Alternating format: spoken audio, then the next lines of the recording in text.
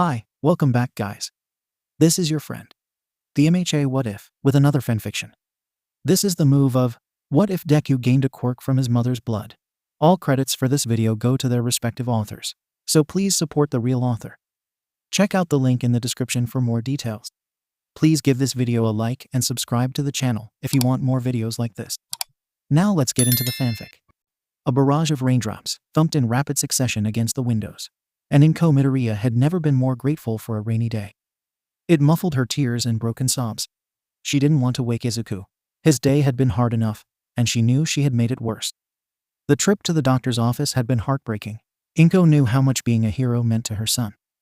To have that dream crushed so soundly had left the boy wide-eyed and silent for the rest of the day. And then I had to go and make it so much worse. I'm so sorry, Izuku. I had hoped that you might have gotten my quirk, or maybe even your father's. I'm so sorry that I couldn't tell you to go for your dream. But I can't bear the thought of you being defenseless against the monsters you'd face as a hero. Holding her head in her hands, a fresh wave of tears broke through. This had certainly not been a good day. She still hadn't called Hisashi, but frankly she wasn't sure she wanted to. Things had not been going well, and she had suspicions that she didn't want to act on until she had proof. The last time Hisashi had called had been over a month ago. It seemed life was out to kick her down lately. XXX. Izuku Midoriya stared at the screen, his big green eyes swimming with tears as he watched his idol. It wasn't fair. He wanted to be a hero. Sitting in an office chair that seemed to swallow him, and holding his All Might action figure tight, Izuku lamented the day's events. Why don't I have a quirk? I don't know anyone that doesn't have a quirk. Mom has a quirk and so does Dad. He lit the candles on my birthday cake. Mom is always picking things up around the house with her quirk. What does my pinky toe have to do with it? Why doesn't Mom think I can be a hero? A steady stream of tears were soon accompanied by a hiccup, and the snot dribbling down his face was beginning to be a problem for the distraught child. Rubbing his eyes, Izuku stood shakily to reach for a box of tissues on the desk. The chair wobbled beneath him, and as he leant forward the wheels rolled back. He gasped and reached for the desk to steady himself. In the process he dropped his action figure. Grabbing a tissue he looked down to his toy. Sniffling, he tried to reach down and grab his favored comfort object. His short arms just couldn't reach it though, and he didn't want to get down. He couldn't get back in the chair on his own, and he didn't want to ask his mother. She had been so sad when she left the room, and he was still hurt that she hadn't had any faith in him. I can't even reach my toy. Maybe the doctor was right. Maybe Mom was right. I wish things were different too, Mommy. Closing his eyes against the stinging tears, he reached for the All Might toy. I just want to be a hero. I just want to help people like All Might does. But I can't even help myself. The hiccuping started anew, and he focused on the figure trying to reach it. In that moment, he felt something inside him, a kind of pressure in his little palm. Almost like a sticker was in the middle of his hand. It seemed to shoot forward, aiming from his palm to All Might on the ground. When this strange feeling reached the toy, it latched on, making another sticker. His curly-haired little head tilted to the side as he felt this odd sensation. He pulled his hand back in uncertainty, and the stickers seemed to pull as well. With a slap against his palm, the All Might was back in his hand. With eyes as big as dinner plates, Izuku stared at his hand, and then at the toy. He looked for that feeling, and after a minute felt another sticker. His shock kept him from comprehending what had just happened. He moved to push the chair back to get down. When he reached for the desk in that moment, he made another sticker on it, and when pushing back, the sticker pushed back too. He fell back into the chair as it was sent scooting back into the middle of the room, much farther than what he had intended with his own push. Now Izuku was truly in awe and began to cry once more. Laughter accompanied these tears though, and he began to grasp what had just happened. This is great. I have to show Mom. I have a quirk. His little legs moving too fast, Izuku's sock-laden little feet almost slipped out from under him on the hardwood floor as he rushed to show his mother this new discovery. XXX. Inko was sprawled on the couch, her face buried in a pillow. She was exhausted, and the small sea of tissues around her showed that she had spent the better part of the previous hour crying her eyes out. Her head lifted a smidge when she heard the patter of little feet headed into the living room. She hoped Izuku would forgive her. Maybe he was hungry, and she could make him a late snack. Something warm and comforting might help her too. She expected to see her little boy crying still, maybe with even a little snot running down his chin. While both of those were present, she wasn't expecting the smile that joined them. Inko propped herself up to greet the grinning rascal. forcing a small grin of her own on her face, and rubbed her eyes. Mom, I have a quirk like you, Mom. The excitement on his little face was so adorable that it brought fresh tears to her eyes. Pretending to have a quirk wouldn't help him, but she would play along. Just for tonight. Do you now? What kind of quirk do you have, my little hero? It hurt her to give him false hope, but she couldn't make herself bring him down any further. Like I said, Mommy, it's like yours. Watch this. Looking around, Izuku found one of the tissue boxes on the coffee table. Reaching forward, he grasped at the box and pulled it to him. The box flew across the room and slapped into his waiting palm. Inko moved a hand to hide her gasping mouth. Fresh tears leaked from the corners of her eyes. It was too good to be true, but she had seen it with her own eyes. Getting up from the couch, stumbling over her own feet, she rushed to her son. Scooping him up in her arms, she held him close. Crying freely, now Inko kissed all over her son's little face. I'm so happy for you, sweetheart. I can't believe it, you have a quirk. Asterisk sniffle asterisk, oh my baby. I'm so sorry about before, I was wrong. If you want to be a hero, then I believe you can be a hero. She squeezed him close as the waterworks started up anew. If it was possible, Izuku's grin grew even wider, and he hugged his mother back. Leaning back after a moment, he held up the tissue box. Do you need a tissue, Mommy? A watery grin was followed by a broken laugh as Inko took a tissue from the box. My sweet little hero. Already looking out for others, huh? You really will be a great hero. Inko picked up her son and headed to the kitchen. This calls for a celebration. How about you give me a sec, and I'll make a snack for us. The cries of joy in agreement rang through the night, sounding a bell that heralded a new hero being born. Inko Midoriya was woken by a shattering sound coming from the kitchen. A soft wail soon followed. Leaping out of bed, she rushed out of her room, her face distraught at the sound of her child crying. Leaving her room, she found Izuku clutching his hand and broken bowl pieces scattered all over the floor. Inko practically slid across the floor to reach her baby and make sure he was all right.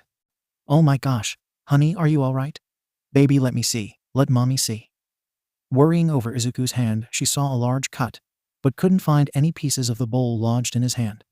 Still, this might need some stitches. We need to go to the hospital. First aid kit first, and then we go. What happened though? Izuku, look at mommy, sweetheart. It'll be all right. I'm going to wrap this up, and then we're going to hospital to make sure this gets fixed up, okay? When Izuku's shaking little head bobbed up and down, she went to the cabinet and grabbed the kit off the shelf. Coming back from the cabinet, she held Izuku's wrist and applied some antiseptic spray before wrapping it with gauze. As soon as Inko finished doing that, she picked up her son, grabbed her purse, threw on some slippers, and rushed him out the door and down the stairs. Normally she wouldn't wave down a cab, but this was important, and she was quick to hop into the back of one when it stopped upon her, flagging it down. The cab driver was an older man with what looked like 3 crosses on his head. Where to miss? The cab driver looked thrown off by something, though Inko just assumed it was the child with tears running down his face. Musutafu, General, and please be quick. My son cut his hand, and it looks deep. Inko was so focused on her son, she didn't notice the odd look the driver was giving her. The driver took a peek at the boy in the woman's arms, and a look of comprehension crossed his face. Nodding his head, he looked forward and began to pull out onto the road. All right, miss. No worries, I'll get you there as fast as I can. Buckle up, please. Following the driver's request, she placed a seat belt around Izuku and herself. Izuku had stopped crying at this point and was just holding his hand and biting his lip. Inko still had no idea what had happened though. Izuku, honey, can you tell mommy what happened? How did you hurt your hand? Izuku's head turned to the side, and he gave a little shrug. Inko knew this tactic though. It was rare that Izuku did it, but if he thought he would get in trouble for something, he would try and plead ignorance. It happened most often when he did something he knew his mother considered too dangerous. Her brows furrowed a little in frustration. Izuku, I need you to look at me and tell me what happened. I promise I won't get mad. You still want to be a hero, right? Well, heroes shouldn't lie, especially to their mothers. She leant down and placed her hand underneath Izuku's chin and pushed his head up with her finger. Looking at his mother, Izuku began to tear up a little. I just wanted to get the bowls down with my quirk for breakfast. But when I pulled the first one down, it moved too fast and broke on my hand. I'm sorry, mommy, I didn't mean to break the bowl. Inko blinked for a moment. A tired smile broke across her face as she shook her head at her silly little boy. He actually thought she would be mad about the bowl. She wasn't the only one who found the whole thing amusing though. The cab driver, having heard the whole thing, laughed up front. Just got your quirk then, huh, little man? Don't worry about it too much. Accidents happen, and most kids end up breaking something when they first find out about their quirks. Heck, I remember my oldest when he got his slip quirk tried to race around the house and ended up busting his head open on the kitchen table. Wasn't funny at the time, but you learn to look back and laugh. The story got a grin out of little Izuku. He was glad that it wasn't just him that messed up with his quirk. He was upset that he had broken the bowl and embarrassed that he had to go to the hospital. Inko was grateful for the driver's words. They appeared to have taken Izuku's mind off the cut. She was also happy to know that this was a rather common occurrence. She only vaguely remembered being scolded as a small child for breaking things when she was working out her quirk. XXX. Roughly 15 minutes later, they arrived at the hospital. Pulling out Izuku from the taxi, Inko turned back to the driver to ask what the fare was. The moment she did, though, he waved her off. I've been there, miss. I remember that panic and the rush to make sure they're okay. You just get him taken care of. Besides, everyone wants to be a hero these days. Figure I can have my own little heroic moment. You too have a good day, and I hope you get better, little man. After thanking the man for his generosity, Inko walked into the hospital and went hurriedly to the urgent care. Filling out a sheet and taking a seat, the room was thankfully empty for the most part. It wasn't long before they were in an examining room. Placing Izuku on the examining table, they were told a nurse would be there soon. A taller woman with a cat quirk of some kind, if the ears were any indication, came to see them not long after. Let's see here. Looks like we had a little bit of an accident, did we? No worries, kiddo. You aren't the first we've seen this week. Doubt you'll be the last. Now let's take a look at that hand. Crouching down a bit to get to eye level, she held her own hand out towards her young patient. Izuku blushed as he shyly placed his hand in the admittedly pretty nurse's hand. He flinched a bit as she carefully unwound the gauze and got a good look at the cut. Good news, little man. I don't think you'll need stitches, but we'll go ahead and apply a skin adhesive to help everything heal a little faster. You're a real trooper, though. I know a lot of kids would be in here crying from a cut like that. Grinning at the little boy, she stood up and patted his head. Izuku blushed even harder and puffed his chest out just a little bit. His mother sat to the side and hid a grin with her hand. The nurse herself chuckled a bit and turned to Inko. I'm going to get the adhesive, and I'll be back in a moment. Do you have any questions, any concerns? Turning to the nurse, Inko thought for a moment before she came upon a question she wanted to ask. Not in regards to the cut, but is Dr. Urahara in? I wanted to speak to him about Izuku's quirk. Best to get to the bottom of this now. I'll take a look for you, Mrs. Midoriya. Give me just a minute, and I'll be back.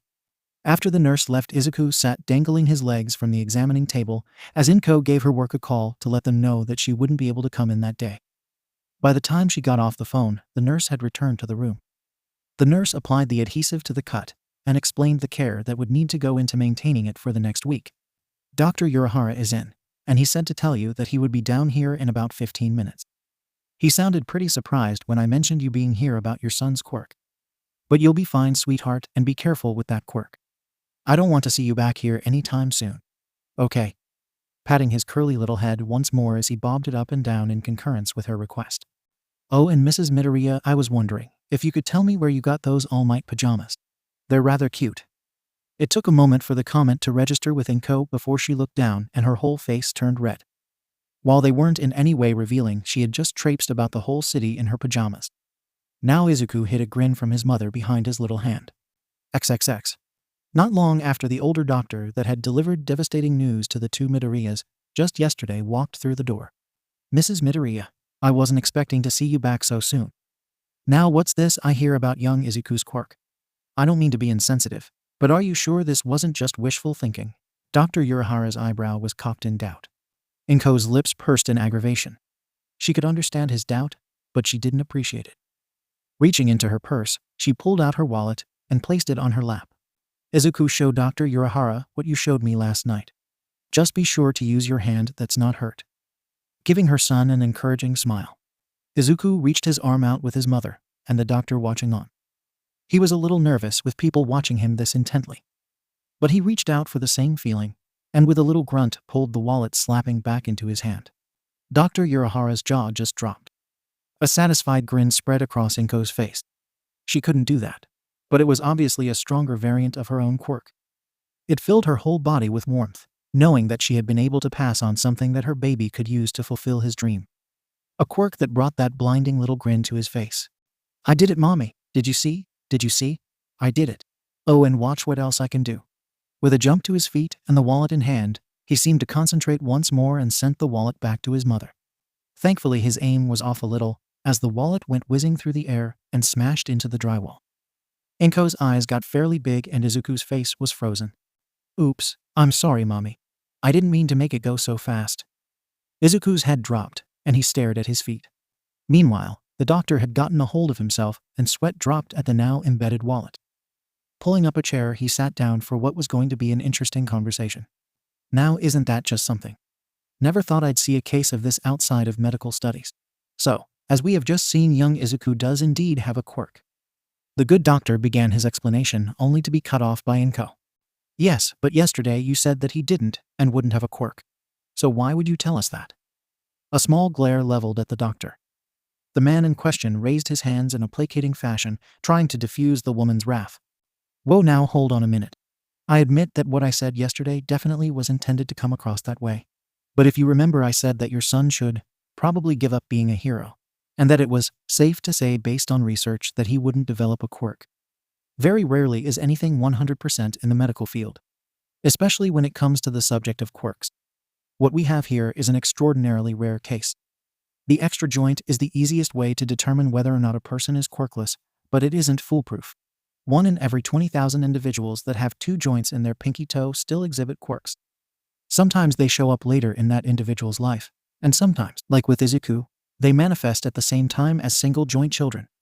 But the odds of that happening are extremely low. I would never have brought it up with you because of how rare this occurrence is. I mean, we're talking about a 1 in 100,000 chance shot. It would have been cruel of me to bring up something that was so unlikely to occur. I hope you understand. I am very happy to see that little Izuku here has in fact manifested a quirk.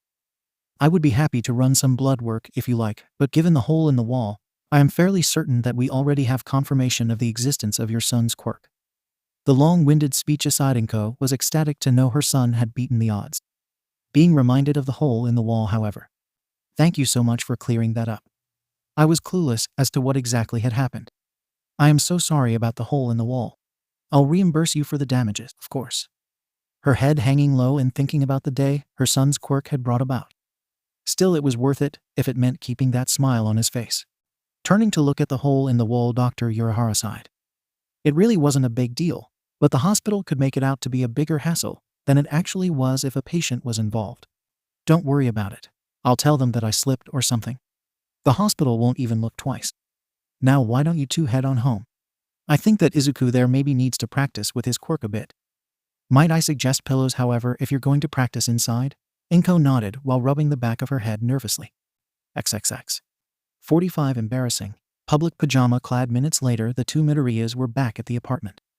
A quick promise to not use his quirk until later, and Inko set to cleaning up the kitchen, taking a shower and changing into something more socially acceptable to wear in public. Once all that was done, and they had something to eat, Inko agreed to practicing with her son's quirk. "All right, Izuku, here's what we're going to do.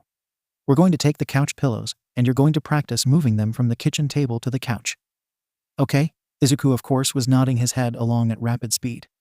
Bouncing around his mother, he couldn't wait to use his quirk. "So first, let's practice the push part of your quirk. Soft or not, I would rather we didn't send pillows flying at you." Inko placed a few pillows on the kitchen table, and then Izuku on a chair at the table. Her son's excitement was contagious, and the smile on his face was quickly matched by her own. "All right, little hero. The ship is sinking, and you need to throw the people to safety." With that kind of encouragement, the little boy couldn't help but give a shout and promptly fire off the plush couch-bound missile. One sticker in the palm, and another to the pillow, followed by a push. Off the pillow went, zooming to the couch. While Izuku played with his new quirk, Inko watched closely to see how it worked. It looked like he was pushing the pillow and his quirk just sent it fly forward. But she couldn't tell what the process was. "Izuku, what does your quirk feel like when you use it?" Inko's question brought Izuku out of his revelry. "What do you mean, Mommy?" To be fair, that question was rather broad for a 5-year-old to really grasp. Inko placed a finger to her chin as she thought on how to explain her question. "I mean, when you use it, does it remind of some other feeling?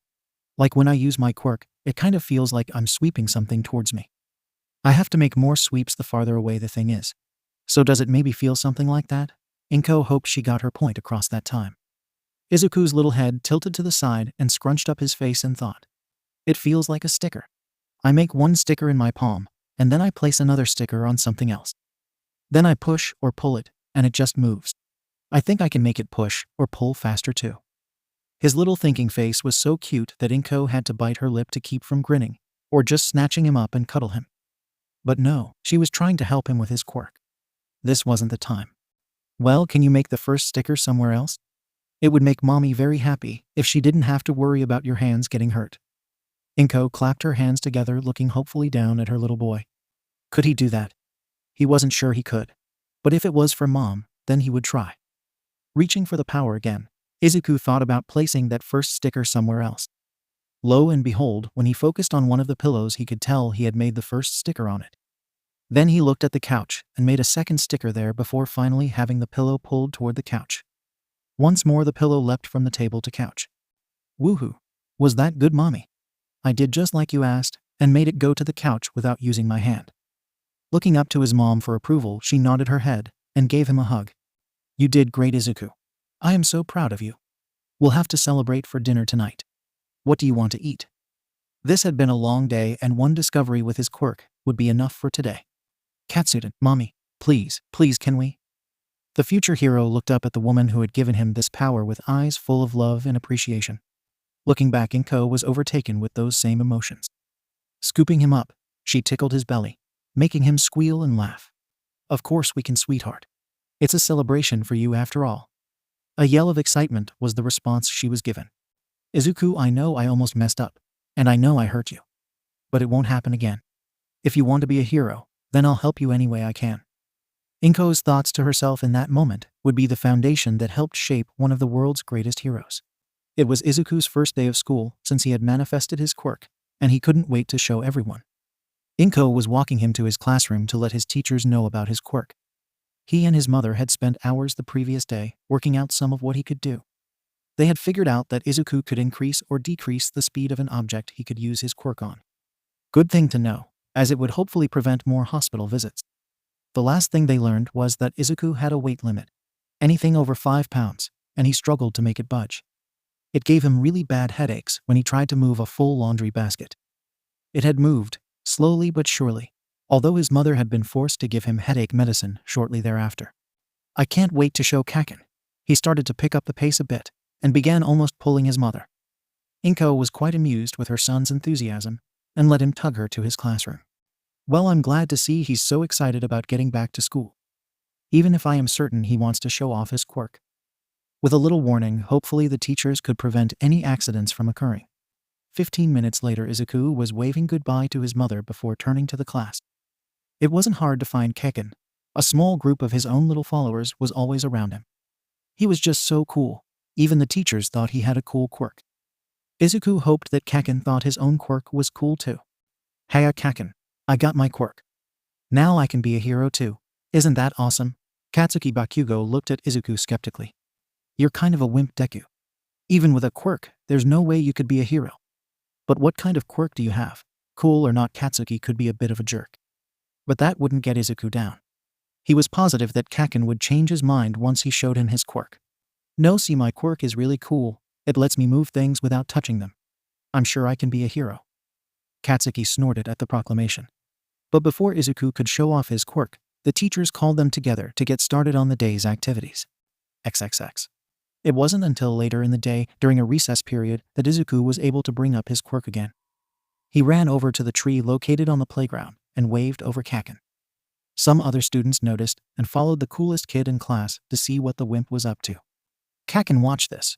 Reaching for his power, he found a stick nearby and latched on with his quirk. A moment later, it came into his hand. Izuku was glad that he had figured out how to slow down the things he pulled to him. If the stick had come to his hand at the same speed as the bowl the other day, then it might have hurt.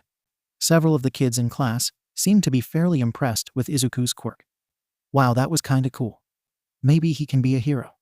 Man, I hope my quirk shows up soon too. Now for Katsuki, this was not acceptable.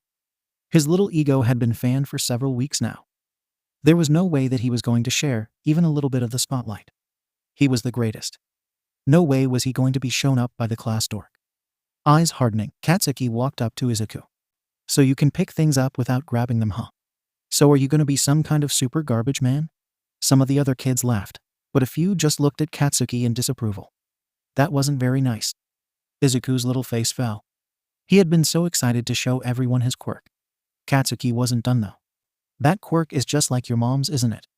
I heard my mommy talking about how useful your mom's quirk was for cleaning. But she can't pick up anything if it's too heavy. A few kids decided to leave at this point. Seeing a new quirk was cool, but not everyone wanted to stick around to watch Katsuki be an ass. Izuku at this point was starting to cry out of frustration. He finally had a quirk of his own. I thought if I showed him my quirk that Kaken would think I was cool. Why is he being so mean? Izuku's tears seemed to be the objective. Katsuki decided that he would make the little dork look like a crybaby, and then no one would think Izuku was cooler than him. I bet that stick is the heaviest thing you can move.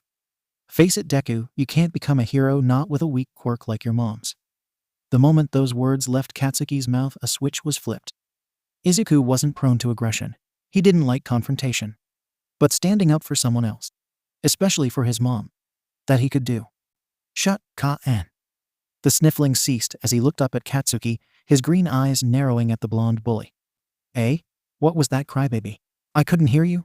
Ha ha ha, what a wuss. Katsuki and his little group laughed at Izuku. They weren't paying much attention as Izuku began walking closer to Katsuki. I said shut up, Kaken. Don't talk bad about my mommy. The glare was about as threatening as a 5-year-old's could be. But it got the point across. Katsuki stopped laughing. The grin on his face changed into a cruel sneer. Stepping up to Izuku, he lifted his hand up and used his quirk to create sparks around his little palm. What are you gonna do about it? Are you gonna fight me? Huh, Deku? Getting right up in Izuku's face as he grilled the green-haired boy. Izuku paused for maybe half a second, before glaring once more at the blonde in front of him. I don't have to fight you. You're a jerk, Kaken, and a bully. I know my mommy is the greatest, so that means you're a liar too. I'm gonna be a great hero no matter what you say. Needless to say, Izuku's response wasn't what Katsuki had been expecting. He had just been told he was wrong, been denied by this weakling. To top it off, the little twerp had just called him a liar. Grabbing Izuku by the collar, Katsuki proceeded to slug the poor boy in the face. Izuku stumbled back, holding his bruised cheek. A number of kids left to get the teachers. Fighting wasn't allowed, and fighting with a quirk was really bad. Katsuki wasn't done with his would-be punching back. Lighting his quirk up, he went to hit the other boy again. A wide childlike swing still left Izuku stumbling back to keep from getting hit. Falling on his back, Izuku started scooting back to keep from getting burned as Katsuki kept coming forward. See, Deku. You can't even fight back. You're too scared to even hit me. So what makes you think you can be a hero? Taking a knee, he reached down for Izuku again.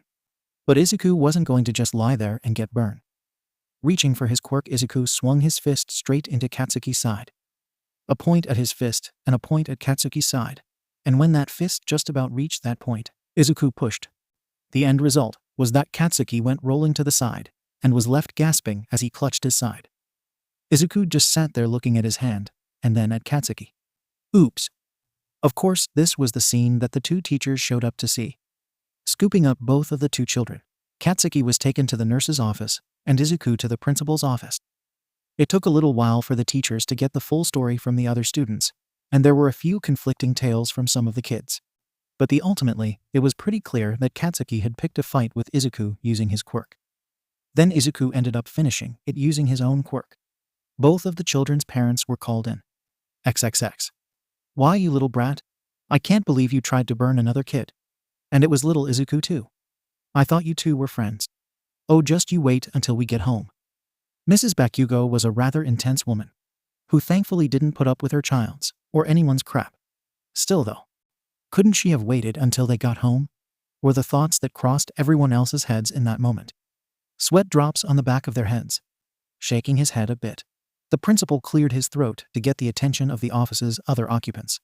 Now, I do understand that both boys are very young, and that both have recently manifested their quirks. But this is simply unacceptable. We cannot have playground brawls where children are using potentially very dangerous abilities. Both boys will be suspended for the next 2 days, and we expect both of them to be informed of the responsibilities that come with such gifts. With that being said, you are both free to take them home. The time spent going back to their apartment was spent in silence. Every time Izuku looked up at his mom to say something, her disappointed face stopped him every time. When they did finally get back to the apartment, Inko brought her son into the living room and sat him down on the couch with her. "Honey, why did you do that? I know you know better. I understand why you might have used your quirk at the end. But why didn't you just walk away before it turned into a fight?" It was obvious that she was rather upset, and the corners of her eyes were already starting to water. Izuku's little head sunk, with shame. He didn't mean to make her sad. "I didn't walk away because he said that you were weak. But you're not, and I called him a liar and a bully, and then he punched me. I'm sorry, Mommy, I didn't mean to get in trouble or make you mad at me." His head hung low. He couldn't bring himself to look at his mother. Inko blinked a few times before she smiled sadly. Her little baby had been defending her honor. She sniffled for a bit before grabbing Izuku and pulling him into a hug. Settling him into her lap, his little arms grasping tightly to her, she whispered into his hair, "My sweet little hero. I'm tickled that you thought to stand up for me, but they were just words. I think Kakin was just trying to rile you up and make you upset. You can't pay attention to bullies. If you're going to be a hero, then you'll have to get used to people saying mean things. But you have to be stronger than that. Don't pay attention to what they say and remember what you know to be true. I believe in you, and I bet you'll be the greatest hero." Now the waterworks started up for real as mother and son held on tight to one another. These past few days had just been a roller coaster of emotions for the both of them. Much of the next day for Inko and Izuku was spent going over what was and wasn't acceptable with a quirk. Public use of a quirk for any reason outside of self-preservation was only tolerated in small children. Likewise, fighting, again outside of self-defense, with a quirk was a criminal offense. Izuku definitely didn't want to be a villain, so promised not to use his quirk to fight with his classmates again. Inko was glad for the promise, but wanted to ensure that Izuku didn't accidentally lash out and hurt someone, which meant him getting a much better grasp on his abilities. Usually this wasn't an issue until later in school. Around 2nd grade, schools had a mandatory quirk counseling class to help children better adapt to their powers. But Inko was concerned that waiting that long might invite further incidents, given the bullying that had occurred at school the previous day. There were centers for exercising one's quirk that allowed people to fully utilize their quirks. Government-owned and operated to make sure no one was abusing said buildings and the freedom allowed therein. Counselors were available there, but most parents had similar enough quirks to allow them to assist their own children. Instruments were available with a small fee to better record and assess a child's quirk. Inko wasn't quite willing to throw in the towel and let someone else take over teaching her baby, especially when the quirk was so obviously derived from her own, which ultimately brought them to one of said facilities on the 2nd day. A large concrete building towards the outskirts of town with a wide open area fenced off behind it to allow people more space with which to use their quirks. XXX. Arranging for a practice court and some equipment was rather straightforward, and soon the two Midoriyas were testing Izuku's quirk to the limits. Izuku was ecstatic to have all but free rein to use his quirk as he pleased, though Inko still preferred that he didn't bring any objects flying toward himself. The whole day was spent with Izuku pushing and pulling various weights and objects to see the current limits his quirk held. Inko was nervous at the beginning. It had after all only been a few days since Izuku had manifested his quirk, and he had already managed to wind up in the hospital once and injure another child. As the day progressed, however, she loosened up a bit in order to see what all her son could really do. A baseball had been brought in with them to test his speed with something on the lighter end of the spectrum. The courts were equipped with speedometers for those with quirks that could be measured in such a manner. With the baseball, Izuku could easily reach speeds of up to 26 kilometers an hour. Rather impressive for a 5-year-old. After the baseball, Inko had Izuku try and lift as heavy an object as he could, but at the moment he couldn't lift anything heavier than about 3 kilos without incurring a nasty headache. While not especially heavy, Inko knew quirks strengthened over time. It was found that Izuku's quirk had a max range of about 8 meters. Meaning he could probably reach anywhere he wanted inside his classroom. Or reach the cookies on the top shelf, as Izuku pointed out. The look his mother had given him for that comment assured him that the cookies would undoubtedly be moved in the future. Lastly, in terms of limitations, Izuku could only manipulate a single object at a time. It was rather late in the day when Inko had thought to test that aspect of his quirk though, so perhaps it might be possible to improve upon that too. In general, the quirk worked like a magnet that could push or pull the world around him.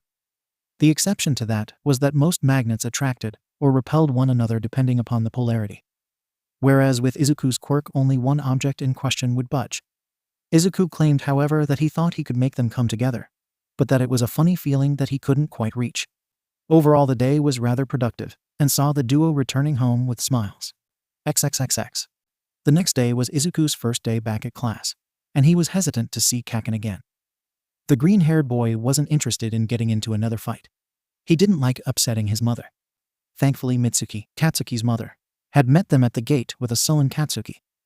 The blonde boy had been forced to apologize for what he said, and with a little prompting from his mother, Izuku had returned the gesture, trying to show that there were no hard feeling between them.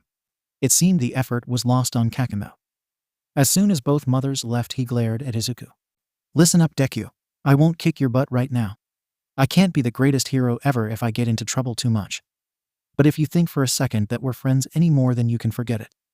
Oh, and next time we fight, I'm gonna kick your crybaby butt." The little blonde hellion stomped away after having said his piece. Needless to say, Izuku wasn't too surprised. He had come to school today, already having given up on any friendship remaining intact between the two of them. Honestly, he had thought Kaken might have started a fight as soon as he could. So to just ignore each other was probably the best resolution. XXX. The rest of his kindergarten year saw Izuku and his mother returning to the center 3 times a week to practice his quirk and studying at school.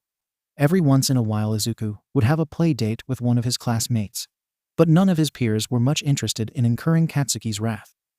Being friends with the Deku was a surefire way to earn the little Pyro's ire. Still, Izuku had an enjoyable remainder of the year after that initial quarrel, keeping his grades up in school while refining his quirk. A lack of social circle allowed for more study time and free afternoons in which to train. While his range of influence had not expanded past 8 meters, and he could still only manipulate a single object at a time, the other aspects of his quirk had all improved. His max weight limit had grown to 7 kilos, and his speed had increased to a whopping 32 kilometers an hour with any object weighing a kilo or less. Christmas in the Midoriya household was an odd affair, mostly because of Izuku's father. Working abroad, the man only really came home twice a year, once on Christmas and once on Izuku's birthday. While Izuku loved these occasions, there was a certain amount of distance that Hisashi placed between his wife and himself. Enough to make Inko notice, but not enough to ruin festivities. XXX. The first grade year continued much in the way kindergarten had, with 3 days of quirk practice, school Monday through Friday, and watching all he could in regards to the current most popular heroes. All Might was, and always would be, the boy's favorite. He was Izuku's idol, and just listening to the man laugh invoked a feeling of awe. But that didn't mean that other heroes weren't cool too. Endeavor, Best Jeanist, Crimson Riot, and dozens of other heroes would feature on the TV or computer depending on the time of day in the Midoriya household. The biggest difference between kindergarten and first grade had been an unfortunate chain of events at school that Inko was helpless to change and Izuku was too slow to prevent. Izuku's first grade class featured a rather drastic change in faces for the boy. Over half the class of the previous year had not returned for first grade, having either moved away or been enrolled in nicer schools. With this many new faces came a new variety of quirks and ample opportunity to show off. Katsuki undoubtedly had the flashiest and likely strongest quirk in the class, so naturally he pulled in a crowd much like had done the year before. The many new faces enamored with the powerful quirk. This was how the trouble started. Of the students that remained from the kindergarten year before, the majority were those children that had been in Katsuki's corner. One of these children began a nasty rumor amongst the class telling of the fight the previous year between Katsuki and Izuku. The way the story was told, Izuku had started the fight after misunderstanding something Katsuki had said. The fight was of course made overly dramatic, but small children are quick to latch onto such stories without the benefit of learned skepticism. At the end of the fight, Katsuki had won and tried to help Izuku up. Then Izuku had used his quirk and seriously injured the other boy. Izuku did not hear of this story until late into the year. He had assumed the new students were shy like him, and so did not approach any of them until nearly into the second semester. By that time, the tale of Deku, the kid who used his quirk to hurt people, had circulated the class. When he had finally discovered the reason for his peers' distance, Izuku tried to argue his case, but no one was willing to listen. Even going to Katsuki to try and get him to tell the truth didn't work. "Deku, I don't know what you expect me to do. They already know what happened, so why would me telling it to them be any different?" The smirk on the Katsuki's face had shown vindictive pleasure in regards to Izuku's pained face.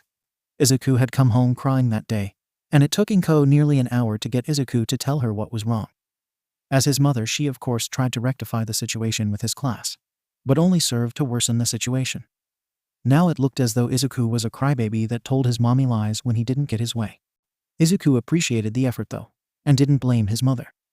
In the end, he just accepted his isolation amongst the class, and made the best out of his time outside of school to keep a grin on his face. He had to grin, even when it hurt. All Might never stopped grinning, so he wouldn't either. XXX. By the end of the first grade year, Izuku's quirk had improved further, though Inko was beginning to think maybe she should hire someone to take over his training. There had been a few close calls that nearly resulted in what could have been serious injuries. Some days were certainly more stressful than others. She had found a gray hair the other day. Regardless, she had pressed forward to provide Izuku with as much direction as she could. Most exciting was that Izuku ended the year being able to manipulate 2 objects at the same time. This was of course still mitigated by his weight limit, and so he had to divide his ability between the 2 objects, but it was still progress. His sphere of influence had finally improved, though not by much. He was now able to manipulate objects as far as 10 meters away. Izuku had been frustrated with the fact that he just couldn't reach anything further than that. On the flip side, his maximum weight and speed had both improved. Lifting and moving objects weighing 11 kilos or less was within his power, and he was able to repel any marked item weighing 2 kilos or less at speeds of up to 45 kilometers an hour. Izuku took the good with the bad that year, and showed his mother that he was a very resilient child. Inko was proud of him for his attitude and accomplishments for the year. XXX. Only one real difference marked second grade from the previous 2 years. But that was halfway through the second semester. Izuku's class didn't feature any new faces this year, and served to cement the self-isolationist policy Izuku had begun taking up. It was easier to not bother with his classmates of his own volition than to face rejection from his peers. He was polite and smiled whenever called upon, but didn't engage himself with the rest of the class any more than needed. Kaken had now firmly become Bakugo. Any attempts at maintaining an at least amicable relationship a foregone conclusion. Izuku ignored his crowing as much as he did the rest of the class. Most of Izuku's free time was dedicated to one of 3 things now. The first was his quirk. Even outside of the training center, Izuku had taken to training around the house every instant he got. Using his quirk for a multitude of different tasks helped him better understand how to wield it. He had been forbidden from using it in the kitchen though. His mother had come in one day from shopping while he had been doing dishes, only to see a pair of knives hovering too close to her baby for comfort. The oops that had answered her high-pitched gasp had apparently not been the correct response. By the end of the year, his constant practice and sessions at the center had shown in his skill with his quirk. A sphere of influence reaching 14 meters, able to manipulate an object or objects with a total weight of up to 15 kilos, able to fire off an object weighing as much as 5 kilos at speeds as fast as 60 kilometers an hour, and managing to add 2 more sets of points, allowing him to manipulate a total of 4 objects at once now. Izuku's second pastime, that was perhaps even more time-consuming than his exercises, was his hero analysis. 2 notebooks were now full of scribbles and thoughts on the various abilities and tactics of many of the most popular heroes. It had become a bit of an obsession for Izuku, cataloging the great heroes of his time and considering the many different ways they went about their jobs. Disaster relief, local crime, supervillains, and criminal organizations. Every hero had their own way of handling those facets of their career. Izuku was interested in taking all of that knowledge so as to use it to his advantage later down the line. But maybe even more so than the way they handled their career was how those heroes used their quirks.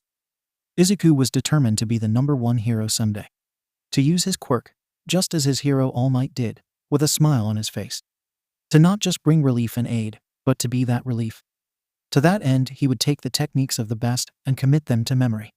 Meanwhile, Inko had become increasingly concerned for her son.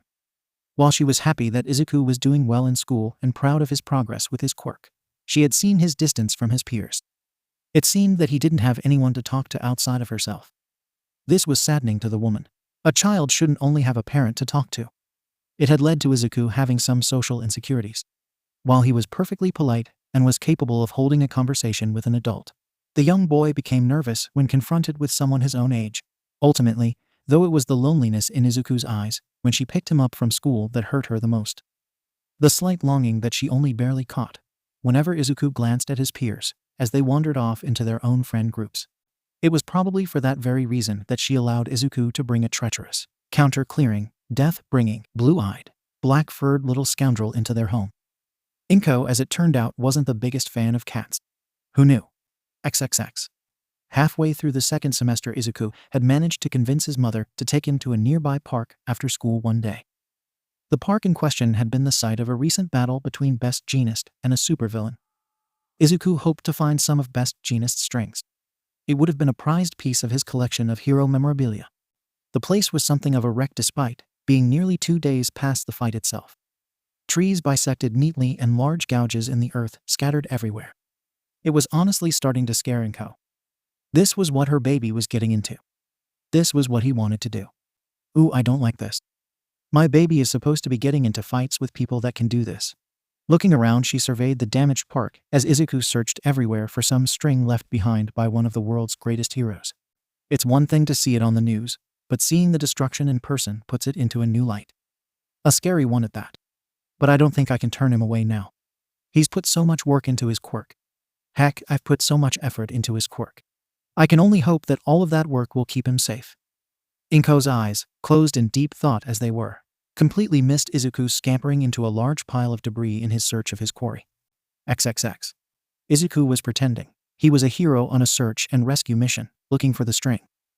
The large pile of tree limbs, destroyed park benches, and the like made for an excellent allegory to a crumbled down building. Don't worry, string. I'll save you. Then I'll find you a place on my wall of heroes. Ha ha ha. Honestly, had anyone else heard the boy's thoughts, they might have been a little disturbed. Fanboy thoughts had a tendency to start normal and end weird. Sadly, the quest for the string looked to be in vain. It was starting to get late, and he was sure his mother had just called for him too. Sighing in disappointment, he kicked a small rock to the side and headed back to his mother. The rock in question, though, hit something else. Something that responded with a weak whine that Izuku only just barely caught. Looking back, Izuku searched for the source of the noise. There underneath a branch was a small black kitten. It was trapped, with its little paw stuck underneath a branch. It appeared pitiful and weak, glancing up at Izuku. Its ribs were plainly visible, indicating it had probably been a while since it had eaten last. Izuku went to free the little feline, but couldn't budge the branch. The cat's eyes were pleading with him, and Izuku couldn't leave the kitten alone now. He had to save it. How could he call himself a hero if he couldn't even save a cat? Reaching for his quirk, he focused on the branch, making 4 points on the branch, and pushed it up off the cat. It bent and bent, and the moment it was up off the black kitten, Izuku rushed in to the rescue. The moment he grabbed the kitten, he stepped back and let go of the branch, which came snapping back. At this point, he could definitely hear his mother calling out for him. Izuku hurried out of his little enclosure. His mother was starting to sound a little upset, and he didn't want to make her cry. So holding the cat carefully, the 8-year-old boy ran to his mom. "Mom, I'm here. Look what I found, Mom." Izuku had to show his mom. It was his first work as a hero after all. XXX. Inko, meanwhile, was having to calm herself down a bit. She'd fallen into one of the oldest traps a parent could. She had only taken her eyes off Izuku for a moment. That was usually all it took for a small child to wander off in a new environment. "Izuku, don't wander off like that, honey. You nearly gave Mommy a heart attack." Her hand on her chest, she gave a relieved sigh. Izuku, however, was still trying to get her to look at whatever he had found. "Mommy Luke, I saved a kitty. Just like a hero does. I rescued someone." Izuku was so proud of himself, and the grin he had on his face reached his eyes. Inko blinked a bit at the proclamation before taking a better look at the object of her son's excitement. Indeed, there was a black little kitten, and she had to hold back a groan. Inko had never been the biggest fan of cats. Her aunt had owned a horde of the creatures, and the animals had delighted in clawing at her hands and tearing up her things whenever she had visited. This particular cat was very small and looked rather worse for wear. Izuku was cradling the thing carefully, and the kitten had curled itself up in his arms. Izuku's words registered in Inko's mind, and she smiled kindly. "Wow, good job, little hero. I'm so proud of you. That kitten doesn't look very good, though. Why don't we take it to an animal shelter? They can take care of him and make him better." Inko was happy for her son and his feeling of accomplishment, but she wasn't keen on staying around the kitten for any longer than she had to. Izuku, on the other hand, seemed to have different plans. The kind that Inko was trying to avoid. "Awa, but Mom, can't we keep him? I promise I'll take care of Ikai. I'll make sure he gets better." Now Inko did groan. She did not want to bring a cat back to the apartment. Not because it would cause any problems. The landlord was something of a crazy cat lady herself, and might even waive the fee. Knowing Ko just wasn't looking forward to cat scratches everywhere and meowing at night. Izuku, honey, our apartment isn't very big.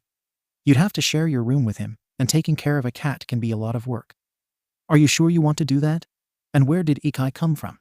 Izuku frowned a bit at his mother's words, before holding the kitten just a smidge tighter. I promise I'll take care of him, mommy, and I don't mind sharing my room. It might be nice to have someone else to play with. And he's Ikai 'cause he's the first one. Inko's eyes watered at the edges. She knew Izuku had been lonely, but she hadn't considered a pet. The last bit confused her though. First, what, honey? Izuku looked up at his mother with big green eyes and said with a slightly glum face. He was worried his mother wouldn't let him keep the kitten. The first person I've saved with my Quirk, mommy. Now Inko just caved. She couldn't say no. Not to that face. Not to those words. Well, I guess we'll have to run by a pet store and get Ikai what he needs. Izuku's face shined with the grin he gave his mother. His little green hair bobbed up and down as he danced around his mother. Inko could only grin in exasperation. Ikai turned out to be a mixed blessing. The little kitten was well behaved for the most part. His black fur was soft and sleek, and his bright blue eyes took in the world with a look like he owned the place. With Izuku, though, the cat was clearly attached to a large degree. They slept together, ate together, and somehow or another went to school together. Inko had thought at first that Izuku had snuck the cat into his backpack. But Izuku had sworn that wasn't the case. He was just as surprised as his mother to see Ikai waiting at the gate when Izuku got out of school. Inko wasn't sure how the cat was doing it, but it freaked her out a little. Still, the sight of a little black kitten sleeping in her son's dark green, curly nest of hair was an adorable sight to behold. One that Inko had made sure to snap a picture of. Ikai followed Izuku around the house like a little shadow most of the time and seemed to pay attention to every word the boy spoke, meowing occasionally in response to something Izuku said. On the other hand, Ikai seemed to delight in tormenting Inko. Or at least she thought so. The dark feline was prone to pushing all of her tissue boxes off the shelves and coffee table for her to trip over later. In addition, Ikai loved bringing half-dead small animals into the house to drop onto the kitchen table, as if he was preparing dinner. His choice in cuisine left much to be desired. Inko was willing to put up with all of this for one reason. Izuku talked more with Ikai around than he ever had before they had brought the cat home. Even if it was just to a cat, Inko was glad to hear her son talking. The boy had been sullen from constantly distancing himself from his peers at school, but Ikai gave the boy someone to talk to. Lo and behold, the cat meowed back more often than not. On days that Izuku came back from a dismal time at school, Ikai would often manage to make the world bright again. Inko made sure the kitten was rewarded with some extra treats on those days. XXXX. 3rd and 4th grade just seemed to roll into one another. Go to school, train a few days a week at the center, write in his hero notebooks, and play with Ikai. The Midoriya household just swam through those 2 years. Birthdays and Christmas, Hisashi came to visit, but outside of that it was just the 3 of them. Izuku's powers grew during those years, though to a lesser degree than in the past. Only his weight limit and speed improved, which grew at a rather steady constant pace. While any effort to extend his range or increase the number of points he could create all but hit a wall. Whenever Izuku was frustrated with that fact, Inko was quick to show Izuku her own quirk in comparison. She couldn't make things zoom across the room or lift more than a few kilos at once. She could barely move more than a single object at once, and even then the sweeping motion ended with them being grouped up together like dirt to a dustpan. Her encouragement and faith helped to push Izuku forward. Ending in 4th grade, Izuku could manipulate up to 5 objects with up to a combined weight of 29 kilos, firing off smaller objects up to 4 kilos at speeds of up to 85 kilometers an hour, and had extended his range by another meter to a total of 17. XXX. School had taken an interesting, if unpleasant, turn. It had been years since the incident in kindergarten between Katsuki and Izuku. Most everyone seemed to have forgotten about it. Except Katsuki. Without anyone paying closer attention to the two at school, Katsuki had decided to take a shot at Izuku. The confrontation began after school one day in 4th grade with Izuku waiting in the courtyard. The train that would get him home fastest wouldn't be at the station for a little while, so he had time to kill with Ikai until then. Katsuki had followed him and came upon Izuku having a conversation with Ikai and laughed at the weirdo talking to the cat. Ha ha ha, you have got to be kidding me, Deku. Now this is just sad. You don't have any friends, so you've resorted to talking to animals now. With how quiet you are in class these days, I thought you'd forgotten how to talk. Now I see it's just because you prefer to keep quiet around humans, huh? Next thing you know, you'll be licking yourself clean. Ha ha ha ha. Izuku just smiled at the other boy, shook his head, and turned his back on Katsuki and started walking away, Ikai following beside. Katsuki did not appreciate being ignored, and to walk away from him. Deku would regret that. Oh Deku, don't you know? Katsuki started moving towards his target. Lighting his quirk up, Izuku only had enough time to turn his head and widen his eyes. Never turn your back on a stronger opponent. His fist swung, crackling through the air straight into Izuku's back. A small explosion left Izuku's jacket burnt and sent him rolling head over heels. Ikai rushed to his downed master and placed himself between the two boys. Hissing, Ikai's fur stood on end as he faced down the pyromaniac intent on harming his human. Katsuki wasn't amused. Picking a fight with Izuku was one thing. Burning a cat up wasn't cool. TCH, I'm not gonna torch a cat. But I think I've proved my point. You're still just as weak and pathetic as ever, Deku. A quirk doesn't change that. He grinned at the downed boy and walked past with Ikai hissing and spitting at him the whole way. When Katsuki had left from Izuku's sight, he sat up. His fist gripped in an odd way. Thanks, Ikai. I really didn't want to use my quirk and risk getting in trouble. Ikai's blue eyes peered at his two-leg curiously, head tilted in confusion. Izuku pointed up above where Katsuki had just been. Ikai followed Izuku's finger to its destination. Hovering above was a large tree branch. Izuku released the point from the branch, and it fell to the ground. It probably weighed close to 5 kilos, and would have left a nasty bruise on Katsuki, even if he had simply dropped it. If Katsuki was feeling sure enough to pick a fight with him, though then this probably wouldn't be the end of things between them. Izuku didn't care about fighting him, however. Even if Izuku did win, it would only serve to get him in trouble with the teachers and disappoint his mother. He needed to find a way of keeping himself from getting involved in a fight at all. The question was, what could he do? XXX. Katsuki continued to antagonize Izuku at every opportunity. Izuku just tried to avoid him as best as he could. At first he had simply stayed in front of the school after class. Katsuki wasn't so stupid as to start a fight where passers-by could see them. But Katsuki had simply started waiting by the front doors. While Izuku was certain that Bakugo wouldn't start a fight in the school, he wouldn't put it past his tormentor to take a shot at him in passing. Katsuki wanted a fight, and he was determined to force Izuku to give him one. Izuku himself wasn't sure if Bakugo was actually looking for a challenge, or was just enjoying being an ass. Either way, Izuku was going to stay out of it. Izuku ended up taking some passing pot shots to the ribs every once in a while, but just walked right past Bakugo. He had started leaving his school jacket off as he passed. His jacket was pricey and any damage to it would be hard to hide from his mother, but if he waited until after he left the school to put it on. 4th grade turned into a game of cat and mouse, where Izuku would find a way to avoid Katsuki for a while, only for Katsuki to come up with some way of catching him off guard. This relationship would maintain itself for years to come, with the only thing changing being the methods that they used. XXX. 5th grade, unlike the previous 2 years, featured some big changes. Some good and others sadly heart-rending. Halfway through the first semester, Izuku's class had covered magnets. Not anything too in-depth, but the topic did at one point gloss over the fact that many trains these days used a type of propulsion generated by magnetic levitation. The teacher hadn't gone into any depth on the matter, merely using the knowledge as a hook to draw the students into the subject. But it had been enough to get Izuku wondering if he could do something similar. For the next week, Izuku had investigated exactly how the magnets in the trains worked. Much of it went over the young boy's head, but he got the general idea. More importantly, he concocted a method by which he could imitate that propulsion system. He would take a set of points and apply them to his feet. One set to a foot. Then using his remaining points, he would make a track and activate each point as he came upon them to increase his speed. One part of the set would pull him forwards, and the other, to the immediate side of the first, would repel him away as soon as he passed it. With a plan in mind, Izuku was itching to try it out. At the center later that week, Izuku put his new technique to the test. Inko sat nearby looking on with Ikai to her side, glancing at his odd two-leg. Izuku had explained a little of what he wanted to do to his mother, but it had come out in a bit of a rush. Inko was beginning to think this wasn't a very good idea. Izuku, ignorant of his mother's concerns, was trying to nail down his balance as he flailed several centimeters off the ground. He wasn't as steady as he had hoped he would be, but he had only recently managed to manipulate entities weighing as much as himself.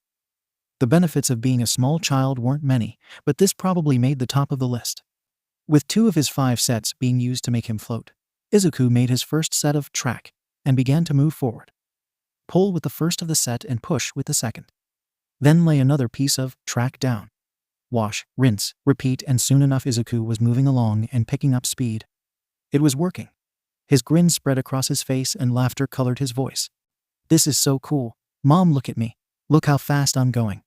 Inko let the tension slip from her shoulders while she watched her child enjoy himself. Ikai was watching Izuku with wide eyes. His ears perked up as his head moved back and forth while tracking his human. Izuku was having to go wider and wider with his tracks as he began going faster and faster. He honestly wasn't sure how fast he was going, but he had come upon a problem. The grin had started to slip. How was he supposed to stop? Izuku's first thought was to use his quirk to slow himself down. Unfortunately, while that may have been a decent idea, Izuku's execution was made in haste. With haste came improper thinking and lead to mistakes, like trying to slow himself down by his feet. Inko could only watch in horror as her baby fell. With an awful slap, flesh hit polished floorboards. Blood trailed behind a rolling body as Izuku came to a stop, and he slammed into the far wall. Izuku! The chair she had been sitting on flew backwards as Inko sprinted to her son as fast as she could, Ikai following right behind yowling. There was blood all over Izuku's face and his eyes were closed. Inko was panicking. She fumbled for her phone and called for an ambulance. XXX. Izuku woke up surrounded by white. White sheets, white curtains, white floor, and a white ceiling. His eyes grew, and he sat up with a jolt, only to immediately lay right back down as his head began to ring. "Izuku, honey, lay still. You're in the hospital." Inko's voice came through the ringing and Izuku looked to his right to see his mother sitting in a chair next to him. "Oh good, I'm not dead." Seriously, whoever thought making hospitals white was a good idea had a sucky sense of humor. Izuku was relieved after the rather startling sight that he woken up to. His head rang again, and he closed his eyes against the pain. Inko placed her hand on Izuku's head and stroked his hair softly. It had been nearly 2 hours since Izuku had been admitted, and the entire time had been nerve-wracking. The head injury had been bad, but nothing some stitches wouldn't fix. The doctors had been shocked that it hadn't been worse. Turned out that Izuku had managed to reach 35 kilometers an hour, after only 45 seconds of using the technique. Best they could tell from his injuries, the doctors had concluded that Izuku must have used his quirk at the last second and tried to catch himself. It kept him from suffering any severe injuries, but his head had still made contact with the floor hard enough to result in a bloody gash. Inko shared all of this with her son and was worrying her arms. This whole incident had been frightening for her. She was on the verge of telling Izuku that they couldn't train at the center anymore. But before she could say anything, Izuku began to shake. His sobs racked his whole body. The whole affair had just crumbled down on him. The pain of the incident, the fear of the fall, the frustration of not being able to make the technique work, and the humiliation of it all being his own fault. "I'm sorry, Mom. I'm sorry I'm so stupid. I thought I had it. I thought I had something cool, and I lost control and got hurt." Inko put her concerns to rest. If Izuku realized how bad the situation could have been, then she couldn't bring herself to bring him down further. Crawling into the bed, she wrapped her arms around the shaking 10-year-old. Izuku snuggling deeper into his mother's embrace. Before noticing something out of the corner of his cracked eye. "See, come here, Ikai." Inko blinked, wondering if she'd heard that right. "Honey, I had to take Ikai home. You can't bring a cat to a hose." Meow. Inko nearly jumped out of her skin as the black feline in question responded in her ear. Her head creaked to the side as she laid her eyes on the little devil. "How in the hell? I know I took him home."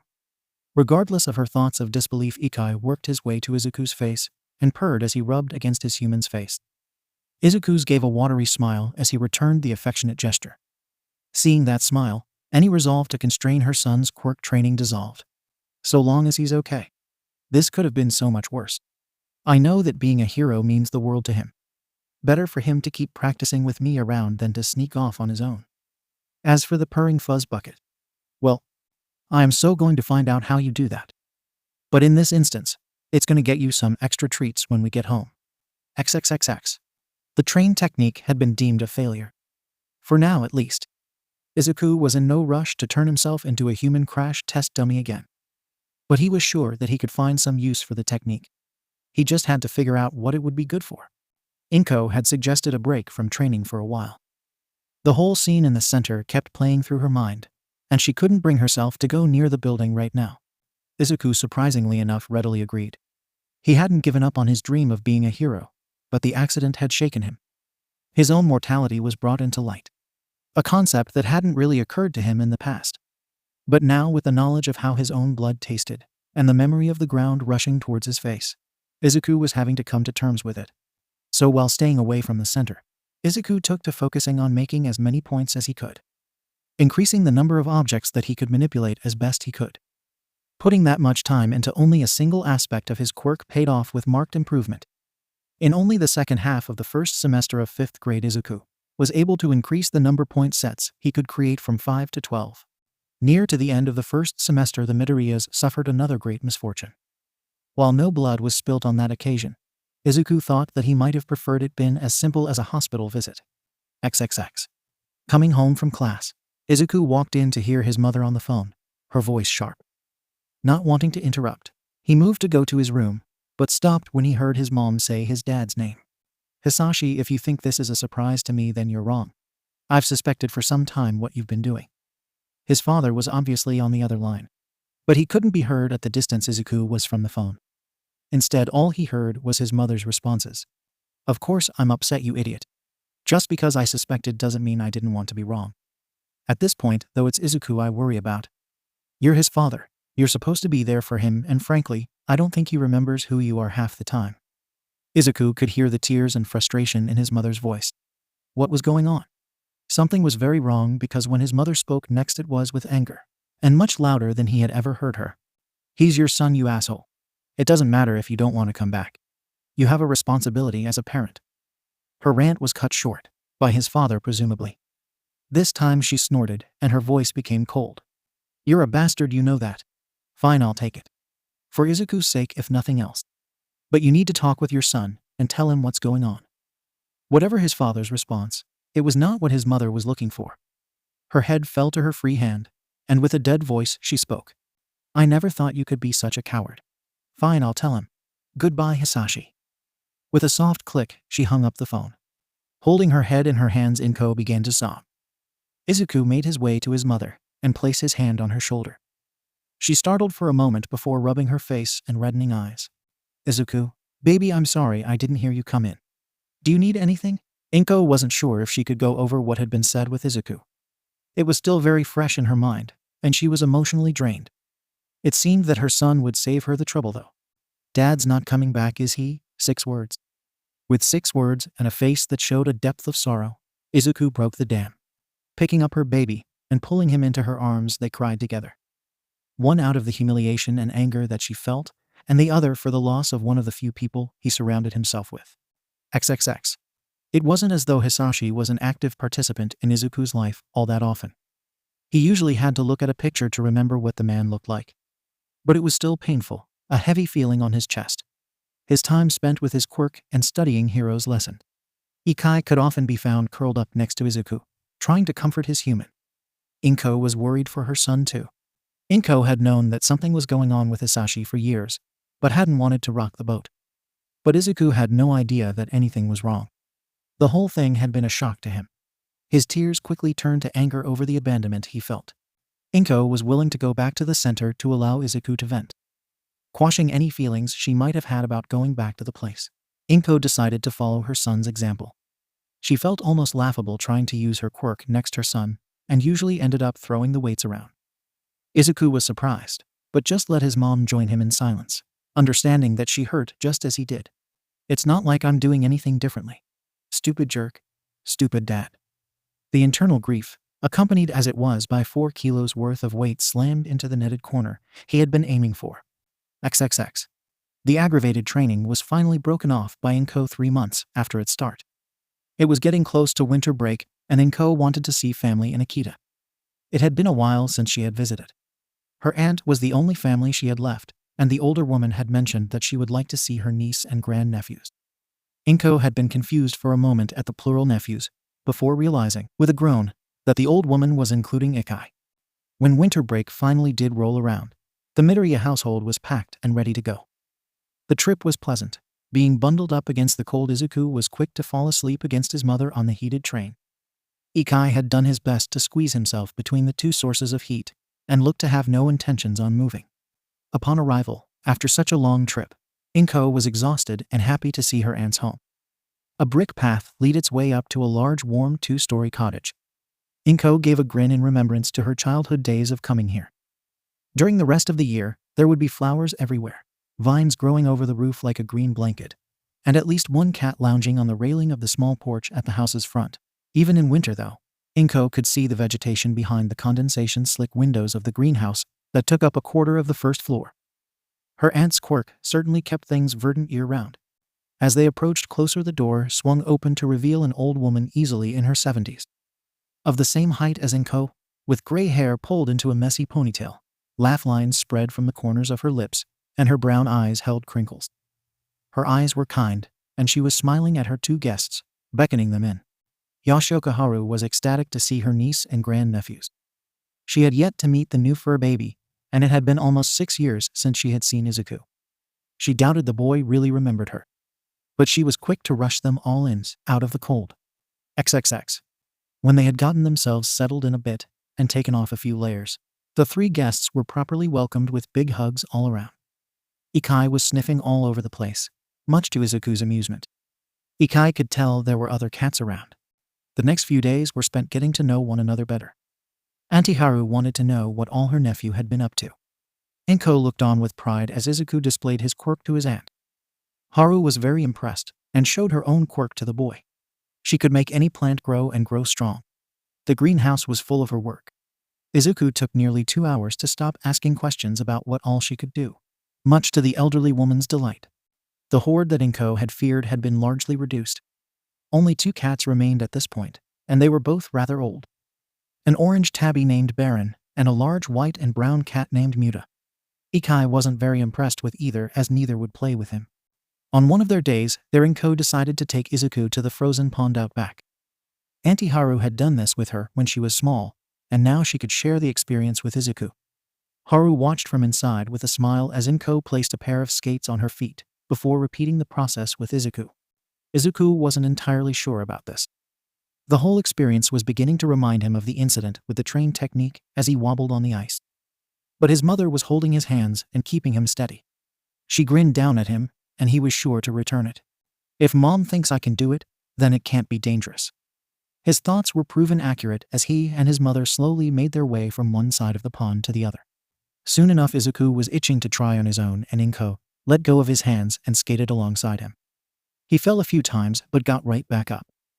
After some demonstrations from his mother, he was able to keep himself upright and managed to figure out how to stop. Then he started to go a little faster, his mother keeping up with him all the way. Now he was having fun. His smile was blinding, and Inko was certain that this had been the right idea to come here. A thought came to her, and grinning cheekily, she began to skate circles around her son, going faster than Izuku could possibly go with his few minutes of experience. Izuku was in awe. He had never seen his mom like this. She was moving all over the ice so quick, doing spins and twirls, and even going backwards from time to time. When she finally stopped, it was a harsh one that sent ice shooting up from her skates. Izuku fell on his butt and started to clap. "That was awesome, Mom. How did you do that? Can you teach me how to do that?" The words left Inko feeling bigger than she had in a long time. It was nice to be able to inspire that look in Izuku's eyes. To be able to actually share something with him, rather than just being able to give direction like she did with his quirk. Looking down at her son, she helped him back up to his feet. "Sure, honey. It just takes practice and time. I spent a lot of breaks here growing up, and Auntie Haru taught me how to skate. Now I get to teach you." The loving smile she gave Izuku had his little rosy cheeks pulled back by his own grin as he hugged his mother. XXX. All in all, the trip was a success. The 3 of them returned with a feeling of levity that hadn't been there at their initial departure. The ice skating had even given Izuku a new idea for how to use his quirk. One that would be easier to control than the train technique. He would wait to try that out until later, though, when he had more experience skating. Which was exactly what Izuku got to work on, his mother teaching him all she could at a nearby skating rink. This took out a day or 2 of his usual training, but that was okay. He was still training with a number of points he could make whenever he could, and had started pushing his range where possible. This continued throughout his last semester of 5th grade. By the end of it, Izuku was a very competent skater, and was capable of handling up to 16 objects at ranges as far 20 meters. Inko was so proud of his progress. This year had been especially rough for the both of them, and Izuku had made it out on top despite of it all. XXX. A few weeks after Izuku started 6th grade, he told his mother that there was something he wanted to try out. After the last time Izuku had attempted a new skill, Inko was naturally concerned about a repeat performance. Izuku had to promise to take it slow, and had to explain this new ability one step at a time. First, he would create a set of points on his feet to levitate himself off the floor a bit. Then he would create a second set of points just behind those. This second set was the tricky bit. Izuku had to keep them incomplete and attach them as he went to move forward. Then he would use them one at a time to propel himself forward. In this way, he was able to use the same motions that he had been practicing for months on ice into practice with his quirk. When Izuku began to glide along, seemingly skating on air, there was only confidence in his eyes. Inko, unsure as she was at first, began to grin. She had a direct hand in this. She had managed to help her baby get that much closer to his dream. Izuku moved around the court a few times, testing his speed and maneuverability, before circling around to his mother and coming to a stop. Looking at his mom, he showed his pearly whites before giving her a quick hug. "Thanks, Mom." Then he was off zooming around the room with his new ability. Woohoo! XXXX. 6th grade was unremarkable with no vast changes.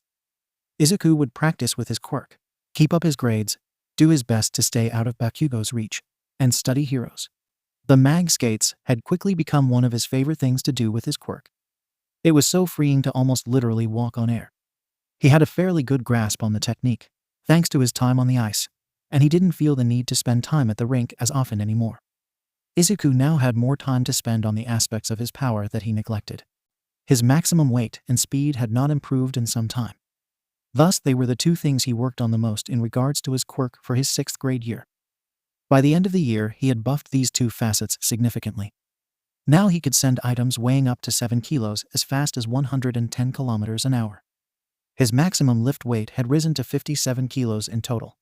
Combined with a successful school year, 2nd place in his classroom, no traumatic happenings, deceiving and escaping Bakugo at every turn, and visits to see Aunt Haru during winter and spring breaks, Izuku was confident in saying that it was a year of triumph to make up for the previous year of loss. Izuku sat in his room, finishing up his schoolwork for the day. It wasn't exceptionally difficult, and he was always on top of his studies. This first week of junior high was proving to be far more enjoyable than elementary had been. He had almost considered talking with some of his new classmates, almost. The new school had provided him with nearly an entirely new set of peers and the potential for a social circle. But Izuku was fairly set in his ways at this point. It wasn't that he was rude or antisocial. He made sure to smile and be polite whenever approached. It was just that Izuku wasn't sure how to really interact with people his own age anymore. He'd spent most of elementary school avoiding his classmates.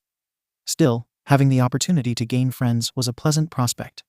It was helped by the fact that though Katsuki was attending the same school, much of the blonde's friend group had largely been split up.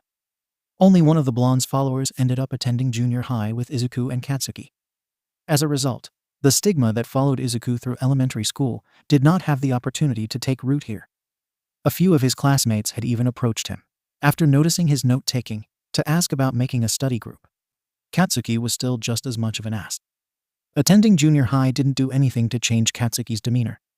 He was still popular with his peers. There was something to be said for the boy's confidence, and his quirk and grades were both exceptional. But Izuku was fully capable of being subtle enough with his quirk to keep Katsuki just outside of arm's reach without getting busted. Katsuki could have easily put the hurt on Izuku, but not without serious repercussions.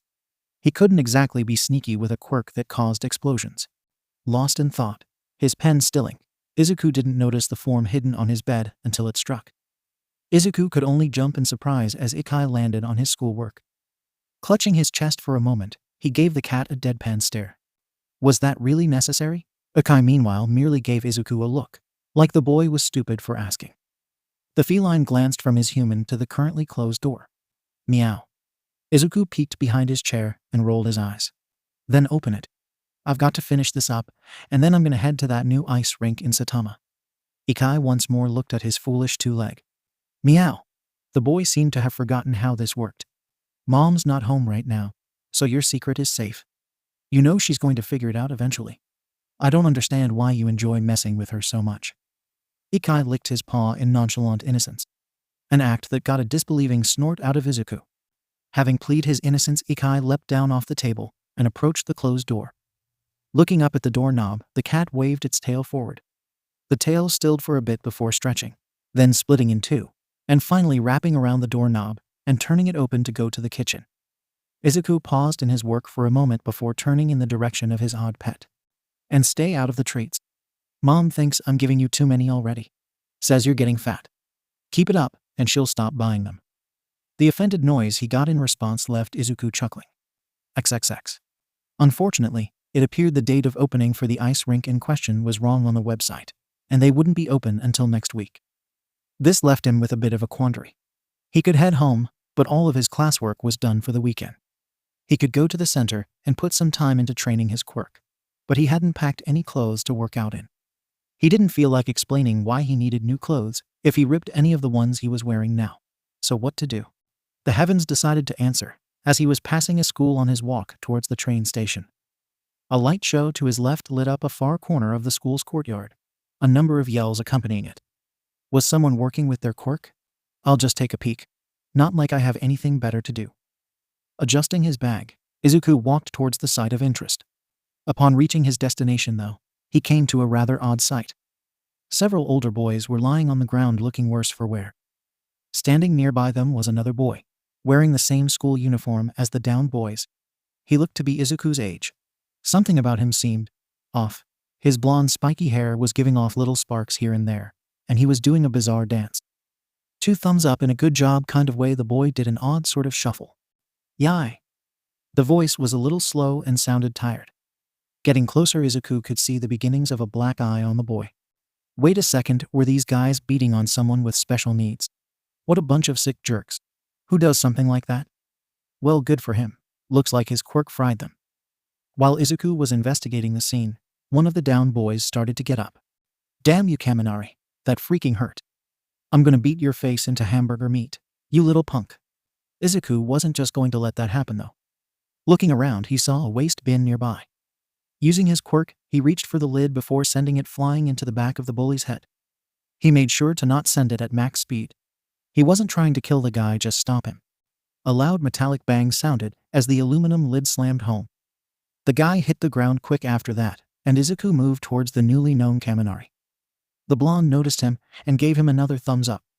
Yay, Izuku smiled and returned the motion. He needed to get Kaminari out of here before those jerks woke up. Hey Kaminari, Sen, we should get out of here before they get up. Do you know how to get home? I can help you get there. Kaminari just looked at him for a moment before giving him another thumbs up. Izuku wasn't sure if that was actually a confirmation of the other boy's knowledge or not. Regardless, he grabbed Kaminari by the shoulder and moved them both towards the train station. If nothing else, he might be able to get him on the right train, or if that wasn't possible, he'd bring him home and call the police. They could find Kaminari's house. XXXX. That plan wasn't necessary, as it turned out. About the time they pulled into the station, Kaminari seemed to pull a 180. His eyes fell into focus, his movements were more fluid, and his speech began to improve. When they finally got to the train schedule, he turned to Izuku. Hey man, thanks for the save back there. Izuku nearly jumped out of his skin. He hadn't expected the boy to say anything other than yay. Holy crap, I didn't think you could talk. Kaminari was rather offended. Of course I can talk, jackass. Izuku laughed sheepishly and rubbed the back of his neck. Seems he jumped to conclusions. Sorry about that, but earlier all you were saying was yay, and you kept giving thumbs up. And you also kind of had this look on your face that made me think that you might have been. Never mind. Kaminari got the drift of what was left unsaid though, and a cloud of depression fell about him. You thought I was retarded, didn't you? Izuku gave off an embarrassed laugh, scratching his cheek. Well, I wouldn't have put it like that, but maybe. Kaminari's head sank. Izuku felt a little bad, but that was what it had looked like before. Kaminari thankfully shook out of his slump after a moment. Dang, that's so embarrassing. I had really hoped I had a better handle on my quirk than that. But those guys all rushed me after class. PFF. All I did was point out the dude's shirt was on backwards at lunch. Not my fault if the rest of his table heard me. Anyways, my name's Kaminari Denki. Nice to meet ya.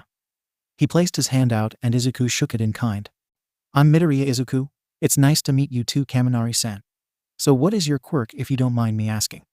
I saw some electricity sparking off you when I first got there, but I didn't see what you actually did. Kaminari perked up a bit. My quirk lets me discharge electricity from my body. I can use it like a taser, or I can pump out a stupid amount and fry anything within range. But I can't exactly aim it. Anyone or anything too close when I go all out is gonna get lit up. Oh, and I can use it to power electronics. How about you, man? I remember that lid knocking Yuuma in the back of the head pretty hard. How'd you do that? Now it was Izuku's turn to get excited. He couldn't remember the last time someone had even asked him what his quirk was. That's really cool, Kaminari-san. I bet there are a ton of different ways you can use a quirk like that. My quirk works like a magnet. I make a set of points and one object or both get pulled towards one another. So all I did was attract the lid to his head. Kaminari looked pretty impressed. Then a thought occurred to him, and he started laughing. Izuku was a little offended. What was so funny about his quirk? Seeing his face though, Kaminari waved him off. The shock user was holding his stomach, laughing as hard as he was. His head was attracted to garbage. A true shithead inside and out. Ha ha ha ha ha ha. Hearing the explanation, Izuku couldn't help but to join in. Okay, so that was funny. Kaminari was trying to stop laughing and was coughing a bit. Ooh, that is so good. I'm gonna be holding on to that one forever. So do you live around here or just visiting? Izuku shook his head. I live in Musutafu. I was just visiting to see the new ice rink, but they weren't open yet. Kaminari put his chin in his hand thinking. Ice rink, huh? I think I remember something about that, but it's not really my thing. Good thing for me, though, that they were closed, huh? Izuku nodded back. Yeah, that might not have ended well. Still, I'll have to come back when it's open. I was hoping for some downtime. All I've done lately was schoolwork or quirk training. It'll be nice to just skate for the heck of it. Kaminari HM'd. Yeah, I need my face the way it is. This black eye is bad enough. Got stay pretty for the girls, you know. So thanks again, man. Hey, what are you up to now? We could go to an arcade nearby and play some games. Izuku thought for a bit. He had been considering going home to change into some athletic wear and head over to the center. But he'd never actually been to an arcade before. This could be fun. Sure, sounds good. XXX. 2 hours later, the boys had enjoyed their time at the arcade. Izuku hadn't done well at first, but after grasping the mechanics he had improved. Kaminari had taken time to point out all the cute girls that were in the arcade. Kaminari had begun doing this more when he noticed how flustered Izuku would get if he pointed out something about the girls. A short skirt, cleavage that was particularly low cut, sometimes just mentioning how the girl walked. It was all very amusing to Kaminari to see Izuku practically shoot steam from how red his face got. Even with the harmless teasing, Izuku had really enjoyed himself. He had noticed a number of those things about the girls before Kaminari actually mentioned them. Though by bringing specific attention to those things, Izuku actually focused on them. But Kaminari had always given him that stupid grin and waggled his eyebrows with exaggeration to show he was just messing with Izuku. It had been a good time overall, and Izuku was sad to see it come to an end. As they headed back to the train station, Kaminari looked over to see Izuku's down face. Hey, so when are you coming back to Saitama? We'll have to do this again sometime. Maybe next time we can work you up to actually talking to the girls. Haha. Izuku was thrown out of his melancholy in an instant. I don't know, but I could probably come back next week. Kaminari nodded in response. Well, here, man, let me see your phone for a second. I'll text mine, and we can meet up sometime and go check out the girls again and play some games or whatever. Izuku was a little stunned. Sure, so long as you don't mind, Kaminari-san. Kaminari blinked for a second before smiling at Izuku.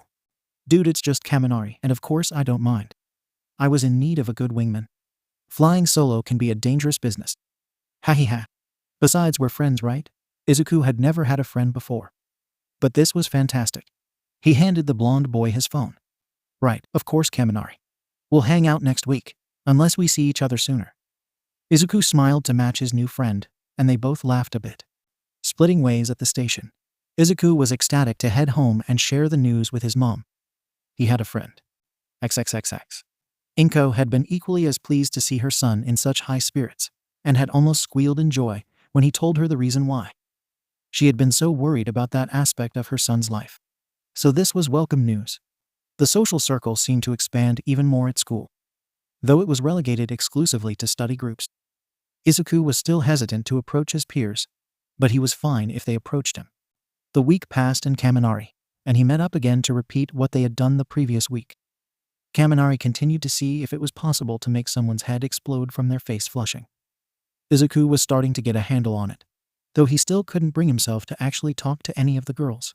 XXX. Kaminari quickly became a constant in Izuku's life. They both wanted to be heroes and had aspirations to join UA High. His friend was always good for a laugh and bounced right back from any setback he faced. Regardless of whether it was girls rejecting him, school, or even his quirk, Kaminari proved resilient. He was also very outgoing and personable. It just seemed like he could pick up a conversation with anyone. Heck, even with girls, if he didn't start hitting on them. About halfway through the second semester, Izuku had convinced Kaminari to come with him to train their quirks. Kaminari had been very impressed with Izuku's work ethic. The boy just never seemed to stop. Hell, Kaminari considered it a win if he got out of bed on time in the morning. Training with his quirk wasn't anything that Kaminari had really ever felt the need to do. He usually could just flood his quirk out and fry people. But Izuku pointed out that Yuuma had managed to muddle through the shock, just enough to have been dangerous if Izuku hadn't shown up. So he had conceded to Izuku's wisdom and joined the other boy at the center. Unfortunately, they hadn't thought about how to train Kaminari's quirk with Izuku in the same court. They sadly had to rent separate courts or risk Izuku getting shock therapy. But the next time Kaminari showed up to train, he came with a baton. Kaminari's father, an only parent in the equation, was actually a police officer. He had approved of his son's decision to train with his quirk, and had decided to get him the metal cabo as a gift. Using the baton, Kaminari was able to practice using it on some dummies they borrowed from the center.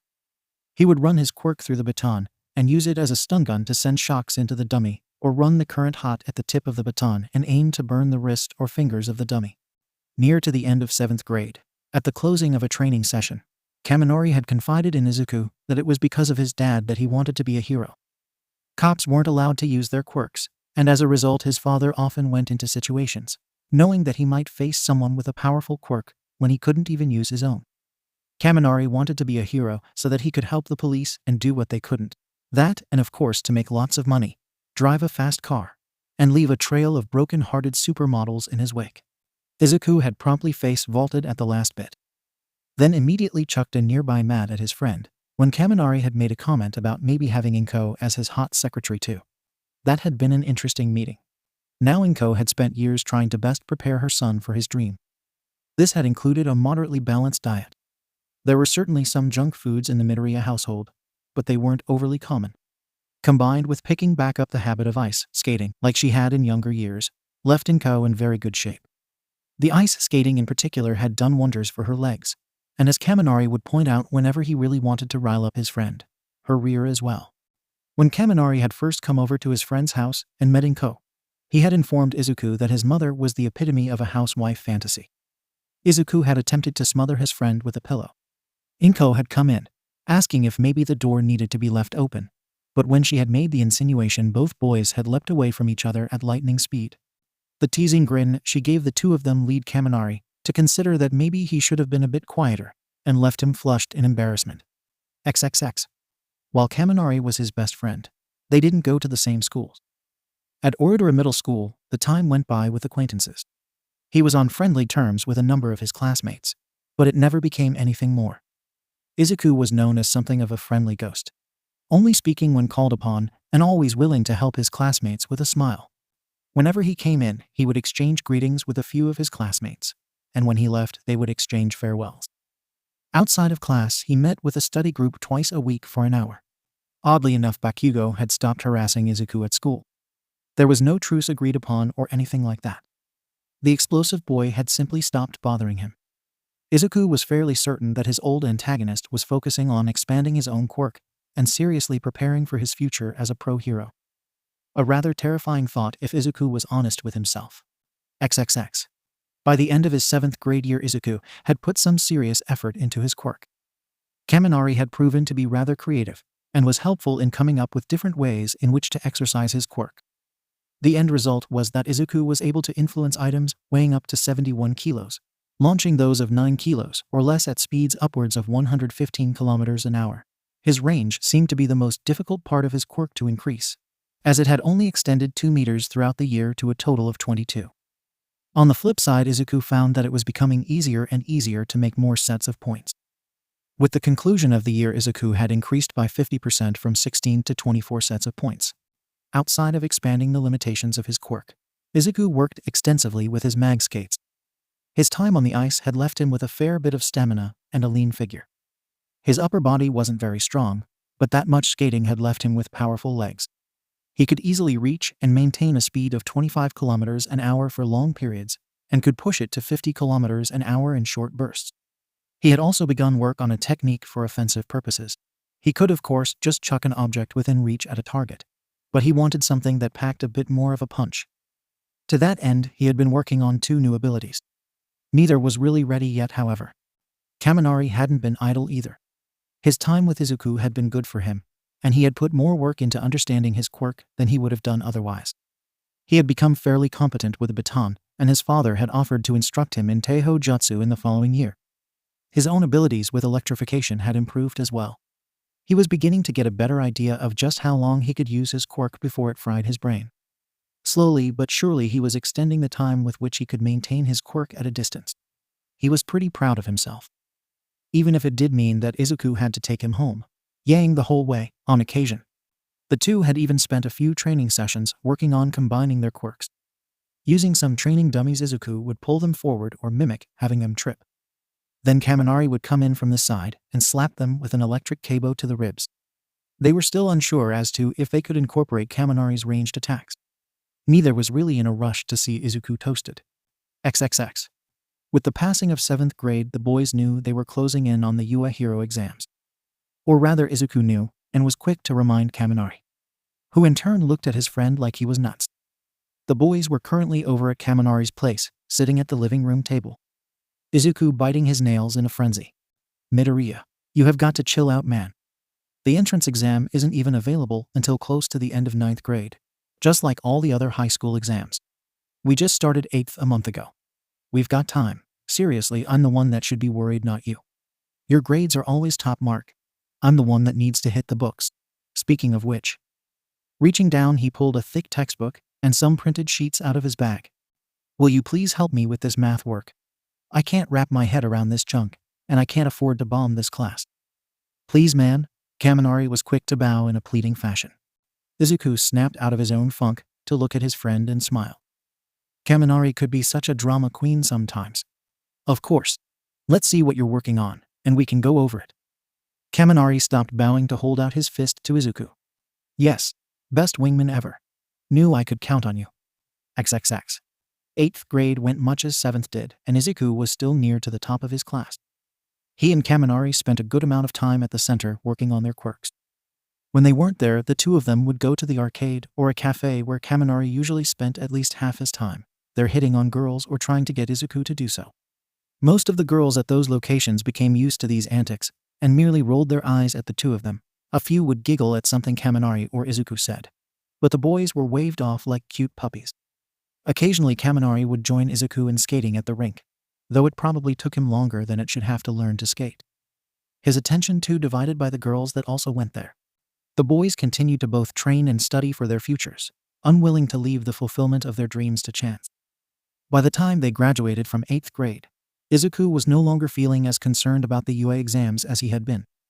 Kaminari would catch him occasionally lost in thought with a frown on his face, a sure sign his buddy was stressing over something, and tell Izuku to knock it off.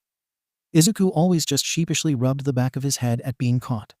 By the end of the year, Izuku could activate as many as 36 different sets of points, manipulating as much as 88 kilos, and launch objects of 11 kilos or less at speeds nearing 120 kilometers an hour. The only setback was that Izuku was only able to extend his range by an additional meter, putting him up to a range of 23 in total. He was beginning to think that maybe that was a facet of his quirk that was reaching its limit. Izuku had determined that going any faster than he had been the previous year with his mag skates was just too exhausting to maintain, so he kept himself to those limitations. He did, however, experiment with different ways that he could use the skates. Attaching himself to the wall to skate up it had been a brilliant idea. Or so he had thought at first. The problem was that gravity still worked. He ended up finding that it was easier to use his abilities to let him stick to the wall and climb up that way. Not as cool as running up it would have been. But hey, you win some, you lose some. Finally, Izuku had come up with a new way to use his quirk. One he was grateful to Kaminari for. When the subject of schools had come up at one point, Katsuki had inevitably come up in conversation. Kaminari wasn't aware of how much of an ass the Bakugo kid had been in the past. But when the topic of how the animosity began started up, Kaminari questioned why Izuku had never done that in their training. Done what? Izuku wasn't quite sure what to make of the question. Made like magnetic punches or something. I've seen you throw stuff plenty of times, but I've never seen you hit anything with it. So how come you don't do that anymore? Did it hurt your hand or something?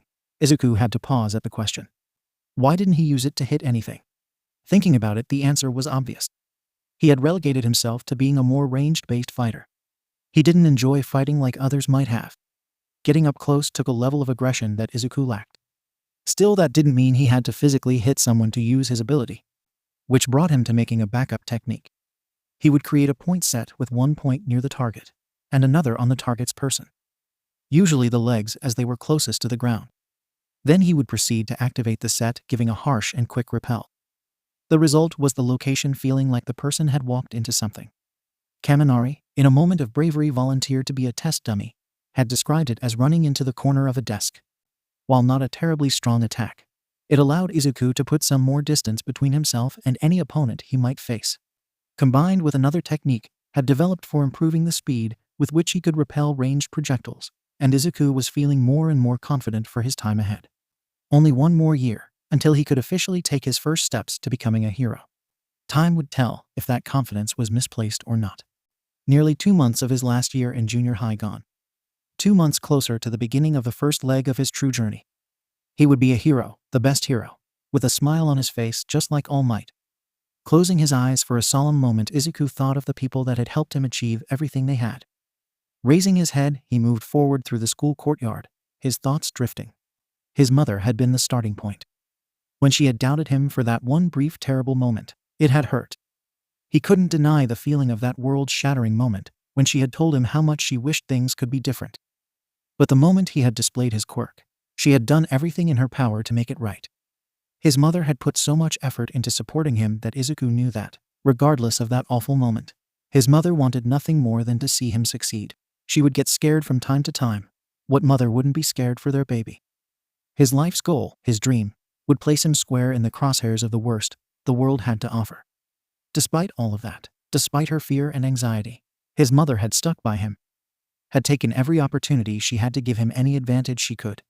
And of course, looking down, Izuku gazed at his hands, and the life-giving essence that ran through the veins in his arms. Without her blood running through my veins, I wouldn't have the power to make that dream a reality. Smiling to himself, he clenched his fist as he walked towards class. Along the way, he continued considering the others who had helped him along the way. Ikai would probably be next on that list. By saving that black-furred little kitten, Izuku had taken his first step to believing that his dream was possible. It reaffirmed his belief that what he wanted the most out of this life was to help people with his quirk. When those bright blue eyes had looked up at him with gratitude, it had filled Izuku with a warmth that he would never forget. Ikai may have just been a black cat stuck under some sticks, but to Izuku that two-tailed little troublemaker turned Izuku's dream into a goal, demanding little furball he might be. But Ikai would want for nothing so long as it was in Izuku's power to give. He owed the feline that much and more for making his goal seem achievable. Now in the classroom, Izuku waved to the few acquaintances that he kept on especially good terms with. Sitting down with the same smile he had most days, he continued with his thoughts. The smile became far more melancholy in nature as he reached the next person on his list. Aunt Haru was always a kind soul and offered him and his mother a great deal of help. Without her, Inko might not have been able to be as directly supportive of Izuku's dream. He would always be grateful to her for that. It still hurt to think about her. Even now, 3 months after her passing, she had always believed Izuku when he said he would be a hero someday. Izuku wished she could have made it to see him get there. But at 85 she had passed in her sleep. Aunt Haru had left them everything, a fair amount of money, and of course the cottage. It would be strange going there this year. If they did go there this year. As the teacher started roll call, Izuku came to the last person on his own list. Kaminari, his best friend. It had only been 2 years now, but it seemed so much longer. Kaminari could be a girl-crazy, cocky fool. But he was a good friend. Always ready with a laugh and far more outgoing than Izuku. Kaminari pushed Izuku to be more social and spend time doing something that wasn't related to being a hero. Getting caught up in his notes, schoolwork, and training with his quirk, Izuku would occasionally go dark for a few days. Only for Kaminari to come over, Inko giggling in anticipation of the coming antics, kick open Izuku's door, and drag his recluse of a friend into the daylight. This had been on occasion, quite literal. Izuku's grin widened as he considered the many afternoons the two had spent together over the past 2 years. Despite the amount of blood flow that usually flooded his poor cheeks by the end of those days, Izuku considered those times amongst his favorite. He still struggled to hold a conversation with a girl, but at least he didn't completely freeze up. Easier to deal with girls his own age when Izuku considered some of the things Kaminari got him to say to girls that must have been high school seniors. Cheeks slightly pink in remembrance, Izuku had to shake his head to loosen the memories from his mind. Class was starting after all. It wouldn't do to get poor grades from inattention now. Not when he was so close to the finish line. XXX. The end of the day was coming up. Just a few minutes out, actually. But it looked like the teacher had an announcement to make. There was a stack of papers in his grasp. Blonde with a receding hairline and wearing a sweater vest and jacket ensemble. The man almost looked grim as he gazed at his students. Well, class, as this is your last year of junior high, I suppose I should pass out these career aptitude tests. But why bother? A number of students began flexing their quirks in anticipation. Hair growing, rocks forming, and more started up around the room. I know you're all aiming for the hero course. Having said this, their teacher tossed the stack of papers in the air. A bright smile spreading across the man's face. This resulted in pandemonium throughout the classroom, as almost everyone started displaying their quirks. Izuku could only chuckle at his peers' exuberance. Their teacher found the energy in his class just as amusing it seemed. He could hardly keep the laughter out of his voice trying to reprimand them. Yes, you all have some very impressive quirks. Now calm down. No quirk usage in class. It seemed that one of the students had a little more to say about this. Bakugo's ego wouldn't allow him to just let his peers carry on like they had a chance of being in his league. Hey teach, don't lump me in with these extras. I'm the real deal. The rest of these losers will be lucky to make it as sidekicks for some D-lister. The reaction this particularly inflammatory statement provoked was likely Bakugo's intention. You think you're better than us? Screw you, Bakugo. Get over yourself. Bakugo cackled and responded without concern. Bring it on. I'll take all you extras at once. Or you could all just shut up and act like the extras you are. Bakugo hadn't changed much, it seemed. Izuku looked at his old antagonist and shook his head. While the blonde had stopped coming after him halfway through their first year of junior high, it hadn't changed his position amongst the rest of the class. Not everyone in the class liked him. His general demeanor was far too abrasive, but almost all of the class respected him. His confidence was unending and his quirk and test scores were both top-notch. A fact the teacher had not forgotten. Katsuki, you're looking to go to UA High, aren't you? You've got some pretty impressive test scores. Maybe you will make it in. The announcement of Bakugo's intended high school destination quieted down much of the class outrage. Dang, he's aiming for the national school. Don't they have like a 2% acceptance rate? Man, that's nuts. Freaking blowhard showing us up. The dismayed murmurs only served to further fan Bakugo's ego, and he was quick to hop up on his desk to better crow. That's right, losers. I aced the mock tests. I'm the only one here with the skill and grades that UA is looking for. I'll surpass All Might himself to become the next #1 and be one of richest men in the world. Their teacher seemed to be enjoying the chaos he continued to stir though. Not quite the only one, Katsuki. Izuku is also applying for UA, aren't you? His grades were just as impressive. Gotta say, nothing would make me happier than to know that 2 of my students managed to make it into such a prestigious school. The man looked as though he was about to hug himself as the rest of the room began to murmur with even further vigor. Seriously, Midoriya is aiming for UA as well. I knew he was smart, but I didn't know he was that good. Wait, what's his quirk again? I don't think I've ever seen him use it. The stares were a little bothersome, and the whispers were rather uncalled for, he felt. Izuku wasn't used to being the center of attention. So he did what he had done for years, gave that same calm smile, and just nodded to his peers. Many of whom smiled back in response, a girl or two even blushing in response. Izuku was glad to see he wasn't the only one embarrassed by the situation. Oh Izuku, silly boy. Many of his peers could attribute their current grades to the study groups that Izuku led twice a week. He had proven calm and patient with any that had attended. It was obvious he wasn't the most social guy by the way he might fumble with his words, but he had never failed to get the point across. Bakugo had been frozen in place from the moment the teacher had not only denied him his single spot of stardom, but also named Izuku as his competition. Creaking his head back, Bakugo looked at his apparent rival. There it was, that same stupid grin. What did that loser have to grin about? Hopping down from his desk, Bakugo walked over to Izuku to stare down at him. Izuku stared back, not giving Bakugo an inch. He wasn't scared of Bakugo. They had been doing this song and dance for years. The physical harassment might have ended their first year here, but Bakugo wasn't above trying to intimidate Izuku. So keeping the same smile on his face, Izuku looked Bakugo in the eyes. Was there something I could help you with, Bakugo-san? Bakugo's eyes narrowed at the question. There was no fear in those eyes, no respect. Nothing but polite consideration. That pissed him off. Damn you, Deku. Slamming his hand down on Izuku's desk, he brought up a series of small explosions. The rest of the class all gasped, a few even sliding back to get farther away. Izuku had jumped out of his chair to keep from getting burned. Keeping Bakugo in his sights, he glanced around the room. It didn't look like anyone had been hurt. Not surprising. If Bakugo wanted to be a hero, he couldn't have a record. Ha, see you freaking nerd. I wasn't going to burn you, but you still jumped back like a weakling. You can't be a hero if you aren't fearless. Bakugo smirked at his green-haired prey. At this point, the teacher stepped in. All right, boys, that's enough. Katsuki, return to your seat. Izuku, could you please put down the desks? Bakugo was confused. Izuku wasn't holding a desk. Scoffing, Bakugo turned to go back to his seat. At that moment, the reason for the earlier request from the teacher became clear. Hovering to his sides, and what would have been just behind him previously, were several of his classmates' desks. His head jerked back to Deku as the other boy was sitting back down.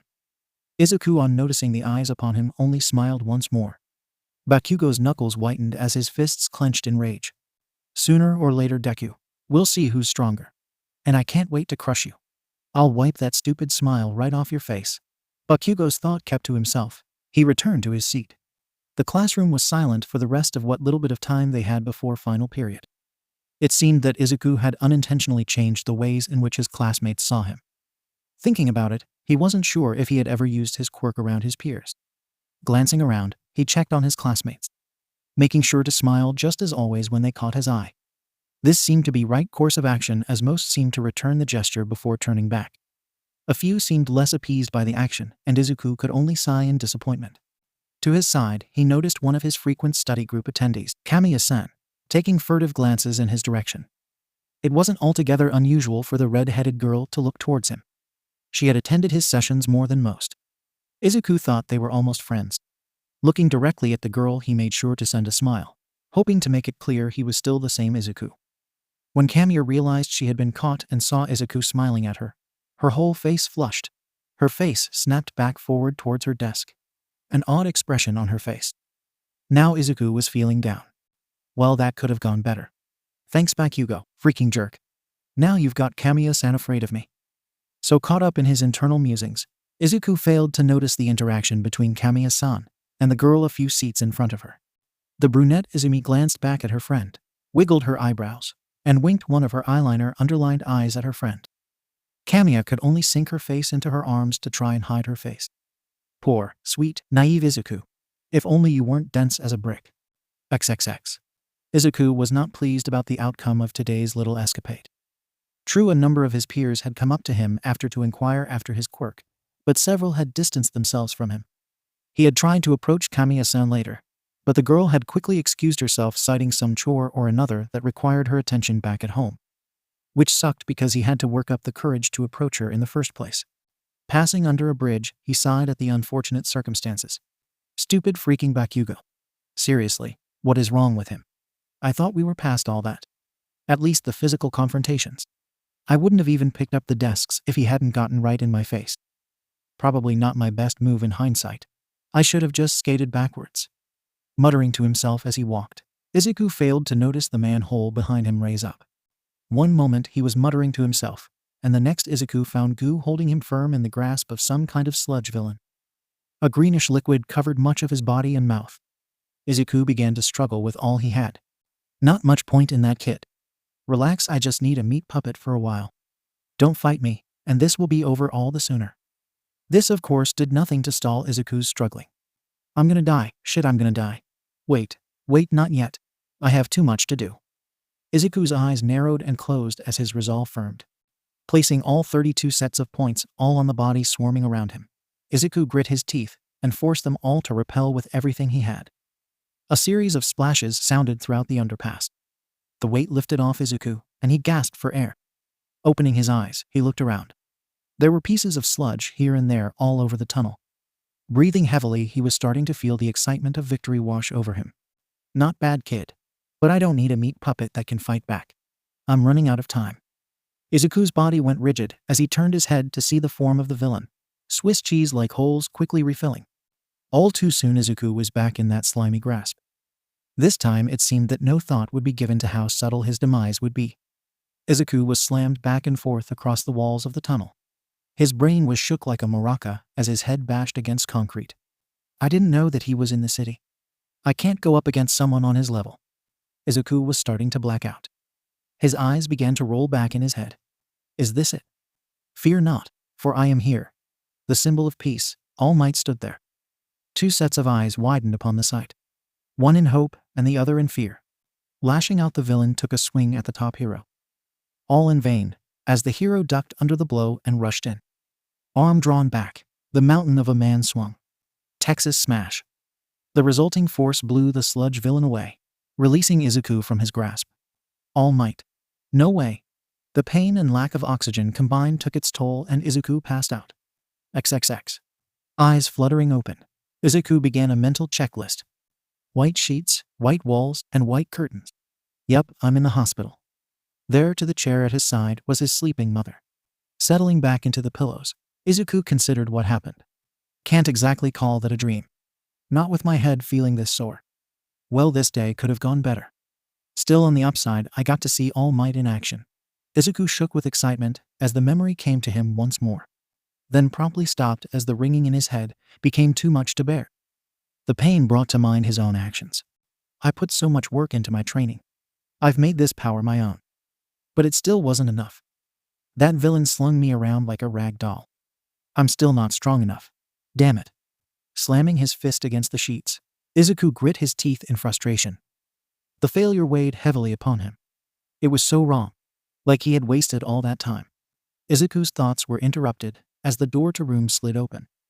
There stood Kaminari, a bag of snacks and beverages in his hands. Upon seeing his friend awake, the spiky-haired blonde grew a grin. Izuku, it's good to see you awake, man. You've been out of it for a whole day now. Had us all pretty worried. Freaked me out pretty good when your mom called me. How you feeling? Izuku, for his part, gave his friend a smile. Dependable as always, that Denki. I'm all right. My head is sore, but I guess it could have been a lot worse. Good thing All Might showed up when he did. Izuku's face fell a bit as his mind returned to its previous train of thought. Denki, noticing his friend's face, moved to see what he could do. He was interrupted, however, by a stirring Inko. Inko had not had a peaceful night. Worrying over her injured son, had seen the poor woman staying up late into the night. When Denki had come in to see his bedridden friend a few hours previously, he had unintentionally woken the woman. Still groggy from the restless night's rest, Inko gratefully took up the boy's offer to grab something to eat. Now woken to her son's cognizant state, Inko was quick to wrap her arms around Izuku. Oh my gosh, Izuku, baby, how are you feeling?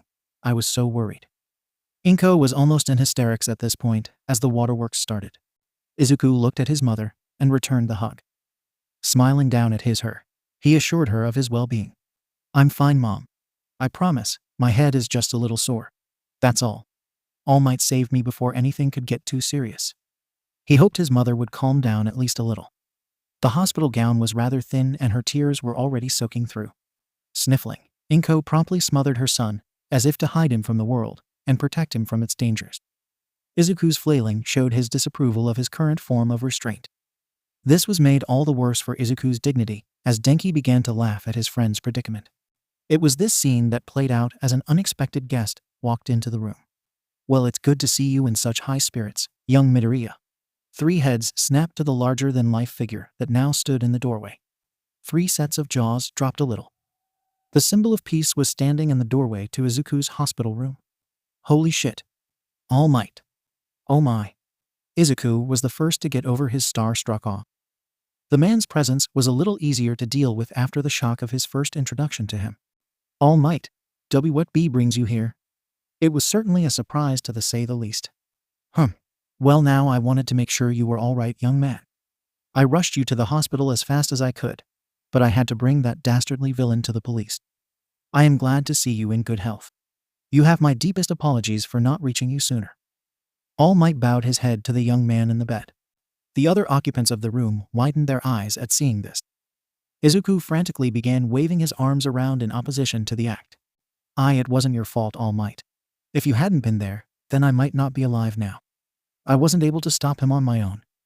The forlorn look returned to Izuku's face. Inko wasn't going to let that go. Izuku, you're just a child. You shouldn't feel upset for not being able to fight off someone that All Might himself had to stop. Isn't that right, All Might? She looked to the man pleading for his assistance in the matter. For his part, the large man was stunned for a moment. He hadn't gotten a good look at the woman when he walked in. Now that he could, though, it was like looking at a ghost. Shimura-sensei. No, not quite. This woman is shorter, but still. The silence had been just long enough to become awkward, and All Might quickly went to break it. Yes, of course.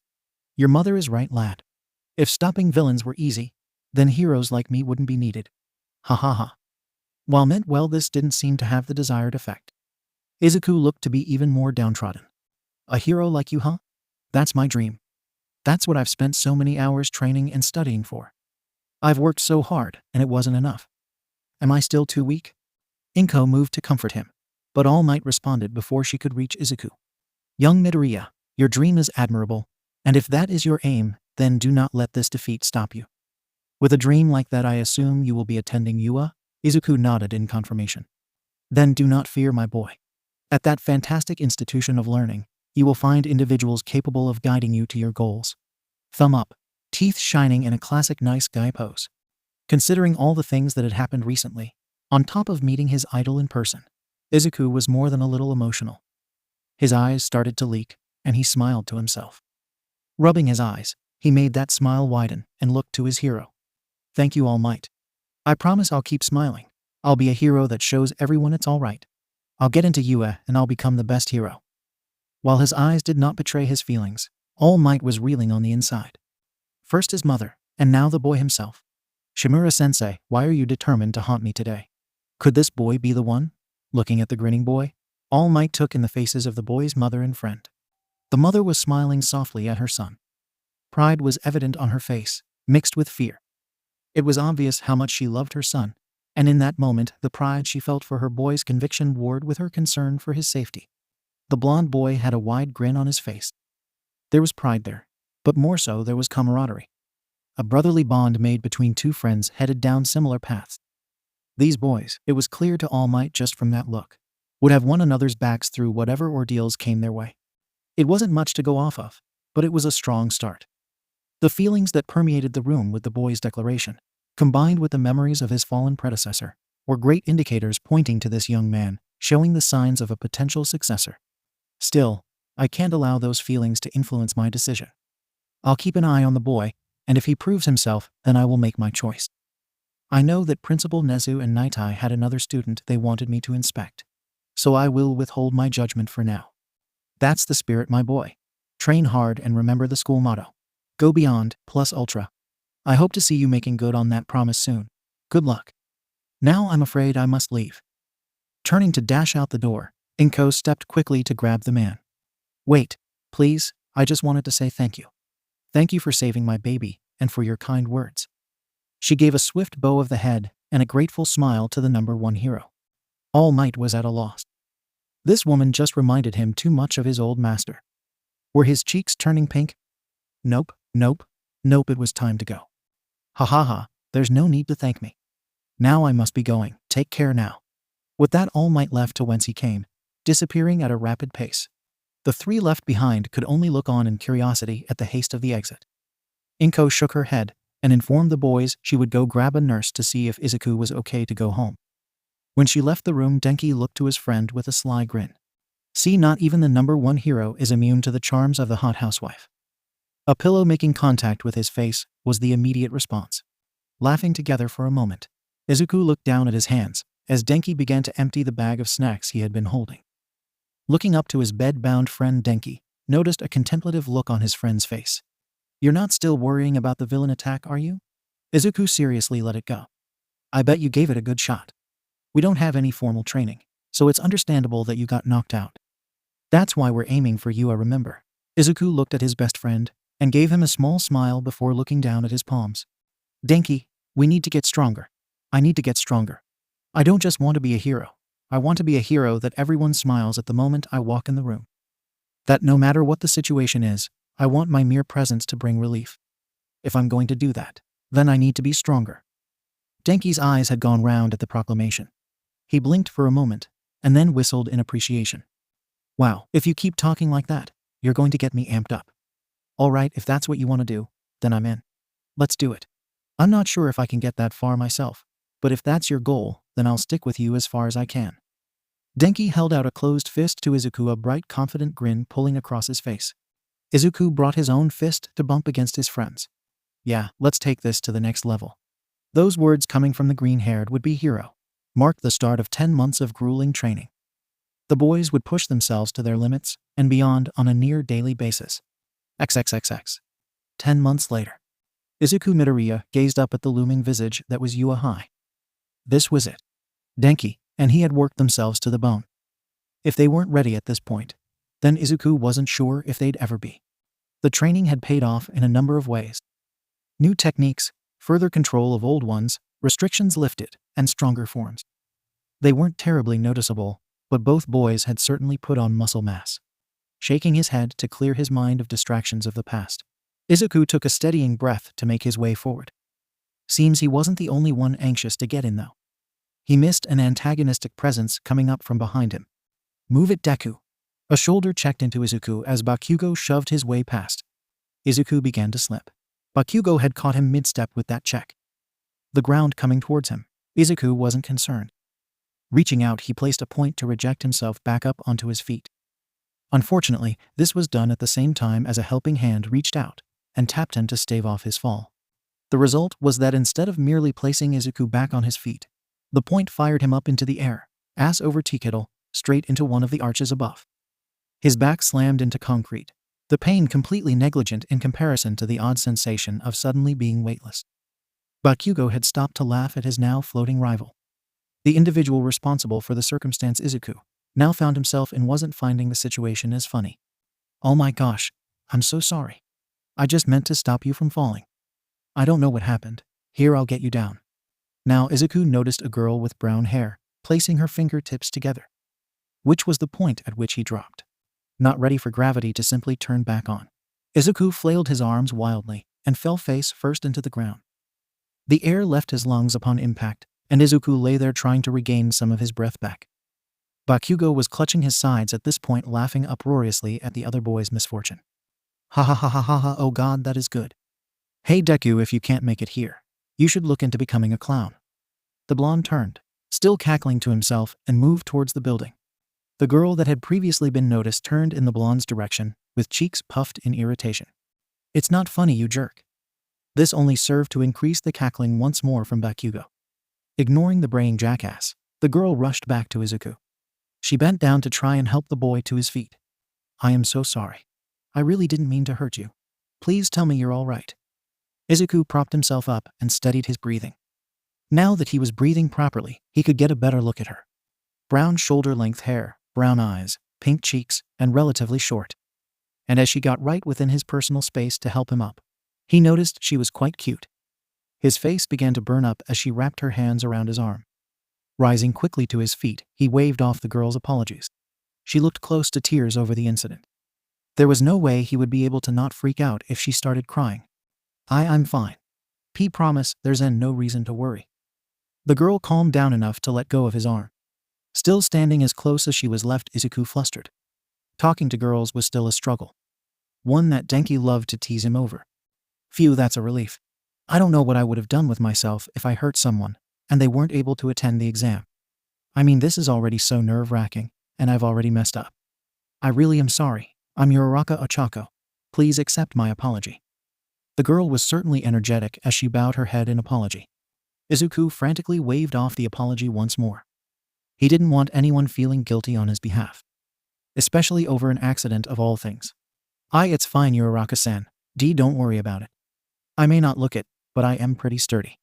I'm Midoriya Izuku, and it's nice to meet you, regardless of how our first meeting went. We should go though, or we'll be late. Izuku flexed that smile that he'd used for years now to assure her that he was fine and all was forgiven. Uraraka calmed, and her own smile rose to match that of the boys in front of her. In a snap, Izuku's words registered with her, and she gasped. Oh shoot. I'll see you inside, all right. I really don't want to be late. See you later, Midoriya-san. Booking it to the building that held the testing facility, Uraraka vanished pretty quickly. Chuckling to himself at the girl's enthusiasm, Izuku began his own way to the testing facility, only to have a hand placed on his shoulder. Oh, Padawan, so close and yet so far. See that right there? That was the perfect time to ask for her number. But props for not climbing up and actually talking to her. Izuku rolled his eyes at the sound of that voice. Only Denki. Such wit could only be met in kind.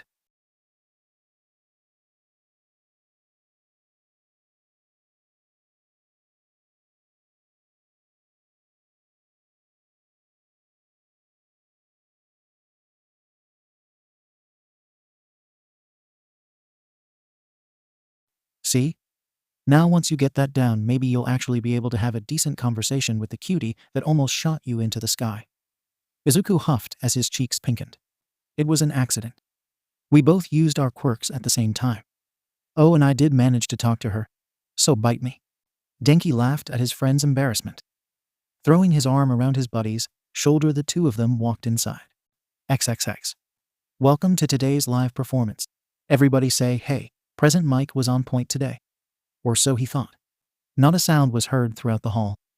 The written portion of the tests had just concluded an hour ago, and everyone was still in classroom mode. The idea of shouting anything right now was utterly alien to any of them. Well, that's cool, my examinee listeners. I'm here to present the guidelines of your practical. Are you ready? More silence. Yeah. Izuku was struggling to keep himself quiet. Sitting next to Denki, they both were rather giddy over the fact that a famous pro was presenting them with a practical guide. Izuku more so than Denki, but both boys listened to the pro's radio show. All right, listeners, here's what we've got scheduled for you today. You will all be separated into 7 groups and driven to different sites in order to take part in mock battles. Ya dig? A large display screen behind the hero showed a graphic featuring 7 letters, each leading to a testing site. More silence. Or at least no one responded directly. Here and there, some students were conversing in hushed tones with their neighbors, including Denki and Izuku. So that's what all the letters on the handouts meant. What was yours again, Izuku? Denki looked at his own sheet, showing he had battle site F. I have B. Looks like we won't be able to work together on this one. Present Mike looked around to make sure the information had sunken in. Continued with the presentation. Now then, each site is filled with 3 different kinds of foe villains. Points are awarded for defeating each according to their respective difficulty levels. The display screen changed to show a small city and 3 icons indicating the villains. The icons used, however. Snort Izuku were playing Mario Bros. Look at the 2-pointer though. Hahaha, if you smash a few of those and use the technique you've been working on, then it'll be like you picked up a triple shell in Mario Kart. Denki just couldn't take the exam all that seriously now. Izuku himself was having a hard time choking down his laughs. Thinking about it, this would be a good chance to show what he could do.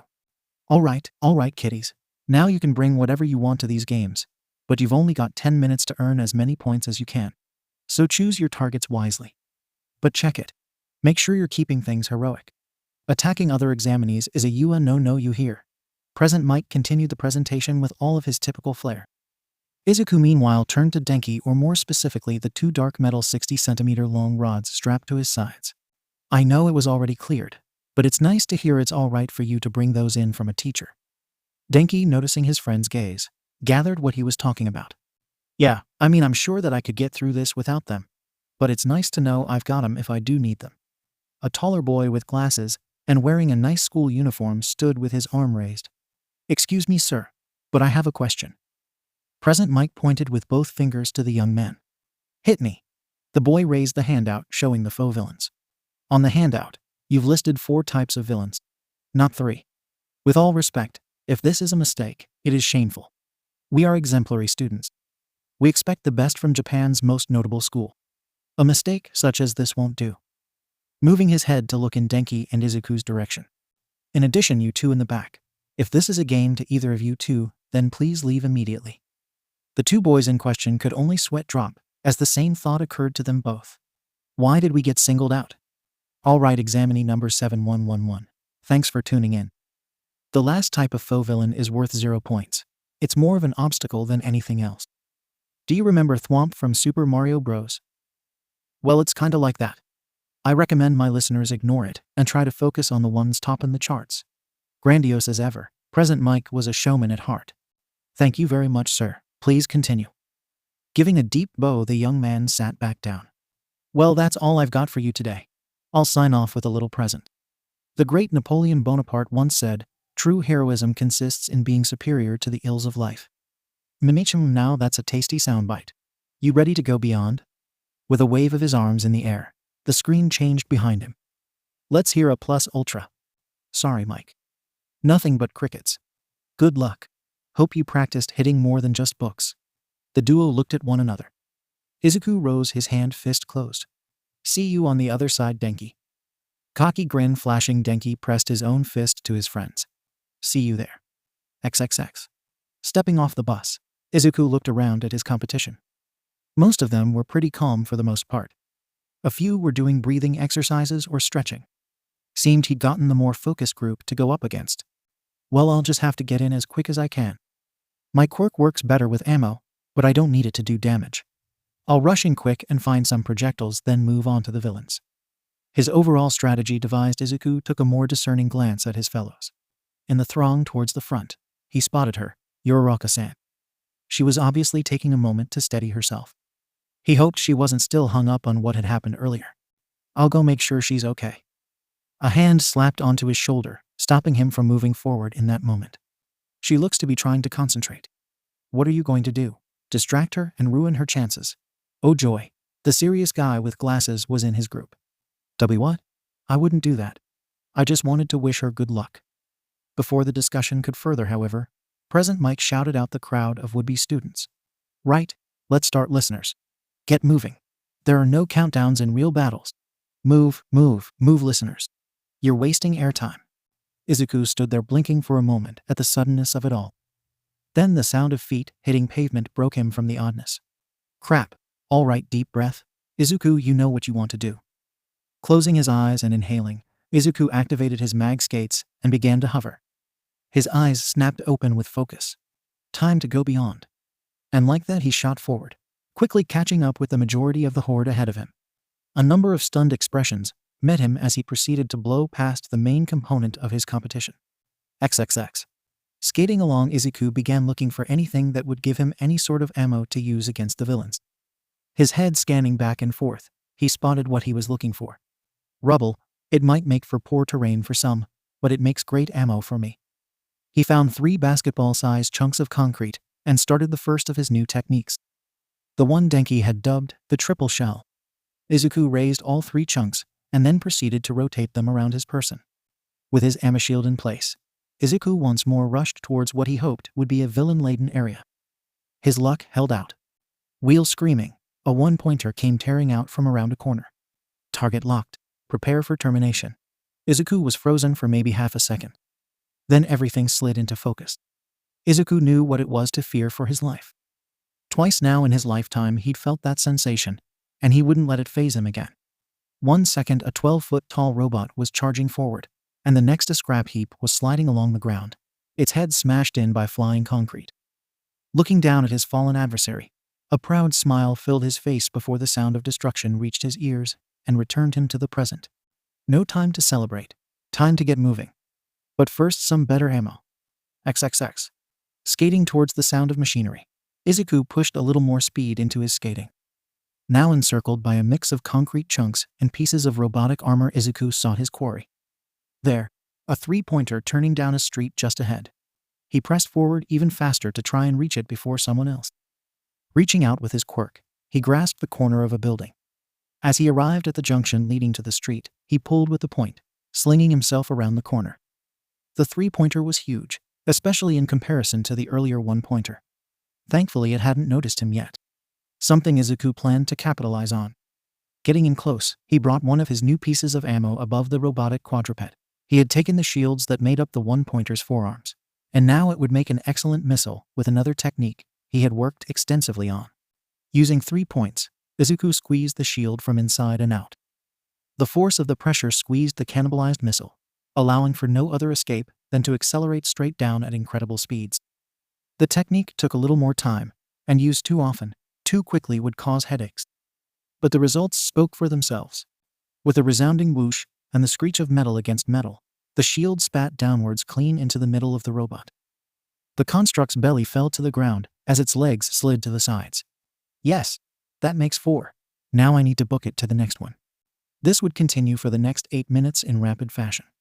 A slide underneath a trio of 2-pointers saw the machines pierced from beneath their bellies, metallic pieces of their brethren skewering them. 4 more 1-pointers met the same demise as the first Izuku encountered, providing him with even further ammo. A pair of 2-pointers were lead on a brief merry chase before attempting to impale our hero, only to spear into the face of a 3-pointer that Izuku had lured the duo to, as Izuku dropped beneath the strikes. They joined their betrayed comrade moments later.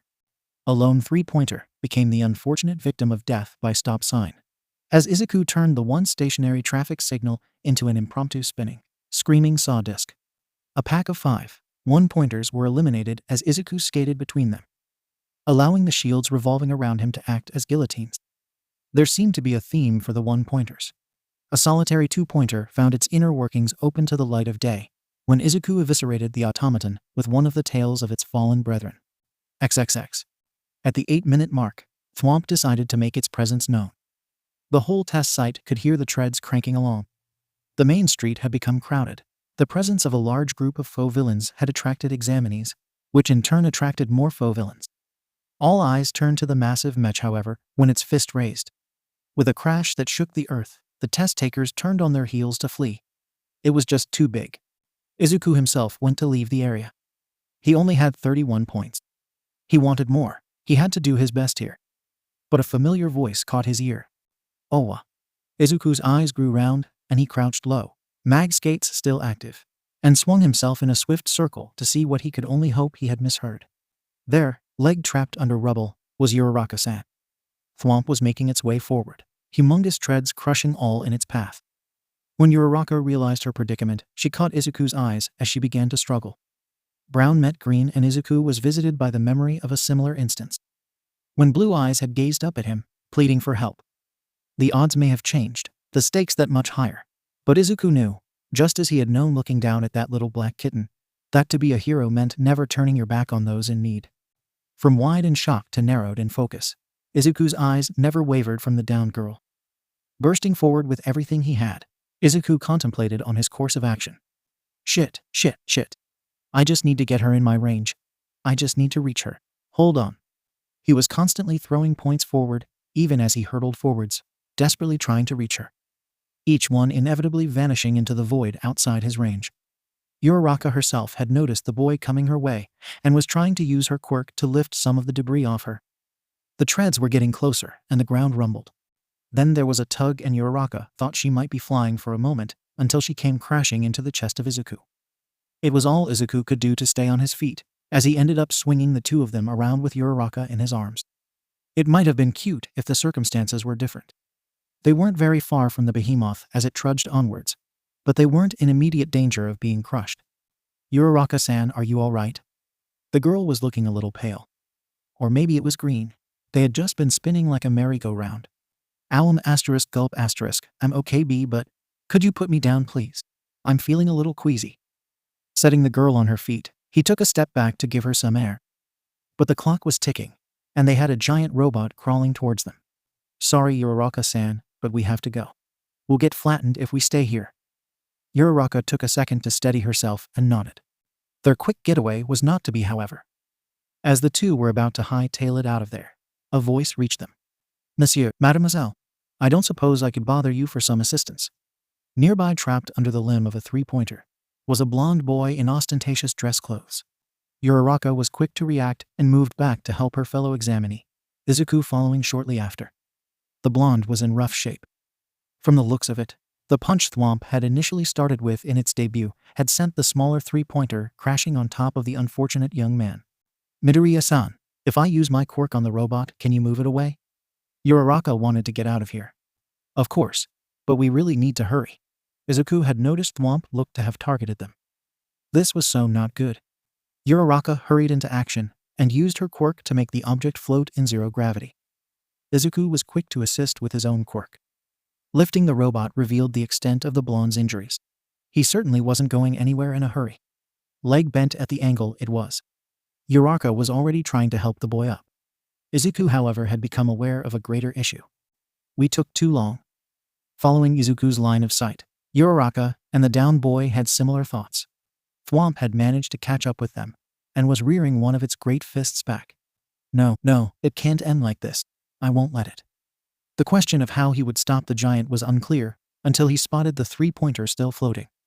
It was a long shot, and this could end badly for him, but Izuku didn't have much of a choice. Uraraka-san, whatever you do, don't drop that robot. Izuku moved to the floating robot and began placing his points. What are you going to do, Midoriya-san? Holding up their injured fellow. Uraraka watched as Izuku's face looked progressively more and more pained. First set, 2 times, just like I've been doing. Arg, what the hell? There's no weight, but trying to fire this thing feels like I'm sticking my head in a vice with teeth. Izuku's headache was quick to become a full-blown migraine. His breathing becoming labored. Second set, 4 times. Everything's going dark. I just have to keep this shot steady. Asterisk sniffle asterisk, is my nose running as well? Spots started to flash in and out of Izuku's vision, leaving darkness behind them. Blood began to slip from his nostrils, trailing down to his chin. T third set, 8 time, right. T, this is all I've got. Please let this be enough. Pain filled Izuku's entire world at this point. It felt as though his head might explode at any moment. Crimson tears had begun to leak from the corners of his eyes, mixing with the rivulets from his nasal cavities. Uraraka and the blonde boy she was helping to stand looked on in horror at the macabre sight. You asked W what I'm doing, Uraraka-san. I'm doing J just as any a student of UA should. T time T to go beyond. Plus ultra. With those words, Izuku fired with all his might. KKK Kravak, boom. The sonic boom itself was deafeningly loud. Any glass too close to the object as it traveled was promptly shattered inwards. Guong, snap, boom, boom, boom. The robotic missile met the underside of its larger brethren's chin. The enormous force of impact snapped Thwomp's head up into a right angle, ripping apart its neck's internal workings. The three-pointer, now buried into the bottom of Thwomp's robotic skull, exploded, its payload compromised in the impact. This sent Thwomp falling backward, slowly arching its spine. XXX. In a room not too far from the testing sites, UA faculty cheered at the act of heroism they had just witnessed. A gaunt man with blonde hair and blue eyes shining grinned widely. Midoriya Izuku. If you hadn't already given me a reason to consider you, you certainly have now. Stay strong, my boy. Someday soon we may need to have a chat. XXX. The other examinees all looked on in amazement at the destruction wrought by their fellow. They were only broken out of their stupor by the ever-excitable present Mike. Ah yeah, now that was wicked. But with that, listeners, time's up. A horn sounded right after this, further confirming the test's conclusion. The examinees shook themselves before a number approached the boy responsible for all the ruckus. Izuku did not look good.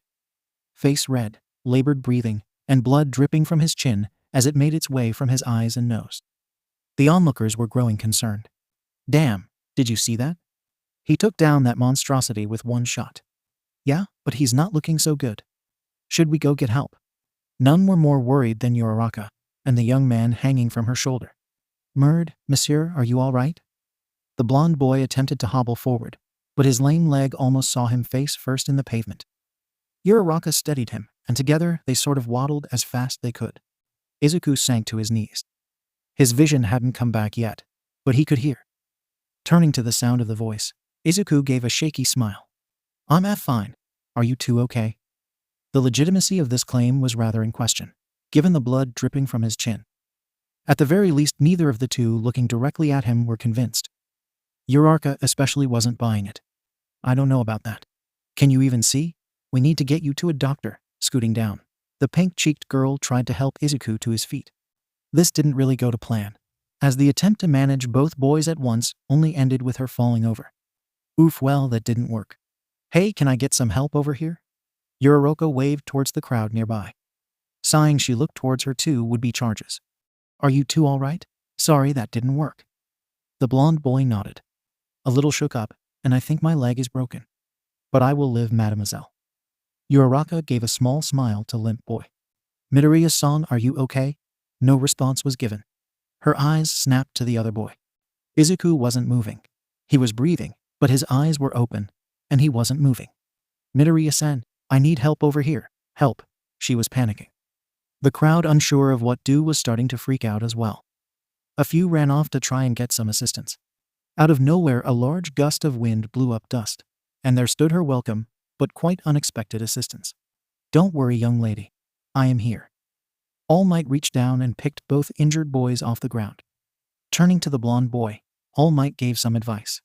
Hold on tight, because I'm going to be rushing to see Recovery Girl as fast as I can. I won't drop you, but we need to get young Midoriya help as quickly as possible. The shock of meeting the top pro hero wore off when the blonde boy was reminded of his savior's current state. Giving a solemn nod, he tightened his grip. Then they vanished, with speed that blew some examinees onto their backsides. Uraraka was left to worry over the state of the boy that had helped her.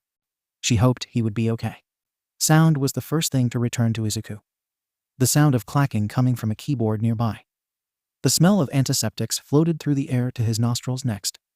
The texture of a firm mattress and soft pillows. With the return of his senses, memories of the exam came rushing back. His eyes snapped open, and he bolted upright. Uraraka-san, Arik. Sitting up, that quickly proved to be a poor choice of action. Izuku's head rung, and he closed his eyes against the rush of light that worsened the pain. A voice called out to him in dry amusement. Yes, dear, I wouldn't recommend moving quite that quickly. I did what I could for your injuries, but you managed to do quite a number on yourself. Honestly, what were you thinking pushing yourself that far? Izuku still couldn't stand to open his eyes. The voice sounded elderly and female, but he didn't recognize it. I'm sorry, ma'am, it hurts to open my eyes right now. But could you tell me what happened to Uraraka-san? She was one of the other examinees, short, brunette, and has a gravity quirk. Oh, and there was a blonde boy in formal clothes. Are they okay? The sound of wheels on laminate flooring hit his ears. Footsteps coming closer. The voice was still as amused, but warmer now. Well now, not even gonna ask for the name of the person who saved your life. Hehehe. Heat crept up into Izuku's cheeks as he realized his error. I'm sorry, ma'am. I'm just worried, and I can't really remember what happened at the end of the test. I remember helping Uraraka-san, and then we were trying to save the blonde boy, but I can't really remember what happened after that. Please forgive my rudeness. I'm Midoriya Izuku. Might I ask your name? Eyes still closed, he did his best to give a sort of bow in the direction the voice had come from. Haha, I was only teasing, child. My name is Shuzenji Chiyo, but you can call me Recovery Girl. Everyone at UA does. Izuku choked on air and began to sputter. Our Recovery Girl. As in youthful heroine Recovery Girl? I am so sorry, ma'am. I should have thanked you sooner. He bobbed his head up and down in penance until the pain grew too much, and he stopped to grab his head. You can thank me by not making my job more difficult. Don't move so much. You're still in a right state. The two you were worried about, Uraraka-chan and Aoyama-kun, the blonde boy, are fine. I sent them home about an hour ago. They were quite worried about you. Your friend, Kaminari-kun, is still waiting in the hall, however. Now hold still a second and let me finish your treatment. A warm, wet feeling pressed against Izuku's brow, and the pain vanished almost instantly, though he was left feeling rather tired from the experience. Opening his eyes, he noticed that he was sitting in what looked like a nurse's office. Stifling a yawn, he forced himself up. Upon noticing the short, elderly hero who had attended him, Izuku gave a proper bow. Thank you for treating me, Recovery Girl. I'm glad that Uraraka-san and Aoyama-san are okay. What ended up happening? Recovery Girl gave the boy a once-over before answering his question. Well, you're looking better, so I can discharge you in good conscience. As for what happened, you decided to take it upon yourself to try and stop the zero-pointer all on your lonesome. I was watching from the observation room and noticed some rather troubling symptoms begin to develop. It's why I had All Might rush out and grab you while I prepped the room, walking over to a clipboard on the nearby desk to glance over her findings. When I saw you at the testing site, I could tell you were inflicting some sort of internal trauma upon yourself. Your blood pressure rose so high so quickly that you suffered a brain hemorrhage. A number of blood vessels burst as well, centered mainly around your face, behind the eyes, and in your nasal cavities mostly. Quirks may seem almost magical, but at the end of the day they are biological in origin. There are repercussions for pushing your quirk past its limits. Much in the same way, there are repercussions for pushing your muscles too far. Go too far, and you might not be able to come back. Recovery Girl looked up to Izuku, her eyes taking on a stern visage.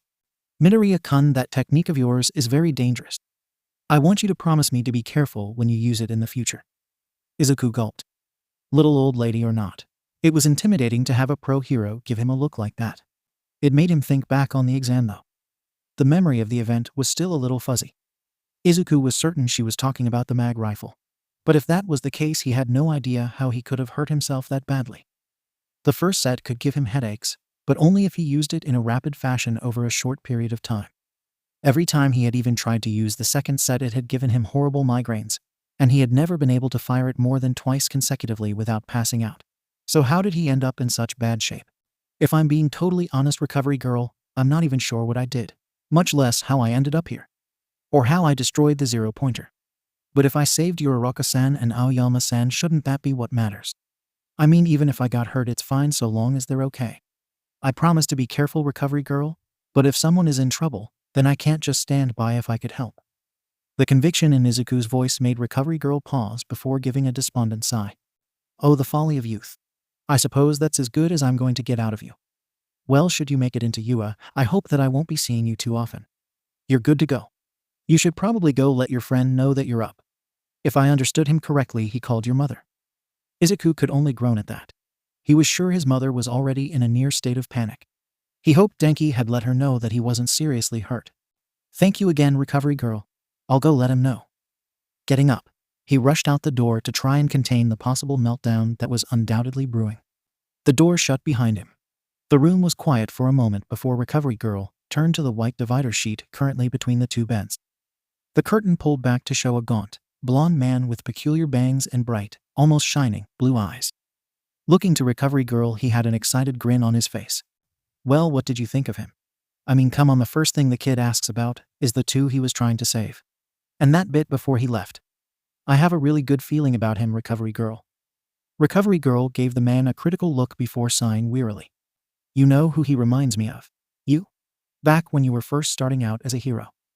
Noticing the man's grin widen a smidge further, Recovery Girl was quick to sweep her syringe-shaped cane at the blue-eyed fool. Don't get so smug, All Might. That wasn't meant as a compliment. There were a number of close calls back then. Just like you, that boy is prone to acting without thinking his actions all the way through. So long as someone is in trouble, he'll charge in head first and analyze the situation as he goes. I watched those mock battles just like you did. Before the zero-pointer showed up, he displayed a fantastic grasp of tactical awareness. But the moment those other two were in danger, he jumped to the most powerful and self-destructive option available to him. So long as he could save those two, he didn't care what happened to himself. All Might backed up to avoid the often-used club from colliding with his shins. Thing freaking hurt. That's not a bad thing though, Recovery Girl. Selfless acts like that, aren't they what truly defines a hero? I know he's young and inexperienced, but he's shown that he has a firm grasp of his own quirk, a creative, unconventional way of thinking, and the determination needed to pull off what he did out there. The boy worked through what must have been immense pain in order to make that shot. And after he'd stopped the villain, saved the other two, and about popped his own brain, what does he do? He smiles and asks if they're okay. At this point, All Might had hopped off the bed and was all but shaking with excitement, arms held wide. Recovery Girl looked carefully at the excitable man in front of her. Then it clicked, and she remembered what he had said about his initial meeting with Midoriya. So that's it.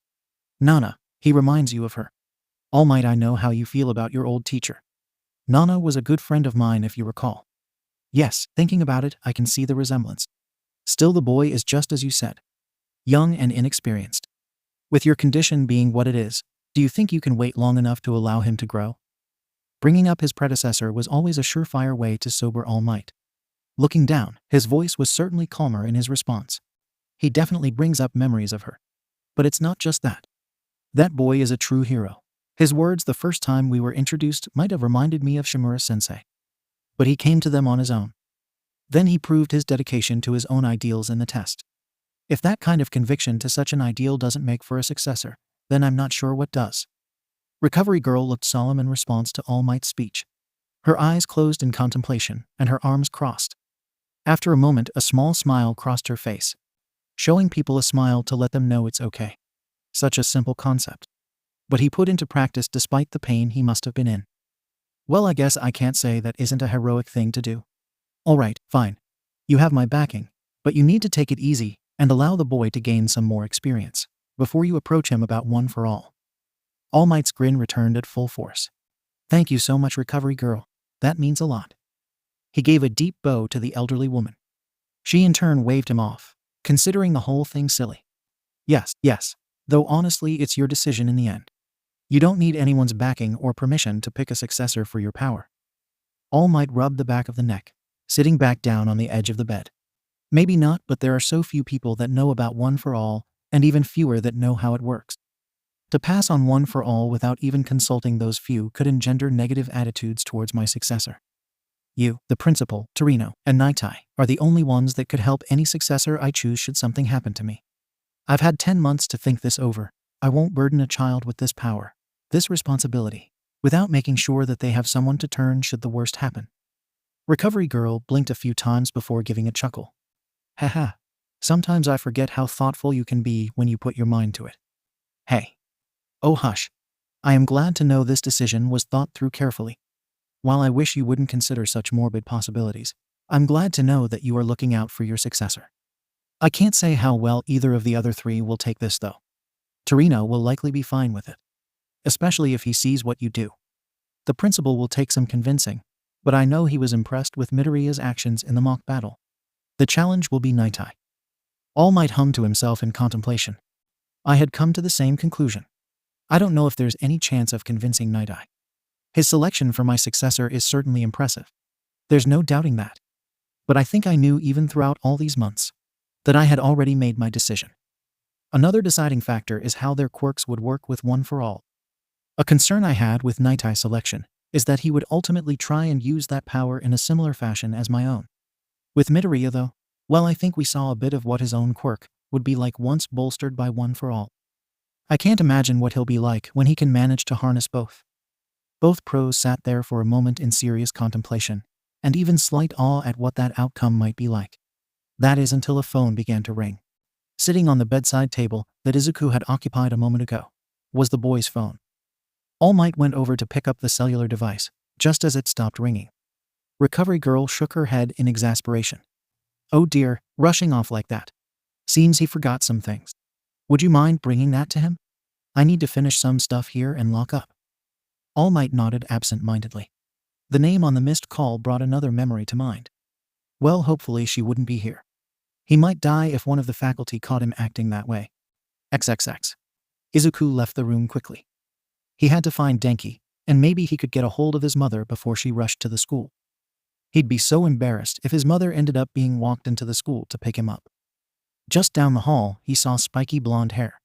Denki, hey, I'm all right. Please tell me my mom isn't coming this way. Denki, upon hearing his buddy up, smiled in his direction. That is, before his friend's request registered. Then he just cracked up laughing. I'm afraid you're a little late for that wingman. She texted me about 30 minutes ago to let me know she was on her way here. His laughter picked up further when Izuku's head dropped in defeat.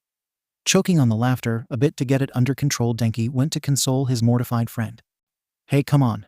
I bet we can meet her at the gate. Let's go grab your stuff from the locker room, and then we'll head over there as quick as we can. Maybe we'll cut her off before she can call a teacher on the intercom. Izuku perked up at that, and with a plan in mind nodded to Denki. Right, let's hurry. I'd rather not have my mother coming to pick me up. Be one of the first things a future teacher thinks of when I come up. XXX. Unfortunately, the locker room turned out to be a bust. The lockers were already empty when they got there. They found an examiner nearby, but he just told them that they'd have to ask a full-time faculty member in order to find out what had happened to Izuku's things. With that bust, the two of them started back to the nurse's office to see if they could ask Recovery Girl if she had them. On the way there, Denki received a text. He gave Izuku an apologetic smile. Sorry, Izuku. Looks like she's already in. A teacher went and got her from the gate. Izuku's head fell with a cloud of depression surrounding him. His dead eyes turned to Denki. Let her know that we're going to the nurse's office to see what happened to my stuff. Denki tapped at his phone for a bit. Done. Well, we could try limiting the damage and hurry there. If she doesn't meet Recovery Girl, then she doesn't get to find how bad your injuries were. Speaking of, you're gonna have to fill me in on what happened. Once more the two double-timed it. Izuku definitely didn't want his mother to find out how bad he'd hurt himself. Just because she was supportive of his life's goal didn't mean he was eager to find out what her limits were. XXX. Almost back to the nurse's office, and the two boys came upon a gaunt man with bright blue eyes.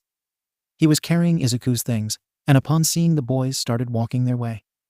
Meeting the man halfway, Izuku was quick to offer gratitude. Thank you for bringing my things, sir. I should have asked before I left the nurse's office. I hope it wasn't too much trouble. The man handed over Izuku's bag and phone before shaking his head. It's no trouble. I was passing by and Recovery Girl asked me to take these to you. Hope you get in, young man.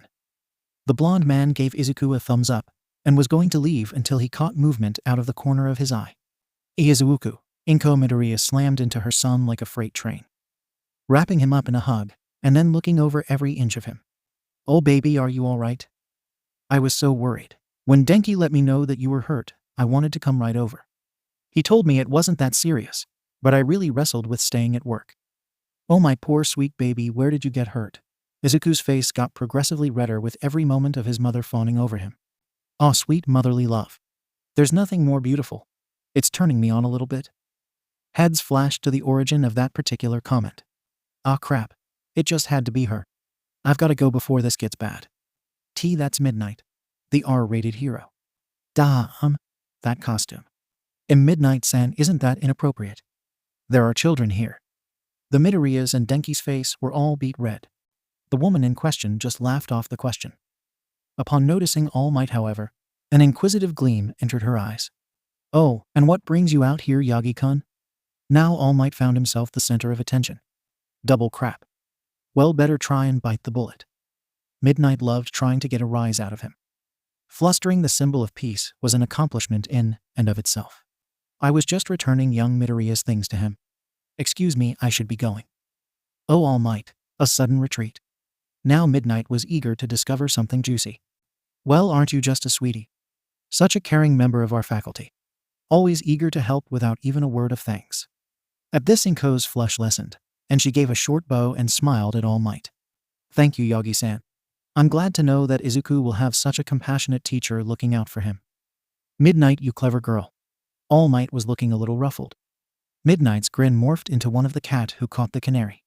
Not sure what's gotten into him. But this is delicious. The great All Might brought low by the charms of a simple working mother. Hey. All Might was faced with a repeat of his last encounter. The ghost of his master wasn't influencing him this time, but the woman still threw him off kilter. He wasn't sure if it was her resemblance to Shimura-sensei or her own genuine gratitude that made him falter. Perhaps both, but regardless, this certainly was an odd predicament. He had never had any problems dealing with attractive women in the past. And of course, it has to be Midnight that witnesses me becoming a stumbling mess. Seriously, it was no trouble. There's no need to thank me. Anyways, I have some curriculum to look over. Yes, that's right. Anyways, pleasure to meet you and good luck with your exam scores. Bye. With that, he booked it out of sight. Midnight's eyes shining as she watched her colleague flee. Oh, this was good. Well, I should follow my fellow teacher's example and prepare for the future year.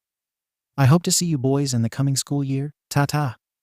The shine in her eyes and the not-so-subtle cackle as she followed behind her fellow teacher left the other three a mite concerned for Yagi-san. XXX. The following week passed with no small amount of pacing, frantic study of past notes, and trips to the center to press his abilities. School certainly hadn't helped. His classmates had asked him every day on whether or not he'd received his letter yet. The sympathetic looks he'd gotten with every response to the negative were more disheartening than helpful. Then of course there was Kamiya Sora. He was certain that he'd upset her. but he wasn't sure what he had done. Since the incident with Bakugo, she hadn't spoken with him. Even in study sessions, she wouldn't talk to him, only giving nonverbal responses whenever he asked her a question. They hadn't really been friends before the incident, but they had at least been on fairly good terms. Since the villain attack had spurred him into spending almost all of his spare time training, he hadn't had much time to investigate the issue. With the exam over now, though, he wanted to uncover the reasons behind their estrangement. Easier said than done. Every time he tried to ask her what he had done, she was quick to dodge the question, making excuses to vacate from his presence as quick as possible, her face reddening. The trips to the center were equal parts anxiety over the exam results and frustration over his inability to make right the problem. At one point, Kamiya's friend Orimoto Izumi had stopped him. "Midoriya-san, I get that you're trying to help, but this isn't something you can just fix. Ultimately, this is on her. You're probably making it worse by keeping this up. Look, I can't promise she'll come around, but just give her some space." Her face had been one of amused exasperation. That wasn't exactly the advice Izuku wanted to hear. It was a hero's duty to help and try to make things right. Sitting back and letting the situation try and resolve itself went against his nature. Denki wasn't much help either. Every time Izuku brought it up with him, Denki would give him this shit-eating grin and tell him he'd get it when he was older. The follow-up to that usually consisted of Izuku lobbing something at his friend's head. XXX. Finally, 1 week after his participation in the UA exam, Inko came bursting into the apartment, waving a small white envelope with the UA crest emblazoned on its front. Izuku, it came. Your test results are here." Izuku's eyes widened, and he rushed over to receive the letter from his mother. Ikai, upon noticing the commotion, came to investigate. The trio stood there for a moment just staring at the small white parcel. Do you want to open it on your own?" Inko knew this was big for her son. It would decide much of what his future would hold. Izuku, however, shook his head. "No, it's fine. Regardless of what's in this letter, I'll be a hero. If I have to apply to another school, then so be it. Ketsubutsu Academy has their exam next week and Shiksu High's is the beginning of next month. Not getting into UA won't stop me." Inko, for her part, started to tear up. She was so proud of her baby.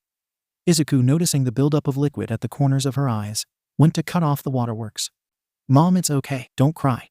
Don't cry. Here, come on, let's go see what it says."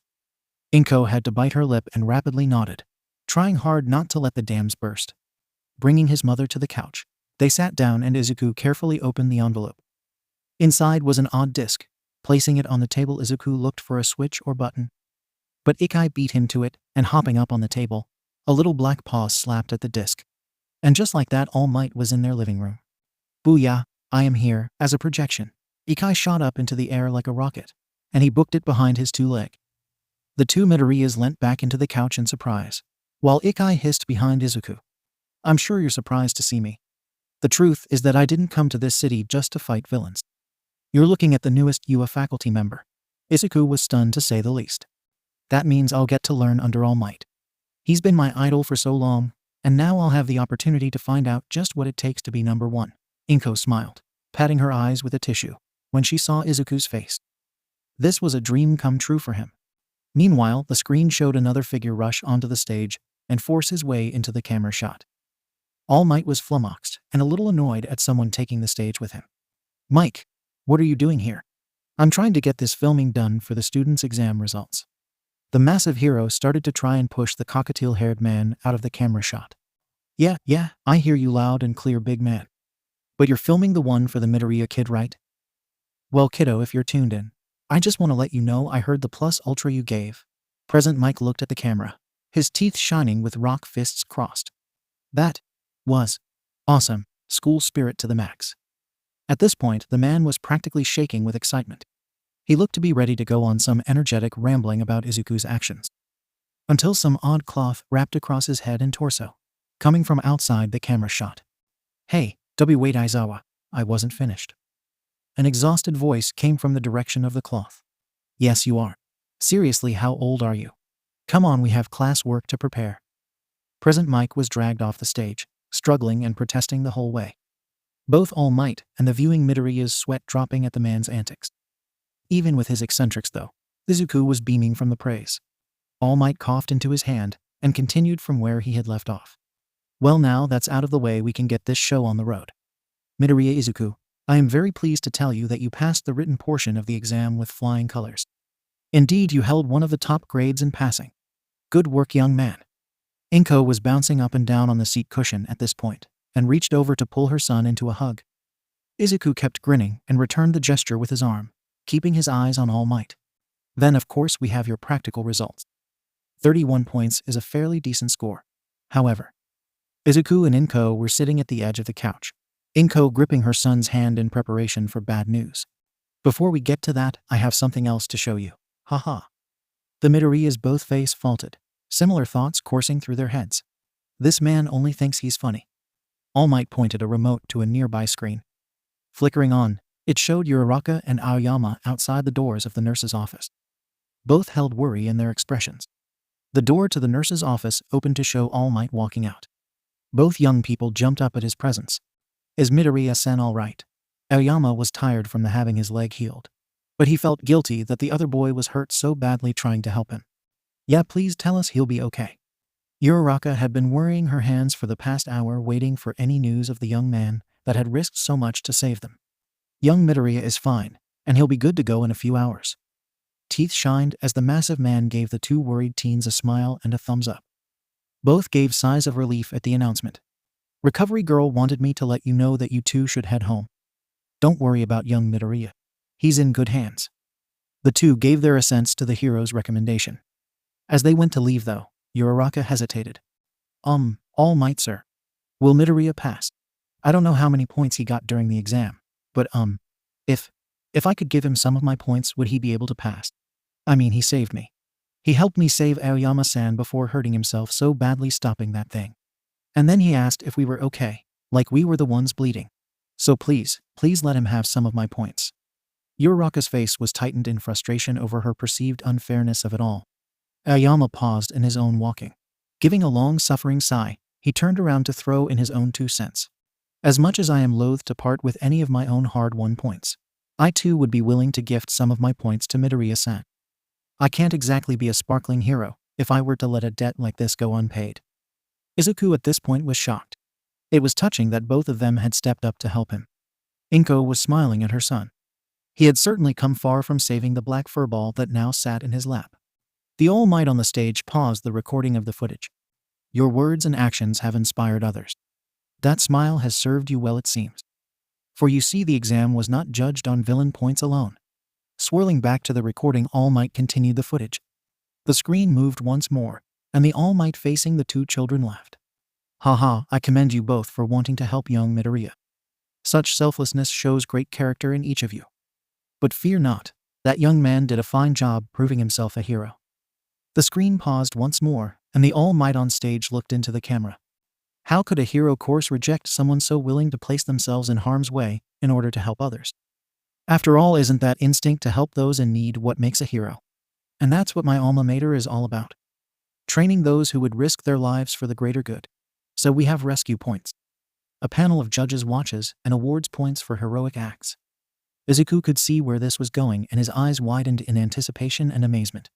Izuku Midoriya, 85 rescue points. And Ochako Uraraka, 60 rescue points. You both made it. Congratulations in placing first in the practical exam, young man.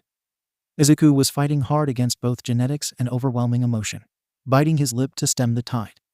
His arms instinctively pulling Ikai closer, much to the fuzz bucket's concern. Welcome, Izuku. You're now a part of the Hero Academia. Inko gave out a loud squeal and hugged her son close, smothering Ikai between the two of them. His yowling protest ignored amongst the family celebration, as both Midoriyas laughed in joy over the momentous news. Izuku, I'm so proud of you. I'm so happy for you. Unlike Izuku, she couldn't keep the waters held. Tears gushing forth in torrents. Izuku could only laugh, hugging his mother back and trying to stay dry. This is it. I made it in. One step closer to my dream. Ikai gave a resigned meow and settled in to accept the madness his 2 legs were currently embroiled in. XXX. The following day, Izuku spoke with Denki to learn that both boys had been accepted into UA. With it being the weekend, the two spent much of the day celebrating. The good news and time with Denki put Izuku in a great mood for his return to class. Izuku's excellent mood didn't go without notice. A few of the more curious students intended to ask him about his good mood later. They were beaten to the punch, however, by one very overzealous and proud homeroom teacher. The man was able to make it through roll call before he couldn't contain himself any longer. Now, before we get started today, I wanted to share with everyone some excellent news. Our own Midoriya Izuku and Bakugo Katsuki have both been accepted into UA High. Congratulations, boys. The whole class burst out into chaos, with all of the other students either completely shell-shocked or trying to congratulate the two boys. Izuku smiled at his classmates and thanked them for their kind words. Bakugo, meanwhile, just smirked with his shit-eating grin, soaking up the attention. He wasn't surprised the nerd had gotten in. Looking over to the green-haired boy, Bakugo was looking forward to the inevitable. You've danced away long enough, nerd. Soon we're gonna see which of us is stronger. Question is, which of us knows more?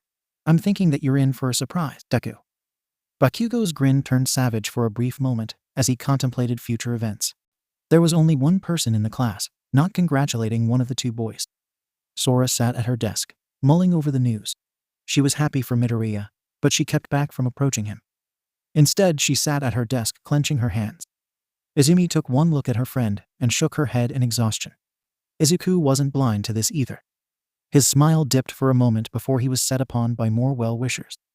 He'd have to wait until after class to see about bringing this to a close. Izuku didn't want the memory of the upset girl hanging over his head going into UA.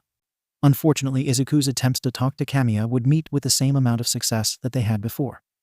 That is to say, none at all. It took his frustration building until the last day of school before Izuku was ready to confront the situation head-on rather than the usual casual approach he'd been trying up until that point.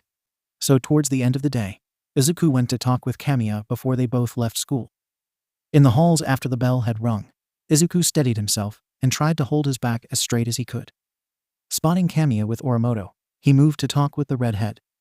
Unaware of the conversation the two had been having. XXXX. Sora, come on, seriously. This is ridiculous. Just talk to the boy. We both know you've been crushing on him for like as long as you've known him. Are you really just going to let him slip away without letting him know how you feel? He's going to UA, and unless you've been hiding something big from me, then you won't be able to see him next year. Izumi looked at her Sora, irritated with the reserved and shy attitude her friend had been displaying for some time now.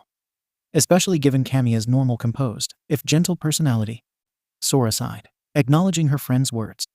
She knew Izumi was right, but it didn't make it any easier to overcome the fear of rejection.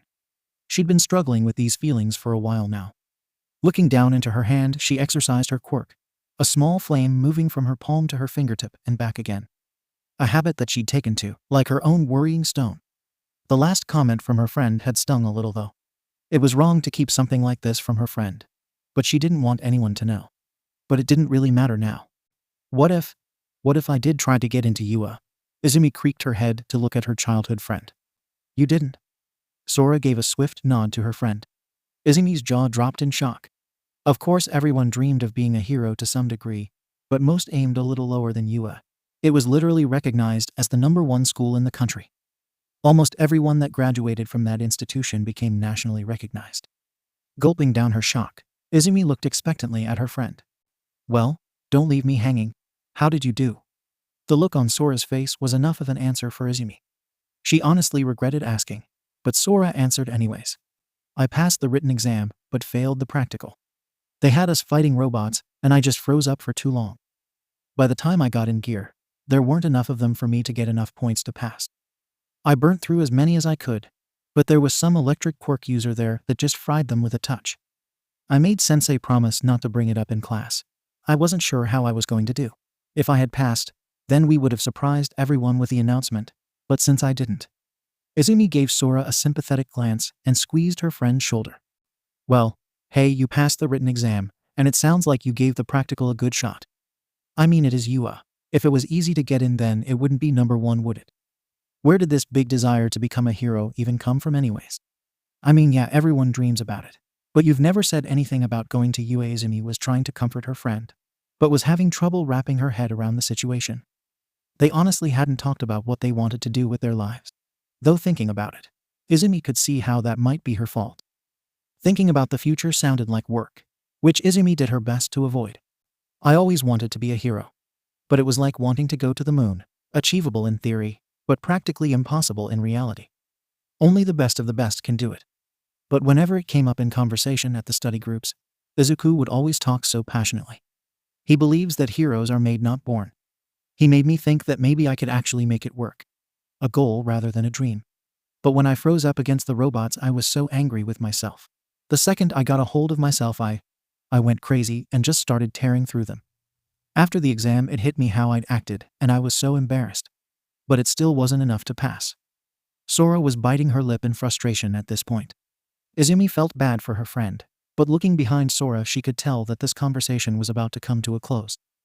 Midoriya was coming over, and he looked more confident than Izumi had ever seen him.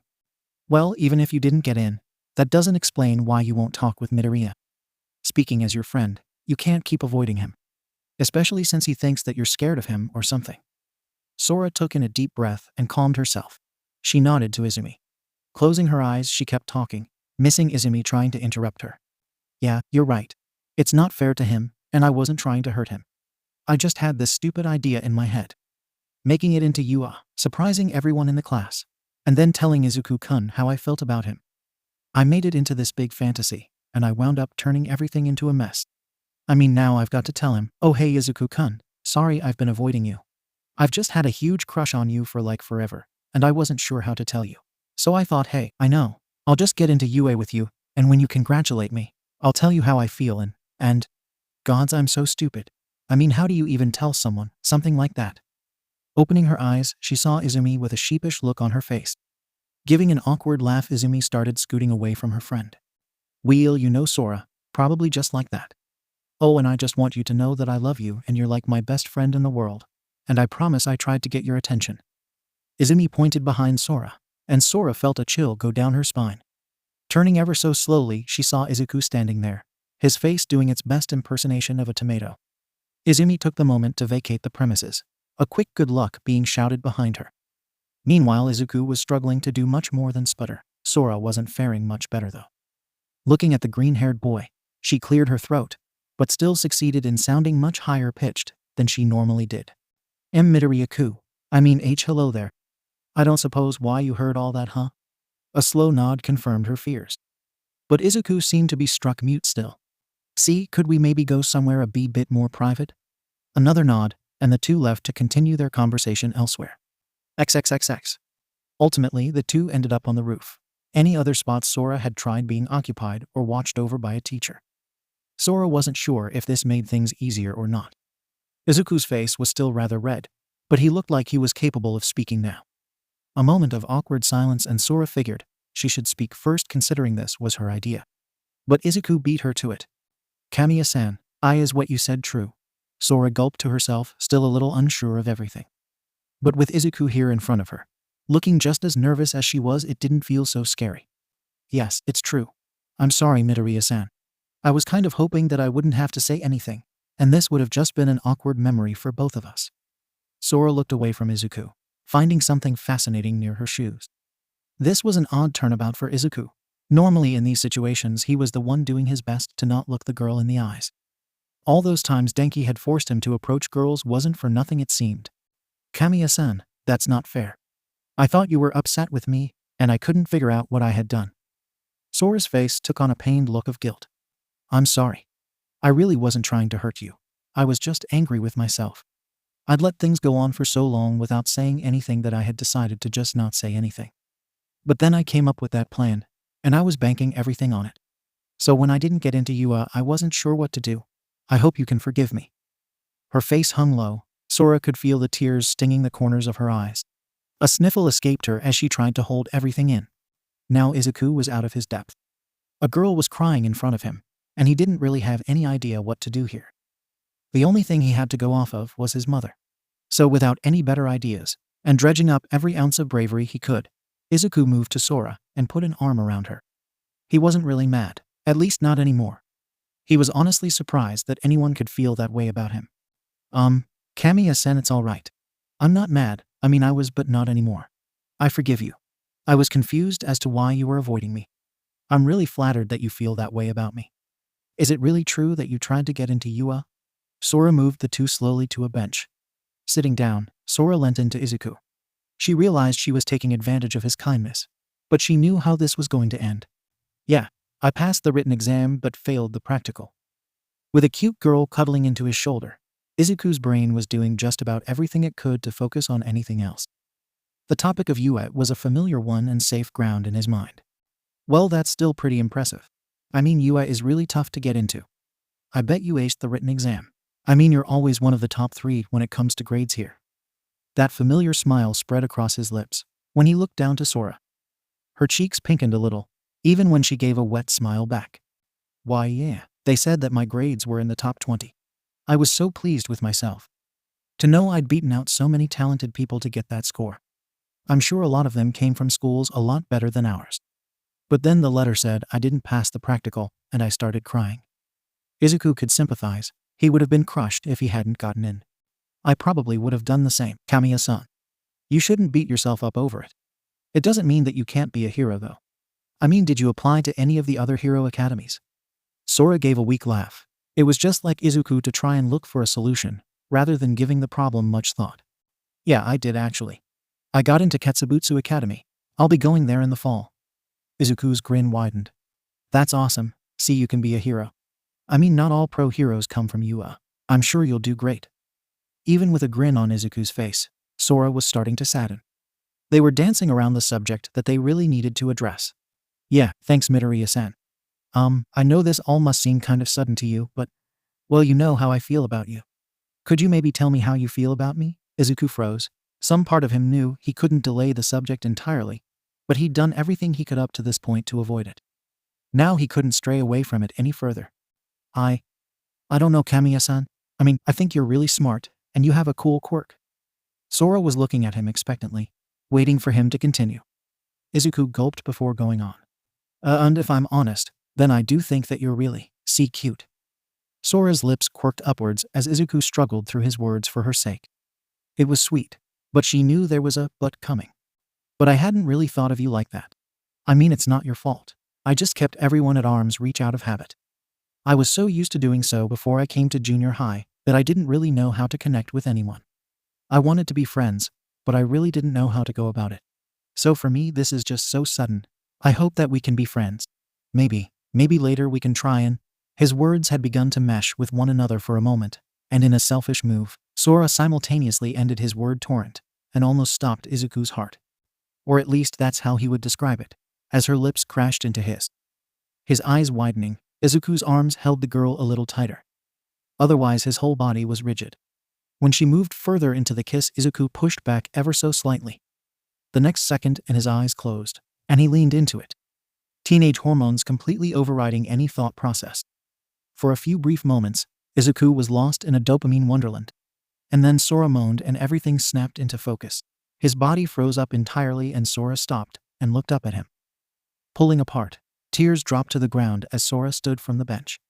I'm so sorry, Izuku. I'll leave you alone and now. Goodbye. Sora ran from the roof as quickly as she could.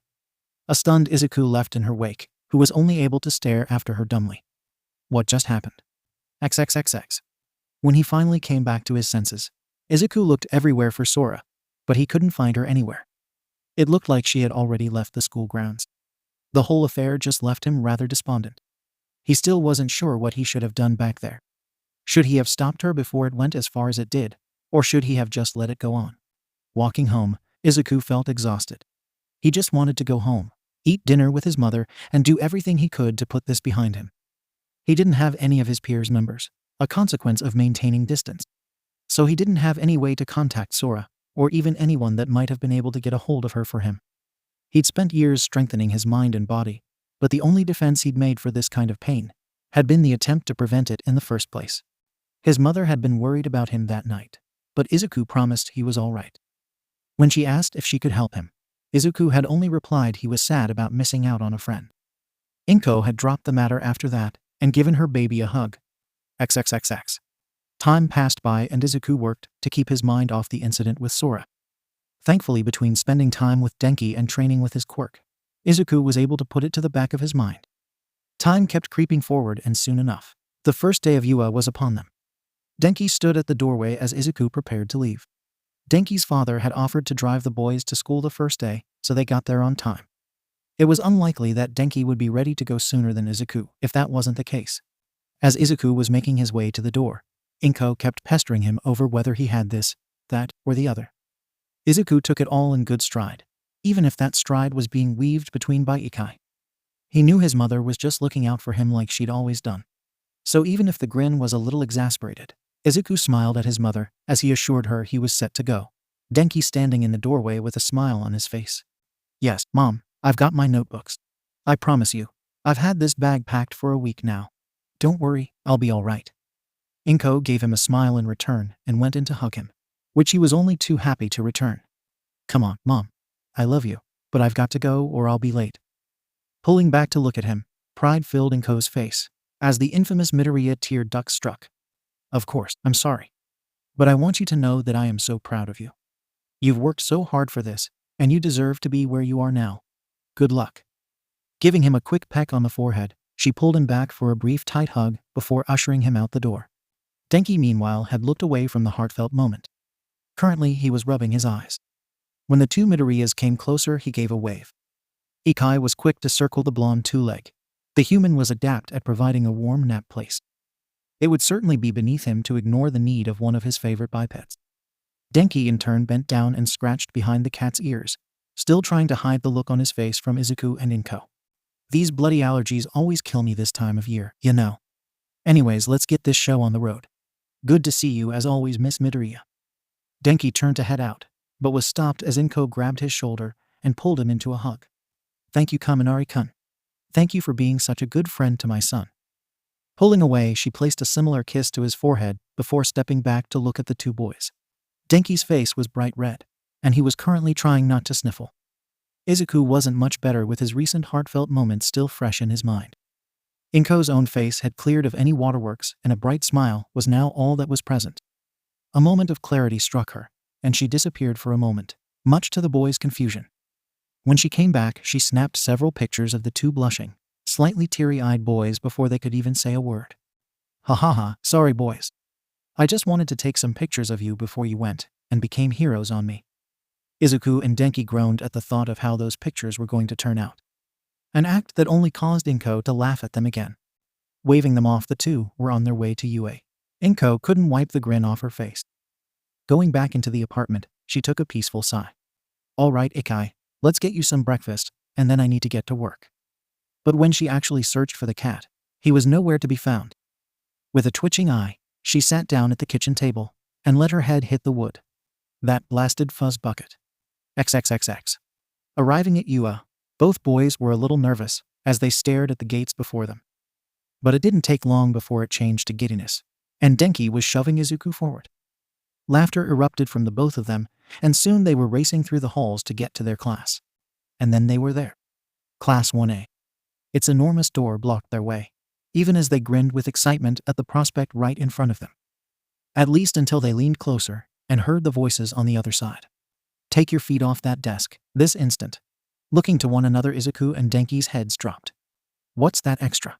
If the first voice was exasperating then, for Izuku at least, the second voice was exhausting. He was honestly wondering if he could transfer to a different class. When he noticed the inquisitive look Denki was giving him, Izuku huffed. Denki hadn't ever actually met Bakugo. Sure, he'd come up in conversation, but he'd never met the terror. That's Bakugo. Recognition lit in Denki's eyes. Shit, for real? Izuku gave an affirmative nod before reaching for door, the argument inside carrying on. Denki stopped him at the last moment though. You sure, man? I mean, we could always see about getting a transfer to another class. Taking a deep breath, Izuku shook his head. He'll still be here, and I'm not going to let him stop me. Bakugo hasn't ever managed to dissuade me from my goals, and it won't start now. Denki smiled at his friend's confidence. Well, then I guess we better get in there. It sounds like things are escalating. While the boys had been busy with their discussion, the inside of the classroom had gotten steadily louder. The sound of a small explosion had them opening the door in a hurry, where the two were presented with an entertaining if somewhat volatile scene. On one side, Bakugo was being held back by a boy with red spiky hair, and what looked like tape coming from the elbows of a dark-haired boy. On the other side of the room was the glasses-wearing boy from the practical exam.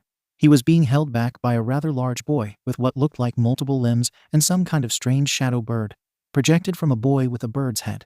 The spectacled, taller boy's glasses looked cracked, and his shirt was in disarray. When Denki and Izuku slammed open the door, however, All eyes seemed to focus on them. Bakugo's narrowed, and he was quick to calm down.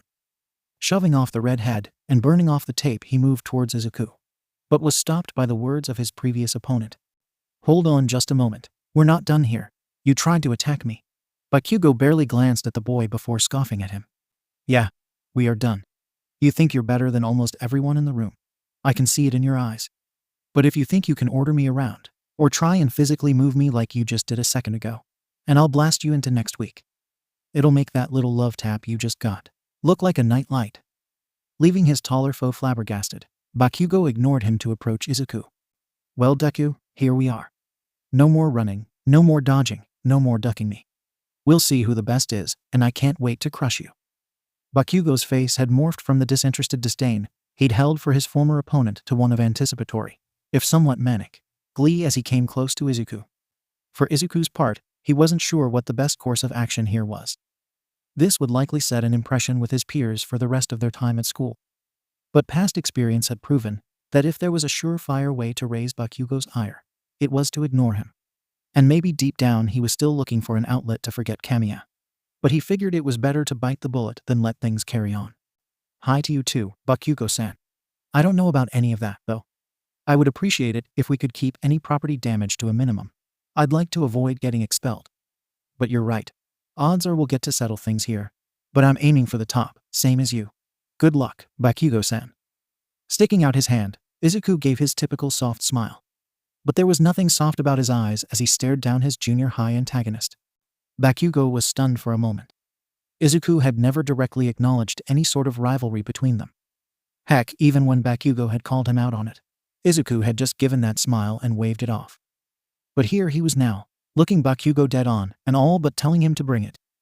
Stunned gave way to a form of frenzied energy and a grin that set everyone in the room's hair on end.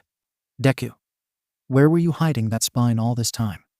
His hand slapped into Izuku's, and a little smoke raised from between their palms, but neither boy lessened their grip. The rest of the class had a number of reactions. Most seemed completely unbothered by the whole thing, such as a rather tall girl with her hair in a ponytail, a boy with bicolored red and white hair, a girl with long dark hair and large eyes, a large boy with short spiky black hair, and the two boys that were standing behind the bespectacled boy from before. Others were leaning away from what seemed to them a rather intense moment. A large boy whose head looked like a rock, a small boy with what looked like grapes on his head, and if one looked closely, an invisible girl. Still others seemed to be caught up in the energy the boys gave out, such as the two that had previously been holding back Bakugo, and a girl with pink skin looked to be getting pumped up from the encounter. A dark-haired girl with odd earlobes looked very unimpressed by it all, and lastly there was. "Ah, bonjour again, Midoriya-san." Looking over, Izuku saw Aoyama-san approaching with open arms. Izuku was completely unprepared for the brief hug from the flamboyant young man. "I wasn't able to thank you for what you did in the practical. I am in your debt, Mon Ami. The way you destroyed that monstrosity was simply amazing, though. Perhaps I would have done it with more beauty, but still that was astounding. How did you do that?" Before Izuku could even respond, though, the door opened again, and there stood Uraraka. Spotting the two boys in front of her, Uraraka's face lit up in pleasant surprise. "Midoriya-san, Ayama-san. This is so great. I can't believe we're all in the same class together." It was at this moment that the tall, glasses-wearing boy from before cut in. "Indeed, it does seem particularly fortuitous that we should all be in the same class. Midoriya-san, was it? I'm from Sumi Private Academy. My name is Tenya Ida. It's nice to meet you officially." Uraraka, Aoyama, Izuku, and Denki introduced themselves in turn. But before a new conversation could start up, a voice spoke up from behind the students. "If you're just here to make friends, then get out." Looking into the hallway, the group spotted a scruffy-looking man in a large yellow sleeping bag. The lot of them were all kind of shocked silent by the absurdity of the situation. With the exception of Izuku, that is, who recognized the voice from his acceptance letter. I remember that voice. You're the one that dragged Present Mike away in my acceptance letter." Giving Izuku a droll once-over, the man proceeded to drain a juice box before getting out of his sleeping bag. Yeah, Mike can be a bit much. But that's not important. You lot are entirely without rationality. It's the first day, and there's already a commotion in the class and burn marks on desks. Normally it takes until at least the middle of the semester before any damage is done to school property. Ida looked ready to step in and explain the situation, but the man cut him off with a swift cut of his arm. I really could care less about your excuses. Just make sure it doesn't happen again. Now I'm Shota Aizawa, your homeroom teacher. With that out of the way, follow me to the lockers. As their teacher left the room, the students were quick to follow behind him. XXX. With the entire class outside, and in their gym clothes. They were all wondering what they were doing out here, rather than attending the entrance ceremony. A concern that Uraraka was more than willing to voice her disappointment. Aizawa-sensei, what about all of the stuff that's supposed to be scheduled for the first day, like the entrance ceremony? Aizawa was quick to completely dismiss her concerns. None of that matters. UA is rather well known for an educational system that enables its faculty free reign to teach as they please. There's no need to bother with any of that nonsense when we can get started on things right off the bat. Making sure that he had his students' attention, Aizawa carried on. Our country still has yet to come to terms with the facts. Quirks have fundamentally changed our world and how society operates. To even pretend otherwise is completely irrational. All of you have gone through schools up until now, never having used your quirks to influence any tests you may have taken. Tired eyes closing in on Bakugo, Aizawa called him out. Bakugo, you got the highest villain score out of everyone in the class. How far could you throw in middle school? About 67 meters. Why? Aizawa nodded to the nearby softball throw pitch and the ball sitting at its center. Try using your quirk. Anything goes. Just stay in the circle. Bakugo nodded and cocked his arm back. Die. The softball rocketed into the sky, disappearing into the clouds. Aizawa meanwhile was glancing at a handheld tablet. It's important to know your limits. It will be the first step in determining what kind of heroes you'll be. The device gave out a beep and Aizawa turned it to face his students, showing the distance the ball had traveled, which served to shock the entire class. 705 meters. Holy crap, that's insane. This is awesome. I can't wait. Using our quirks as much as we want. This is what I'm talking about. Aizawa looked rather unimpressed, if not right out irritated by his class's excitement. Awesome, huh? You've got 3 years to become pros, and you think treating this like a game is going to fly, right? New plan. We're going to assess each of your quirks, using the exercises that you would have participated in during middle school. The person who scores the lowest average between the tests will be expelled. Almost the entire class erupted into panic at that announcement. No one wanted to get sent home. Especially not on their first day. But for Aizawa, their panic seemed to be music to his ears as he pulled back his hair with a slightly sadistic look on his face. Quit your whining. You think this is unfair. Neither are natural disasters, madmen that test our borders, nor rampaging villains. You lot are aiming at becoming the shields that protect everyday society from the unfairness of the world. If you thought this was going to be easy, I'll happily run you all through the dirt. Welcome to UA's hero course. Your fate is in my hands. A collective gulp went through the class as their teacher's demeanor became far more menacing than anything his students could have anticipated. So let's see that plus ultra. XXX. The first test was the 50-meter dash. Ida blew everyone away with his insane speed and topped the charts. But Izuku and Denki put on good showings themselves. When it came time to shine, Izuku and Bakugo stood in their lanes, ready to go. When the shot went off, they both blasted forward. Izuku pushing his mag skates to the max and Bakugo lighting a trail of explosions behind him. Bakugo was the first to pass the finish line, but Izuku was hot on his heels. 4.08 seconds.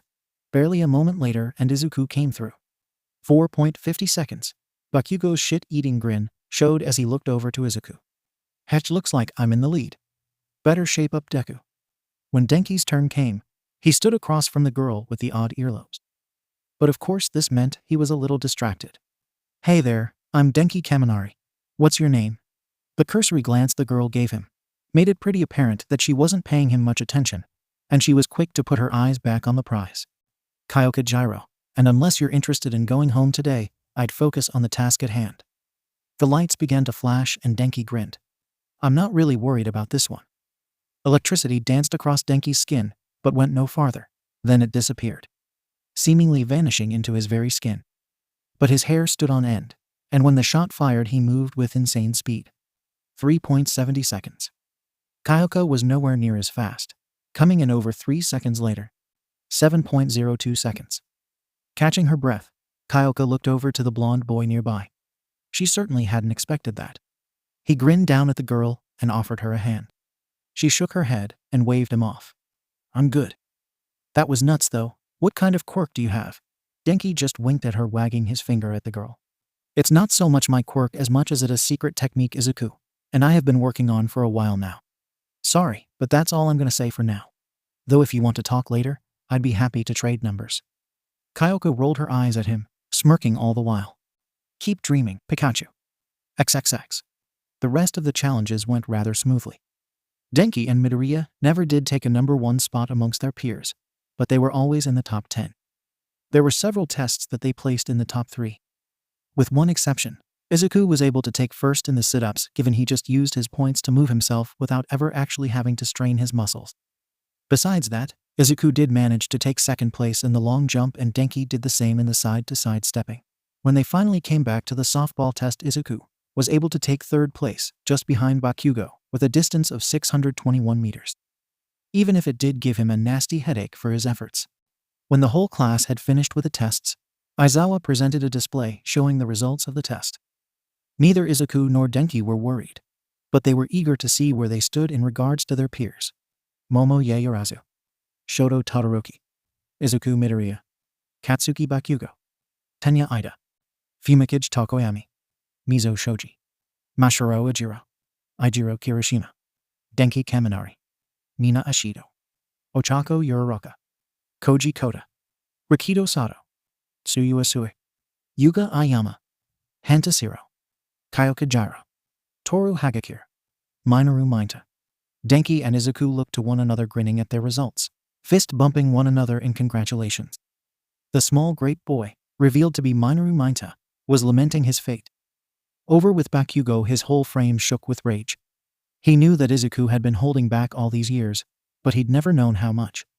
When he'd beaten him in the dash after he'd blown everyone away with the softball toss, Bakugo thought he'd had it in the bag. But that damn nerd managed to scrape by and beat me out of almost every other test. Glaring at his green-haired classmate, the boy in question noticed and looked over to see his old antagonist and the rage in his eyes. Izuku gave that same calm, soft smile that only served to infuriate Bakugo further. Fists clenched tight, he looked away and spit on the ground. Aizawa let the results sink in, perhaps reveling in the dread of his students, before dismissing the display with a grin. Oh, and that whole bit about expulsion was a lie. So stop crying, Mainta. Most of the class let out a sigh of relief.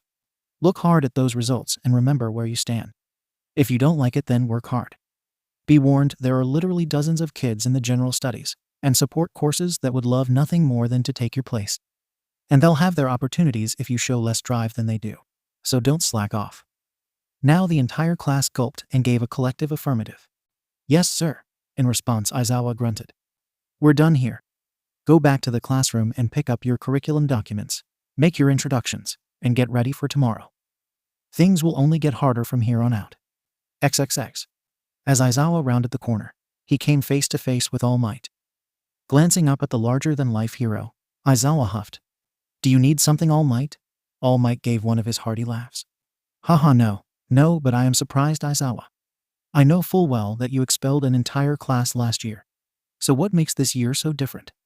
Aizawa raised a brow at his colleague's curiosity. I'm not sure if it's any of your business, but last year's class was particularly unsuited to hero work. This year, well, they've got a way to go, but they're cut from a different cloth. But if I'm honest, there are a number of things that would have caused me far more trouble than it's worth. Principal Nezu wasn't exactly pleased with my decision last year, even if he did back me up. On top of that, I didn't have any students that got in on recommendations. If I expelled everyone this year, it would have looked really bad on UA's vetting process. All Might had been nodding along with every reason given. But he still had a question that he wanted answered. Yes, I suppose it wouldn't do to irritate Endeavor. PFFT, I couldn't care less about him. I just don't feel like dealing with the amount of paperwork Nezu would drown me in if I dropped this class. The sweat drop on the back of All Might's head was a clear indication at the hero's complete incredulity at his colleagues' drive to avoid aggravating their diminutive superior. Principal Nezu can be a bit vindictive when upset. I have a question for you, though. What do you think of young Midoriya? Aizawa stopped to turn fully to face All Might. Oh, playing favorites already, are we? All Might shook his head in denial. Not at all. I met the boy about a year ago when I saved him from a villain. He struck me as a particularly dedicated young man. I was interested in seeing if you thought the same, is all. The suspicious slant that Aizawa's eyes took. showed that he wasn't really buying it. Sura. But if you want my opinion, he's got a good head on his shoulders and great handle on his quirk. But if I'm honest, there's something about the boy that strikes me as a bit detached and out of his depth. It reminded me a bit of the way a doctor treats their patients. Polite, but not really caring. The only exceptions are Kaminari and Bakugo. People in our line of work are pretty quick to pick up on things like that. If it doesn't change, then he could run into problems down the road. Not like I'm one to talk, though. That answer your question? All Might gave a short nod as he contemplated the analysis given. A short wave, and the two parted. Even as he walked away, All Might was trying to come to terms with whether or not Izuku's social tact would help or hinder him. Should he become the successor for One for All? I suppose time may tell if that changes. Certainly, I'm not the most social individual myself, so maybe it's not even a bad thing. The only problem might be when I try and convince Nezu or Naitai. But I'm not in that much of a rush yet. Still, grow strong, young Midoriya. The world needs its symbol of peace, and I'm not sure how much longer I can keep this up. XXX. The following day in class, the students vaguely knew each other's names, if not anything else. Almost everyone had trouble remembering everyone's names, though roll call certainly helped. Speaking of which, a lot of sales had their wind taken when the class was reminded that UA was just as much an academy as every other school. Most seemed to have forgotten that the hero classes were in addition to normal classes, rather than straight out replacing them. For Izuku this wasn't a problem. He thrived in an academic setting. But for Denki it was proving to be a bit more of a challenge. His eyes drooping as the day went on into some subjects that he just had no love for. But then the time came and a voice that was so familiar, and yet so strange to hear in person, filled the homeroom class of 1A. I have come through the door like a normal person. A few people laughed, but most were so starstruck that the number one hero was teaching their class. A few were commenting on his outfit and talking amongst themselves excitedly. Welcome class. This is Hero Basic Training. Now there's no time to mess around, for today we'll be covering battle training. Some of the class was getting even more amped up with that announcement, ready and eager to prove what they were made of. Meanwhile, All Might pointed a remote to the side of the classroom and a series of panels slid out, holding numbered briefcases inside. But to do that you'll need these. Thanks to all the forms that you filled out before coming to UA, the support companies were able to make costumes. The whole class was stoked now as they started getting out of their seats and heading for their own cases. All right class, after you get changed, meet me at ground beta. Okay. XXX. As he made his way down the hallway to the training ground, Izuku looked down at his costume and was so grateful that Denki had talked him out of his old one. His mother had even helped him design this one, and they were really pleased with how it had turned out after they'd given the concept to the support company. Black boots sat beneath white pants, which came up to a black undershirt with white trim up the middle, a brown leather belt holding them. Above those was an open blue tunic with gold outer trim. On his forehead was a blue and gold headband. Finally, there was a large cape that was blue on the outside and red on the inside, and a pair of blue fingerless gloves. But what he was really pleased about were the pieces of plate armor that were scattered about his person. His knees, ankles, forearms, shoulders, chest and back all had these pieces of blue armor with gold trim. In total, there were 16 on his person. This is great. The color palette is the same as All Might's Silver Age costume, so I still get to pay homage to him. But all the time that Mom and I put into it really make it my own. Looking over to Denki, he could tell his friend was just as pleased with his own costume. A fact that Izuku was just as pleased with since he'd helped Denki come up with some improvements on the initial concept. The costume still evoked an electrical vibe, but it gave Denki some more options in what he could do with his quirk. Sandy-colored boots had almost khaki-colored pants tucked into them. A burnt orange belt wrapped around one of his thighs, where Denki's pair of metal rods lay, before making its way up to his waist where a yellow satchel was secured. A button, high neck, black jacket covered him from the waist up, and a burnt orange headband sat on his head. Lastly were the pair of thin copper-treated vambraces that covered his forearms and the backs of his hands, and the sleeveless dark red gloves. Denki noticed Izuku looking, and gave his buddy a thumbs up as they walked towards their first hero course. Walking out of the tunnel and adjusting his gloves, Bakugo looked over to the only competition he cared about, Deku. The nerd's friends were chatting with him and discussing their costumes. Eyes narrowing, the blonde pyro scoffed and moved to the front of the class to catch what All Might had to say. He wasn't going to miss something because the nerd was sucking up the limelight. If he wants to play buddy-buddy with people and let his skills dull, then so be it. It'll be all that much easier to put him in his place. I'll make him take me seriously, and when I'm at the top, it'll be that much sweeter. A wry upturn at the corner of his lips accompanied his thoughts. XXX. When they'd come out of the tunnel, Denki had been positively giddy over their new costumes. Almost tackling his buddy, he threw an arm over Izuku's shoulder. Man, isn't this awesome? We look so sick. So what do you think? Sir Izuku? Izuku laughed at his friend. The exuberance infectious. Yeah, I guess we do. I'm really happy with how my costume turned out. Yours looks great too. Are the vambraces sturdy enough?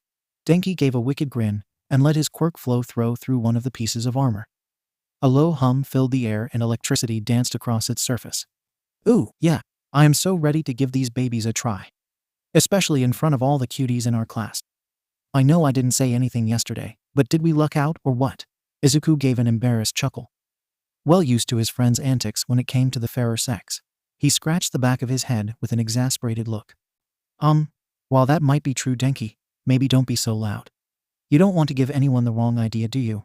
Denki slapped a hand over his mouth and glanced around to see if anyone had noticed his comment. Luckily for him, everyone seemed pretty enamored with their own costumes. Izuku gave a low laugh at his friend's expense, who was quick to stick his tongue out at Izuku. Their conversation was interrupted though by Aoyama coming over. Ah, Midoriya-san.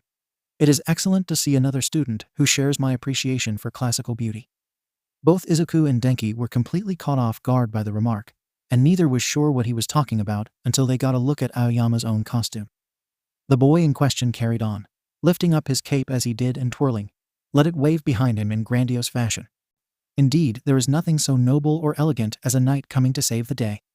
Perhaps yours is not quite so beautiful as my own, but it is easily more stunning than anyone else here. Izuku was honestly out of his depth, and couldn't help but blush at the compliment. Denki had turned his back to the conversation and had shoved his fist in his mouth to keep from laughing. An act that did not go unnoticed if Izuku's glare was anything to go by. Ignoring his doofus of a friend for a moment though, Izuku turned back to Aoyama. Thank you, Aoyama-san. I really appreciate that. This costume of mine will really help out with my quirk. Your costume is really something else too. Aoyama flipped his hair back and shook his head, making a tusking sound as he did. Such formality. Midoriya-san, you saved my life. That alone should be enough for you to simply call me Aoyama. But now I also find a kindred spirit? Pshaw, please, it is simply Aoyama. Even with how over the top the boy in front of him was, Izuku could tell the gesture was heartfelt.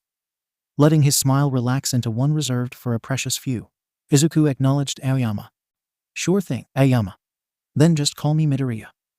An elaborate bow, and Aoyama was sparkling with a grin of his own. Oui, monsieur, it would be my pleasure. Meanwhile, Denki had finally gotten over his giggle fit and was happy to see his buddy making new friends. Deciding that he didn't want to be left out of the conversation, he put his own 2 cents in. Well, just call me Kaminari then. I'm friends with Izuku. I'm not big on formality anyways. Giving Denki a once-over, Aoyama let his nose rise a teensy bit. Well, a proper knight does require a squire to look after his things. A pleasure, I suppose. Your loyalty to Midoriya is commendable, even if your style leaves something to be desired. The tables turned as Izuku was now chortling at his friend's expense, while Denki's eye twitched. A strained grin shook, as Denki did his best to resist throttling the fruitcake in front of him. Esquire? I think you've got the wrong idea, man. The snort that followed was indicative that Aoyama knew full well what he'd said. Hey guys. The 3 boys were completely thrown for a loop when Uraraka announced herself. Their preoccupation with their own conversation had allowed the girl to sneak up on them. Oh man, those are some cool costumes. The topic brought up again, the boys puffed up a tad. Even Izuku was feeling a little taller, cheeks warming or not. With attention brought to costumes, the boys looked over to Uraraka's rather snug costume. Catching on, Uraraka gave a bashful look and rubbed the back of her head. Yeah, I know. I wish that I'd been more specific with my costume request form. This one's so tight. I'm not really sure it's my style. Aoyama gave her costume a more scrutinizing glance. It doesn't leave much to the imagination, mademoiselle. But I believe that you make it work for you. It evokes a friendly and approachable demeanor, befitting someone so willing to help others. Still, I might put in to have it made a little flashier. Look at my cape, for example. Isn't it beautiful? Aoyama swished his sparkling purple cape to and fro in demonstration. Denki shook his head at how full of himself Aoyama was. Izuku and Uraraka, on the other hand, were both red in the face from the blatant manner that Aoyama had pointed out her issue with the costume. She had danced around it, but Aoyama had put it on display flat out, which left Uraraka stumbling. Well, thank you, Aoyama. I'll keep the advice in mind if I ever take it to get worked on. Aoyama gave a pert nod and a one-eyed grin. Of course, my lady. If ever you need assistance, let me know. I haven't forgotten my debt to you either. Denki rolled his eyes at the display and turned to the new introduction in their conversation. Hi there. We haven't really been introduced, but you can call me Kaminari. Heard you helped my friend here during the entrance exam. Thanks for that. Arm thrown around Izuku's neck again, Denki grinned at Uraraka, despite Izuku's protests at his weight. It was enough to snap Uraraka out of it. She waved her hands rapidly in front of her face. No, it's not like that at all. During the exam, Midoriya saved me, and then when we passed Aoyama, I just lifted the robot off him. Midoriya was the one to blow up that monster robot. It was totally amazing. It was just like boom, and then whoosh, and then the robot just gave out this awful screech noise. Then its head just exploded. Seriously, Midoriya, I can't believe how strong you were. Stopping to catch her breath, Uraraka moved closer to examine Izuku's face. Denki gave an impish grin and moved out of the way to give the girl an unobstructed view. To Izuku's credit, his face didn't turn completely red. Is there something wrong, Uraraka-san? Just Uraraka, silly. Your face looks a lot better. We didn't really get to talk yesterday before you left. You weren't looking so good when All Might took you to the nurse's office. Oh, and I told Ida-san that what he said yesterday wasn't okay. He said he'd apologize. Touched by her concern, Izuku was able to rein in his blush. Why, yeah, all I had was a headache when I woke up. But I'm fine now, promise. And don't worry about Ida-san. Catching something behind Uraraka, he noticed the waggling of Denki's eyebrows, which served to bring his blush back in full. Dang it, Denki. Don't mess with me. Denki's smile only widened when he noticed Izuku's flustered aggravation. But then Izuku was thrown for a loop when he noticed Aoyama. The wink and wave to carry on left Izuku flabbergasted. Not you too, Aoyama. Uraraka noticed Izuku's face and glanced over her shoulder. But the two boys were quick to cover their tracks, looking in opposite directions and whistling. Izuku took her moment of distraction to subtly shake a fist at the boys. But All Might spoke up, initiating his lesson, and the group moved to listen to what they would be doing today. XXX. All right, newbies, gather round. It's time for battle training. All Might stood in front of the class and waved them forwards. With the whole group gathered, he could start the class. Now then, who's ready to show me what you're made of? A round of cheers broke out from the students. A few had further questions though, given what they'd had to deal with from Aizawa the previous day. Ida was the first to speak up. Sir, will we be fighting robots again, like in the entrance exam? Turning to the fully clad speedster, the memory of yesterday's introductions replayed in Izuku's mind. XXX. Standing at the front of the class, Ida was finishing his introduction. Turning to his classmates, Ida began to share his thoughts on how introductions should be handled. Firstly, everyone should provide their name and the school they came here from. If there is any other information you wish to share, you should keep it short so as to not inconvenience classmates that have obligations outside of school. For the purposes of speed, we should go by row and… Oh, for fuck's sake, shut up. Seriously, let's get this over with already. I don't feel like sitting here and listening to some elitist wannabe extra keep yapping on like he's in charge. So move on, and let someone else up there already. Bakugo obviously wasn't in the mood for this. Ida himself looked astounded. Such vulgar language. How on earth did someone like you get into UA? Surely everyone else here can see that I am just trying to move things along in a quick and orderly manner. Turning to the rest of the class, he was met with crickets for the most part, as no one really wanted to get involved. But a few were certainly giving him impatient stares. Reading the mood, Ida's shoulders drooped as he slunk along back to his desk.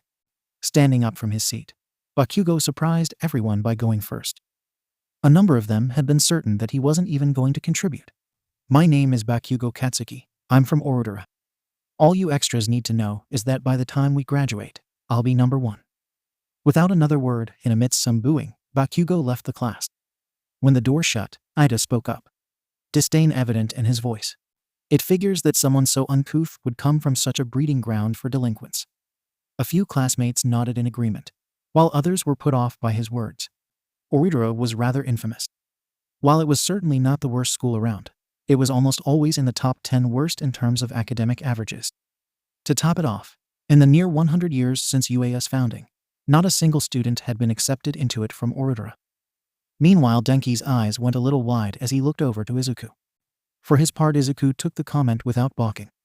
A slight narrowing of the eyes was his only immediate reaction.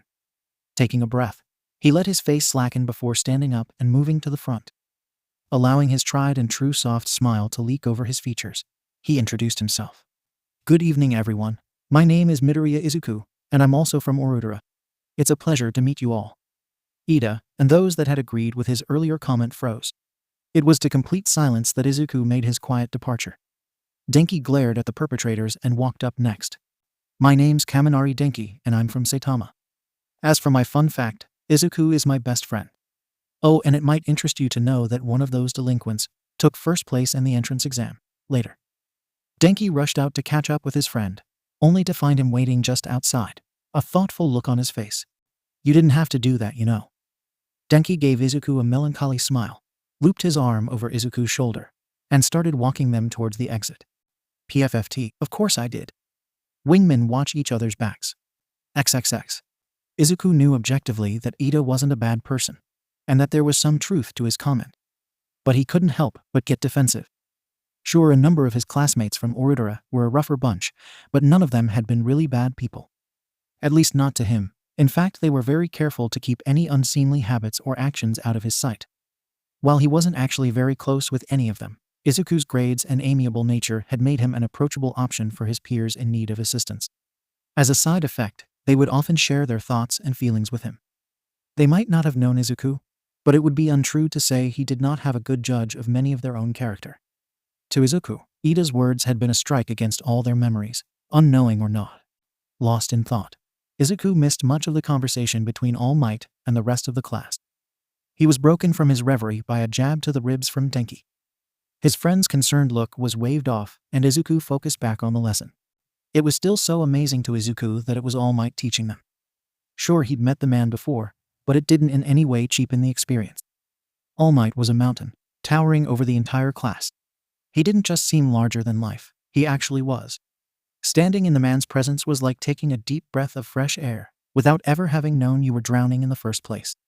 And it dawned on Izuku just what he was actually aiming for. How does he do it? How am I supposed to get to there, from here? It's like looking at the ocean and thinking, sure, I'll swim that. Doubts swirling in his head, he only barely heard the lesson's description. The class would be divided into teams of 2 at random.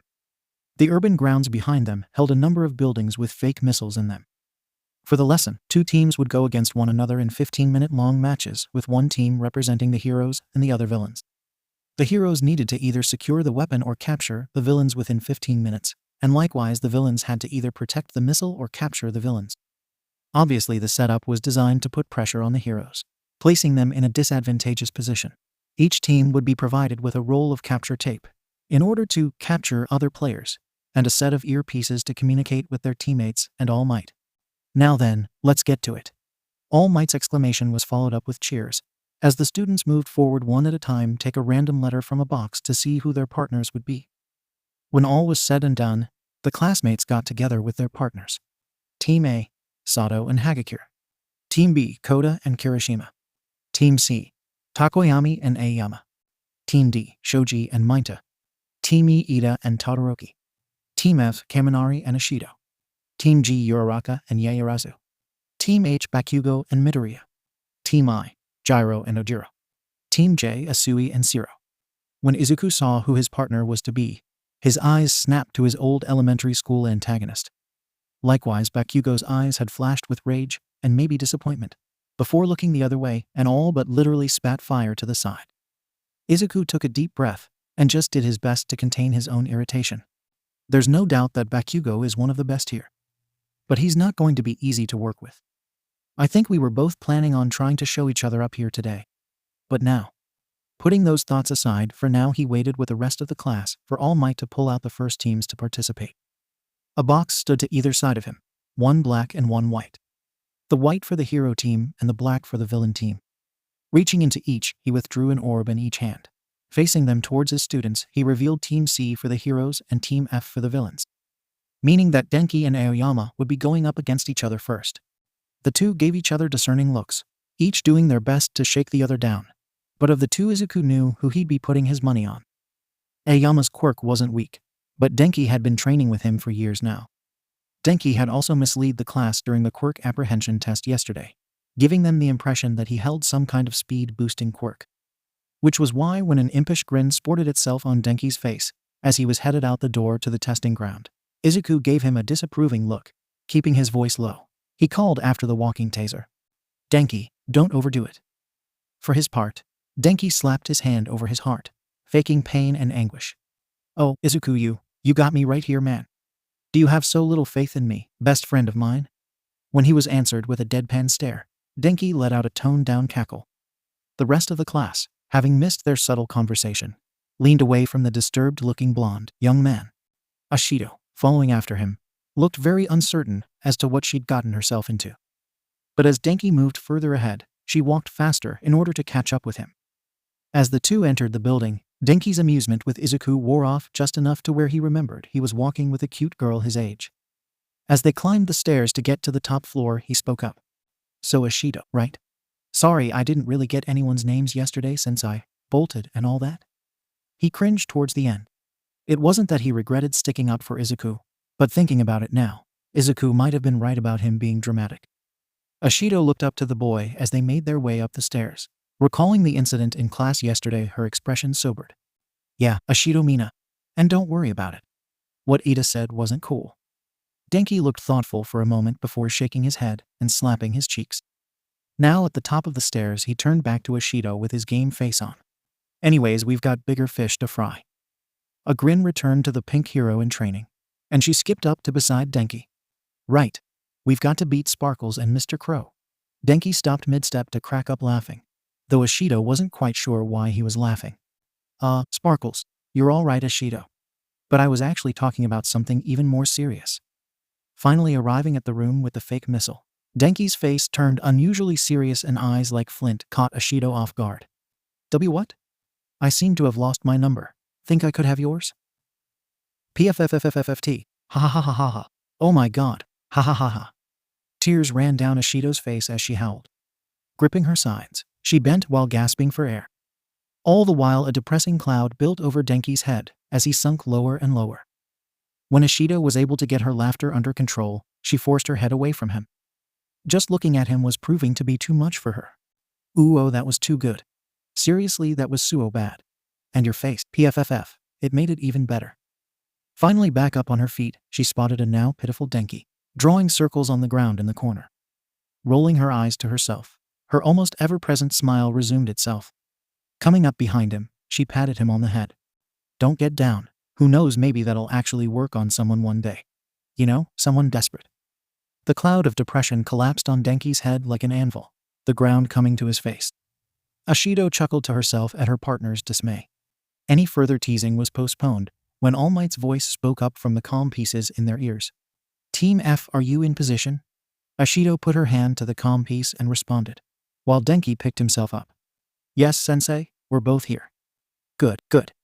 You'll have 15 minutes to set up and strategize before the other team is allowed to enter. Use it wisely." "Yes, Sensei," both students responded into their earpieces. XXX. Back in the observation room, the other students watched with all might. Ashido and Denki looked to be in discussion, but they weren't actually doing anything. Meanwhile, outside the building, Takoyami was trying to engage Aoyama in conversation without much success. Uraraka had sidled up to Izuku to watch the bout. "So Midoriya, who do you think is going to win?" Izuku looked over to acknowledge the girl before turning his eyes back to the fight. "I don't really know enough about Takoyami's or Ishido's quirks to make a definitive call. But based on what I've seen of Aoyama's quirk, I'm leaning more towards Denki. In an enclosed space like that building, there just isn't enough room to avoid his quirk."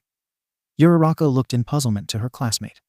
"I thought that he had some kind of speed quirk?" Izuku shook his head. "I know that he showed off yesterday, but it's actually really dangerous for him to do that too much. If he pulls that stunt here, he might lose." Uraraka hummed over his answer, a finger to her chin in ponder. "But if his quirk isn't super speed, then what is it?" Izuku answered with that patented grin of his. "You'll just have to wait and see. I can't give out all of my friend's secrets." Uraraka dropped the line of questioning, though her cheeks puffed out in childish disappointment.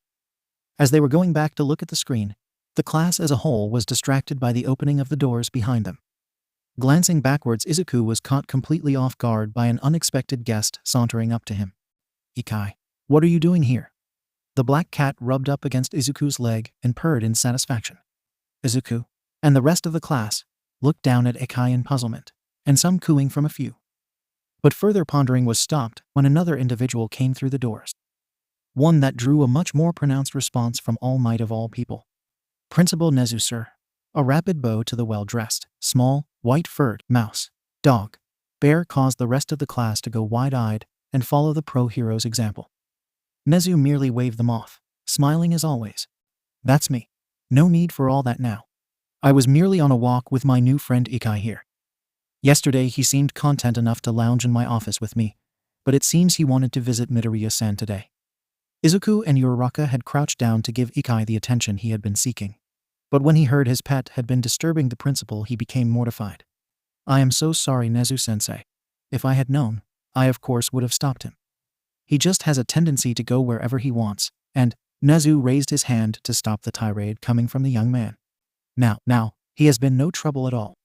Indeed, it's been a rare treat to spend time with someone like myself. It is, after all, so rare to meet another animal with a quirk. Ikai has been very pleasant company." Ikai, who had been irritated with the momentary lack of attention, looked up at Izuku, appearing all too pleased with the endorsement from the principal. Izuku could only sigh in exasperation at the feline's demeanor.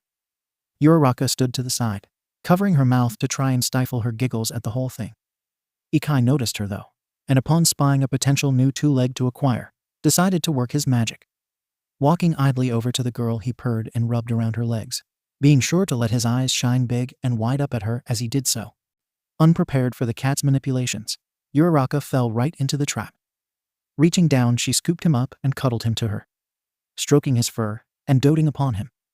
Gyro and Koda made their way over to closer examine and coo, or in Gyro's case try not to coo, over the black cat. "Oh, he's so cute, Midoriya," Uraraka almost squealed. Izuku's put-out face betrayed his thoughts while looking at his four-legged friend. Ikai merely returned his gaze with what Izuku knew to be an overly pleased look. The principal laughed to himself over the whole interaction. "Ha ha ha, what a little charmer. He accompanied me to the staff lounge at lunch today, and I think he has most of them wrapped around his little paws." Walking towards All Might, Nezu clambered up the large man to sit on his shoulder and gain a better view. "Now I believe I've disrupted your class enough, All Might. Let us check in on your two students." The class as one turned back to the screen, having totally forgotten about the bout between their classmates in the arrival of the principal and Ikai. The 15 minutes of prep time were almost up, and it looked like both teams were having some trouble. Takoyami looked to be struggling to carry on any conversation with his teammate at all, while Ashido and Denki looked to be in the middle of the argument. All Might decided to remind the students that they were on the clock. "All right, teams, you have about 30 seconds. Get to your positions." XXX. Ashido huffed, both at the announcement and her partner. "This plan makes no sense. We're supposed to be a team. If you're going out there, then so should I." Denki ran his hands through his hair in aggravation. "Because our quirks don't work together. More importantly, my quirk doesn't work with most people in general. Look, I'm not a genius like Izuku, but he's beaten some sense of strategy into my head. My quirk discharges electricity everywhere. There's no option to turn off friendly fire." Ashido's eyes narrowed, and she poked her finger out at him angrily. "That's not what it did yesterday. All I saw was you using super speed. Why can't you just do that today? You better not be lying to me so you can be a glory hog." The sound of the timer going off interrupted their discussion, and All Might's voice rung out. "All right, teams, it's time to get started." Denki looked back to Ashido as he rushed towards the door. "Look, I don't have time to explain, but I can't use that part of my quirk for very long. I promise I'm not lying. Just trust me, all right? I'll keep you in the loop on the earpiece, so just be ready to blast anything that comes in the room." Ashido reached after him in frustration. "Hey, wait a sec." But Denki had already vanished down the stairs. Gritting her teeth, she stomped her foot and paced the room. In her head, though, Ashido was coming up with all the ways she'd make Denki pay for ignoring her, unknowing that the other team was dealing with similar issues. XXX. Yama-san, we really need to come up with a plan. If you would just hold on for a moment, I think I know how to beat them." Takoyami tried to stop his more flamboyant partner. Aoyama continued his way on though, moving up the stairs to the floor above. "Ah, my good feathered sir, we don't need to worry about that. Not when that fool Kaminari is on their team. That speed of his won't be a problem in a building, certainly not to me. All you need to do is watch out for Ishido-san." Takoyami glared at his partner from behind. "We can't assume anything about either of their quirks. You barely have any clue what mine is capable of. If we jump to conclusions based purely on what little we saw yesterday, then we'll be caught flat-footed when they use their quirks to their full potential." Aoyama laughed at his partner's concerns as they came to a break in the stairs. It appeared the stairs in the building had been purposely destroyed at varying intervals to ensure the participants couldn't simply climb a single set of stairs straight to the top. Leaving the stairwell they were in, the two went to find another way up. "You worry too much. My brilliance will outshine all that can be thrown at us." The obnoxious shine coming from Aoyama had Takoyami hiding his shadow from the glare. Rolling his eyes, he continued to follow the armor-clad fool ahead of him. As Aoyama opened the doorway to a new stairwell, the two came face to face with one of their opponents. Denki stood there, halfway down the steps to the door they had just opened. For a moment the three of them stood still, staring at each other in mute shock. Then Denki's face split with a grin, and all those hours with his father came back in a rush. "Showtime. CQC?" One leap later and Denki had grabbed the top of the door frame and slammed his feet into Aoyama's chest, sending him flying back into Takoyami. Twisting, Denki landed on his feet with his quirk flaring down to vambraces on his arms. With that the fight was on. XXX. Back in the observation room, the rest of the class looked on with interest and various amounts of incredulity. Kirishima was the first to speak up. "Oh yeah, now that was manly. I didn't think Kaminari had it in him." Several of the others murmured words of agreement while looking on. Uraraka meanwhile had turned to Izuku to see her new friend smiling. "Where did Kaminari learn to do that?" Glancing her way for a moment, Izuku turned back to the screen as he watched his friend. "His dad is a police officer and a former SAT operator. He's given Denki some lessons here and there. Honestly, if we're not using our quirks, then Denki will beat me in a spar more often than not. I can tell you firsthand that those batons of his are not for show." XXX. With his opponents on the ground, Denki reached for his two batons. Letting the weight of the weapon settle into his palms, he twirled them about, adjusting his grip. The hum of his quirk filled the air. The hum continued to grow more and more ominous. Takoyami and Aoyama tried to untangle themselves and rise to their feet. But Denki's words gave them pause. "So to save you guys some lovely shock treatment, I'll give you two options. Option A, you try and get up and attack me, and I light you up like Christmas trees. Or option B, you surrender and save yourselves a lot of unnecessary twitching while you wait for Recovery Girl." His words were cocky and accompanied by a grin that rankled the other two.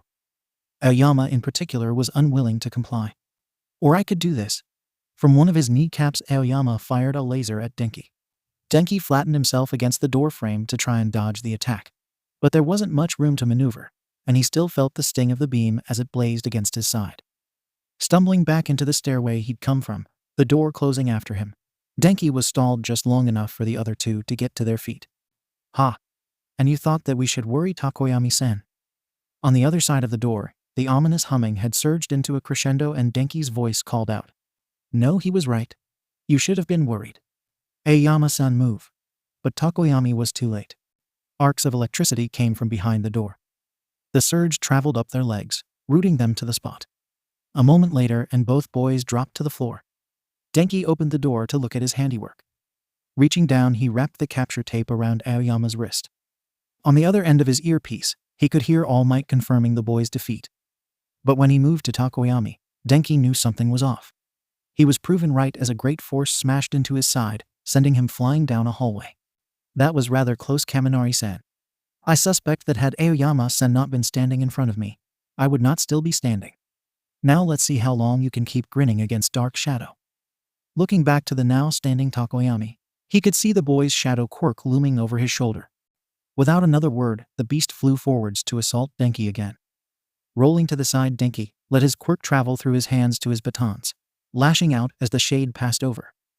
The shroud screeched and pulled away from the bright shock treatment. His hands slick with sweat, he stood, haggard but ready for whatever Takoyami might throw at him. XXX. He was talking big a second ago. But Pikachu's not looking so good now.